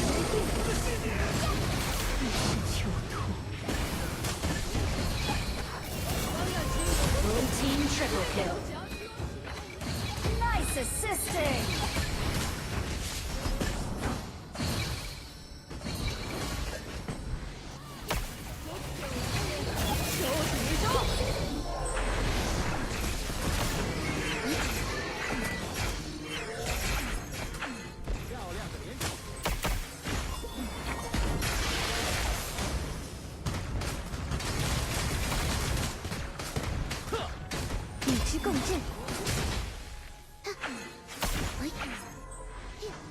Blue team has destroyed a turret.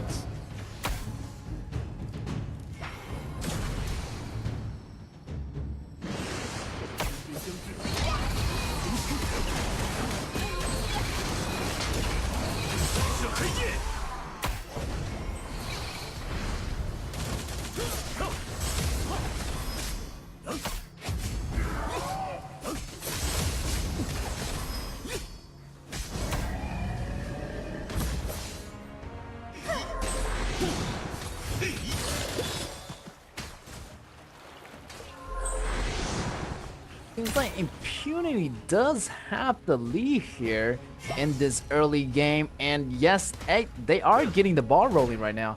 So yeah, RCG does have that composition to take apart Impunity's composition, but the question remains, can they have that go advantage in the beginning? But right now, it seems like the kill count right now is for the Impunity side is going to be a lot more over here versus RCG. So yeah, depending on that early game, like I mentioned, I feel like, Impunity does have that early goal advantage that they needed to get the ball rolling, and they are just gonna annihilate those towers, and we might see the first possible tie here. But still, RCG is not letting it quit. The game is not over till it's gonna be over. So yes, RCG just really much defending, but the rotation is really fast for that Impunity team. So depending on the outcome over here, Impunity is looking really good so far with the ganks, with the early advantages.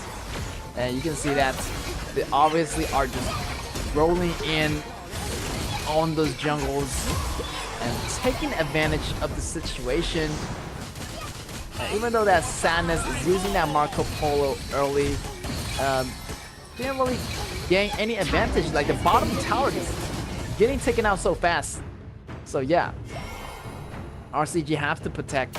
Everybody just looking a little bit too squishy. You have Heart, you have Sadness, they're a little bit squishy, so you gotta have those protections underway for your teammates. Right now, Impunity sitting at 31k versus 25.4k here on RCG side. Maybe RCG does not want to approach the fight, because once you're behind on this composition, it's hard to come back over here. Maybe RCG want to go with a backup option, just wait until the 20 minutes mark. But right now, they're in no condition to fight unless they pull off an impressive feat. But the control over here, Impunity got the full control. Maybe that's gonna be the mistake of not banning Da Chao in the BP base. So you know, you're giving Impunity a good chance to fight back here. And it's gonna be hard. Like those AoE combo is not gonna land perfectly. You know, you have the Sadness AoE, also this positioning from Guang Yu. But right now, like Impunity have total control of the whole map, and the map control is gonna secure. And right here, 10x getting caught, but he's gonna have the ultimate. Also, that Zhao Jun's ultimate gonna be in effect. And look at that crucial save from that teleportation of Da Chao, and Ling Feng goes down, but multiple enemies like RCG goes down, 10x goes down, Sadness goes down, Yuhan goes down. That's gonna be 3-for-1 trade for Impunity. Impunity just stacking up the kills right now. 10 versus 2 on the head count.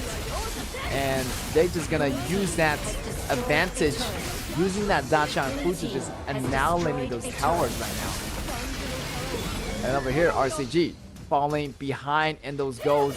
And I mentioned, once you have a discomposition, you fall behind, it's so hard to bounce back. But Impunity over here, the question is, can they keep this snowball rolling? They have to, like, I mean, they do have that late game advantage. So as long as they keep this go up, it shouldn't be a problem for Impunity just to win this game back.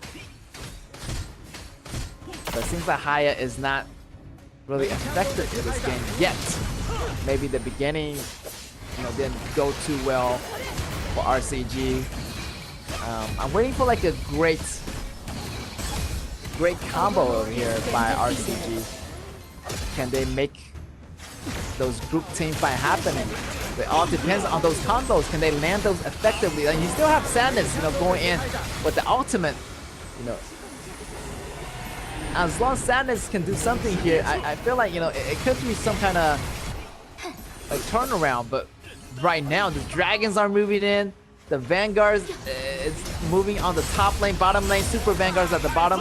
So it's gonna be really, really hard for RCG to defend this. It might be game actually for RCG if they don't do too well. But still, you have Monkey on the bottom. You're gonna have that teleportation up. It's gonna be inside the base.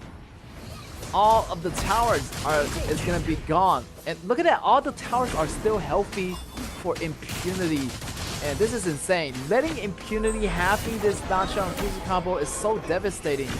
And I feel like RCG does kind of get a little bit carried away, letting Impunity to hold on of this Da Chao and Fuji. Here comes Uqing. but he also get locked up. He can't go anywhere. And such desperation for RCG to hold on. One member falls. That's going to be 4v5. And I don't think RCG can hold on any longer over here. Their tower is going to go down. They lost one of their inner towers already. Blue team has So yes, this monkey right now is a pushing machine.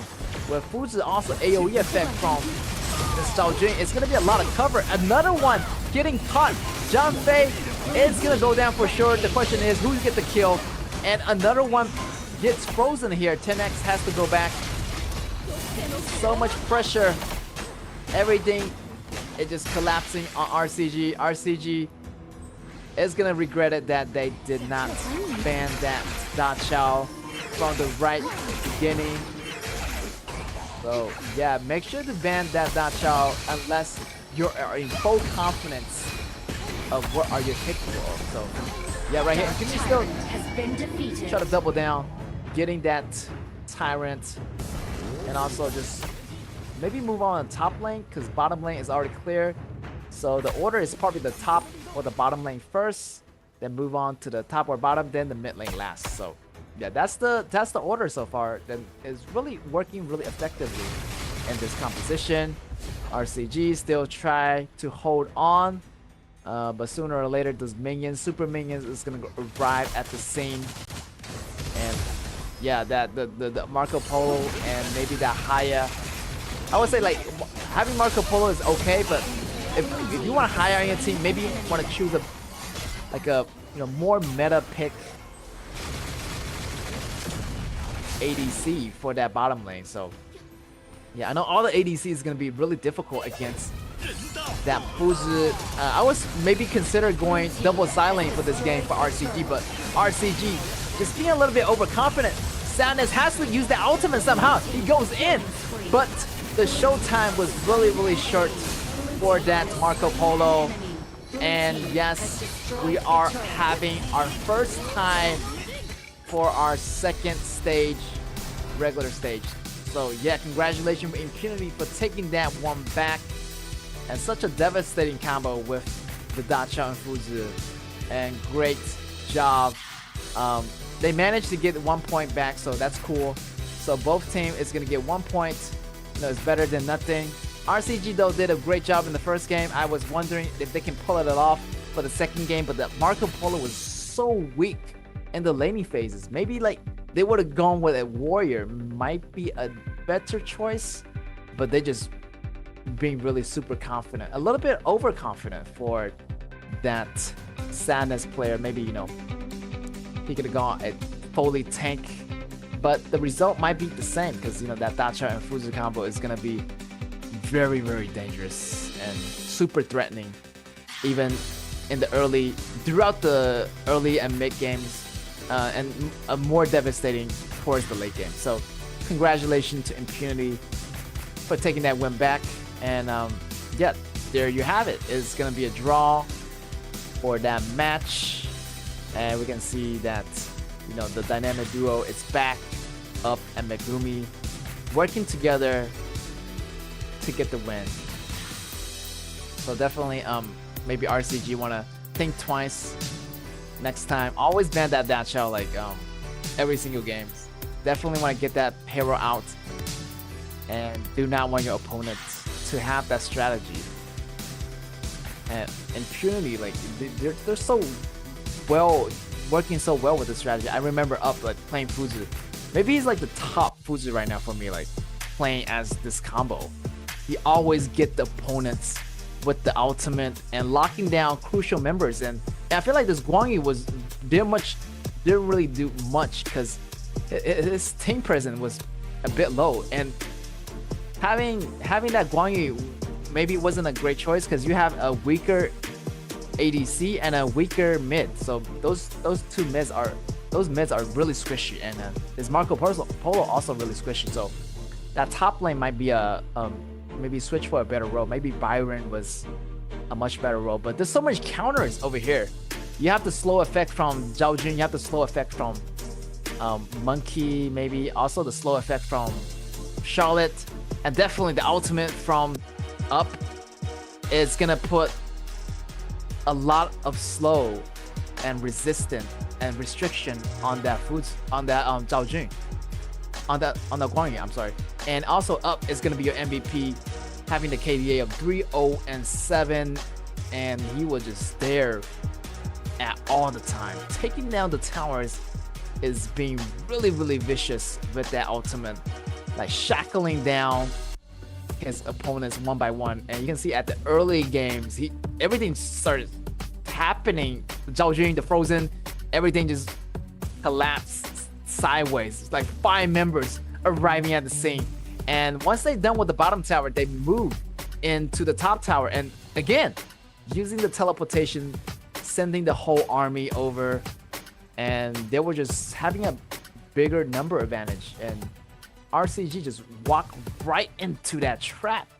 So yeah, and again over here, locking it on 10x. Even though 10x didn't get taken down, he still later got taken down by Monkey and the rest of the members of Impunity. And Impunity just dominated that round. And I feel like that's their revenge, like from game number 1. Like RCG was dominating them, and now they're, giving a taste of their own medicines back in game 2. So definitely a great fight. And always, this Zhang Fei couldn't get out of nowhere.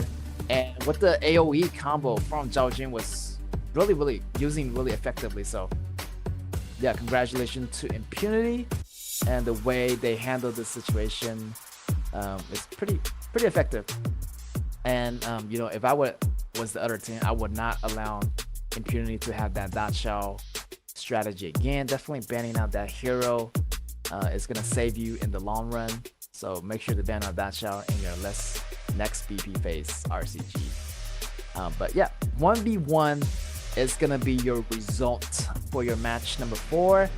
The rest of the game was 2-0s, but in the last match, I was, anticipating that this match is gonna have a higher chance of draw, because the other 3 matches was pretty much, pretty much calculated, because you have the stronger team. You can guess from the game 1, you can see that perfect 2-0 is about to happen. But in this one, these 2 teams are just like similar in skill level. So, and also that Impunity grabbed that Da Chao, it means like they are playing with something they're really, really comfortable with.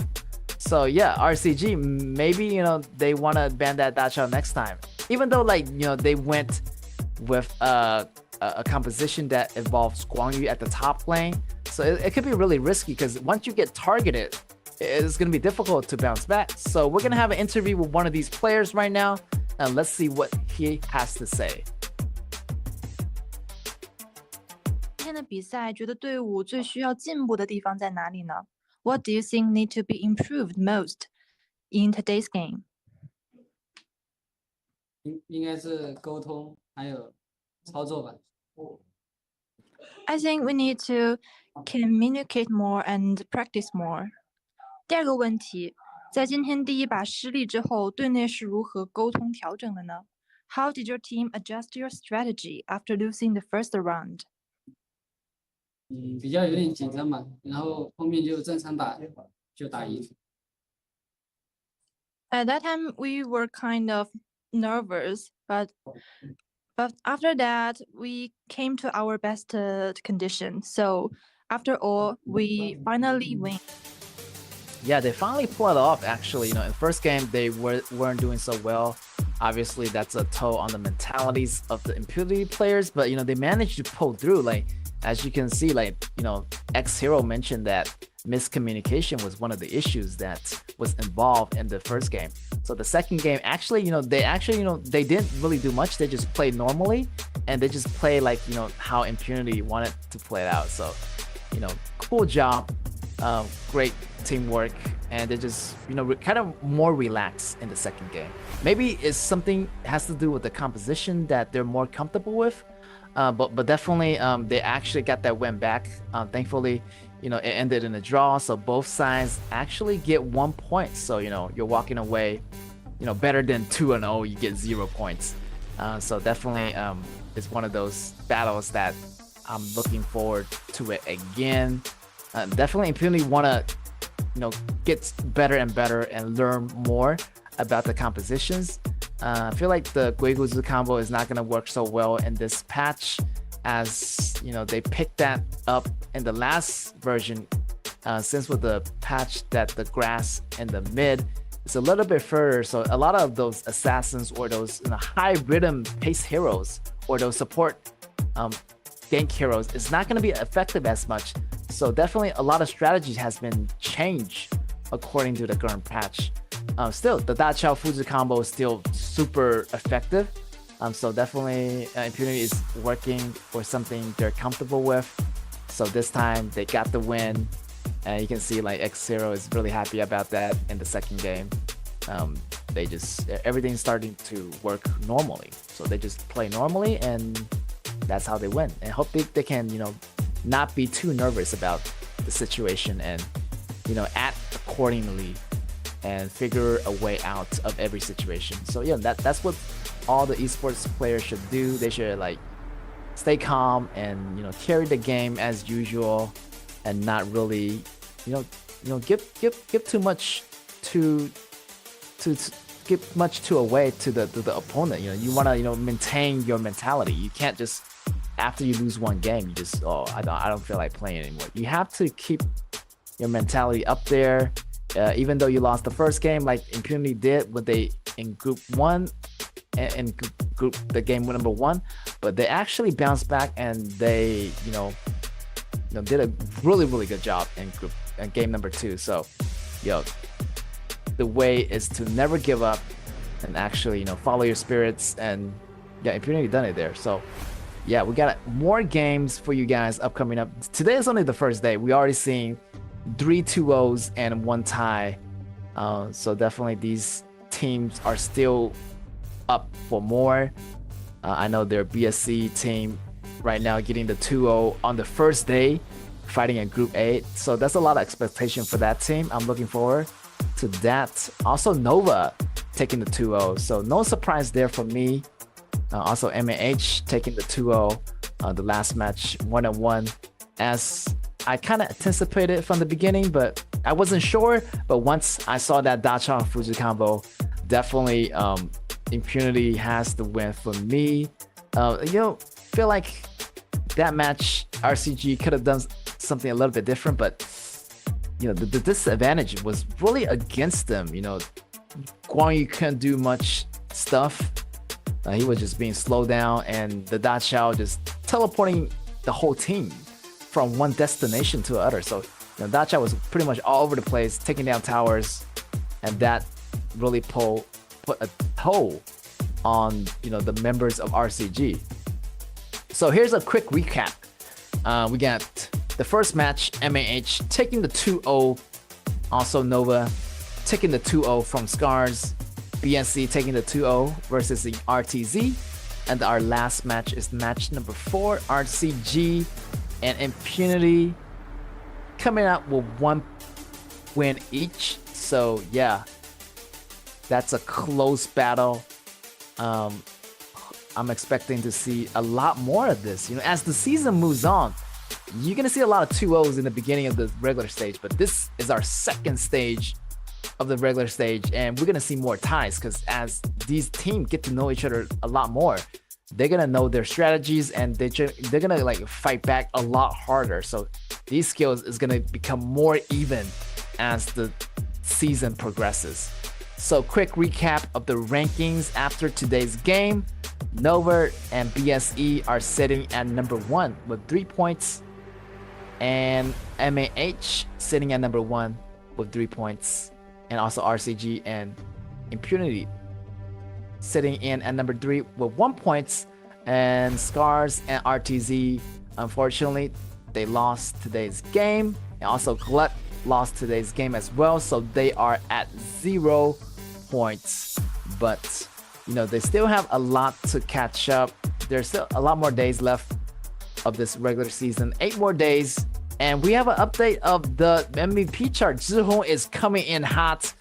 He already has 6-time MVP. I remember he was not on this top 3 chart, but today, after today, he is just bouncing into the top 3, followed by Shen, and your number 1 MVP is gonna be Hua with the 7 times MVP. And Zhihong and Shun are tied for number 2 right now. So, you know, you can expect to see maybe those players move up. Also, JS at number 4. Following by number 5 is going to be Autumn, Sadness, Ear, and 10X. And also Ivalis and Ian. So, you know, those players are making a really name for their team. There's actually like 3 Nova players on the MVP chart. So, also RCG. I feel like there's 2 players. And, you know, MAH, there's 2 players there. So, yeah, a lot of potential to see those. And also BSE, like Zhihong just doing so good and getting that double MVP today. So this is a preview of our upcoming match on August 17th. And it's going to be BSE against Nova, Scars against RCG, RTZ against Impunity. So we're expecting to see that match. And look at this match.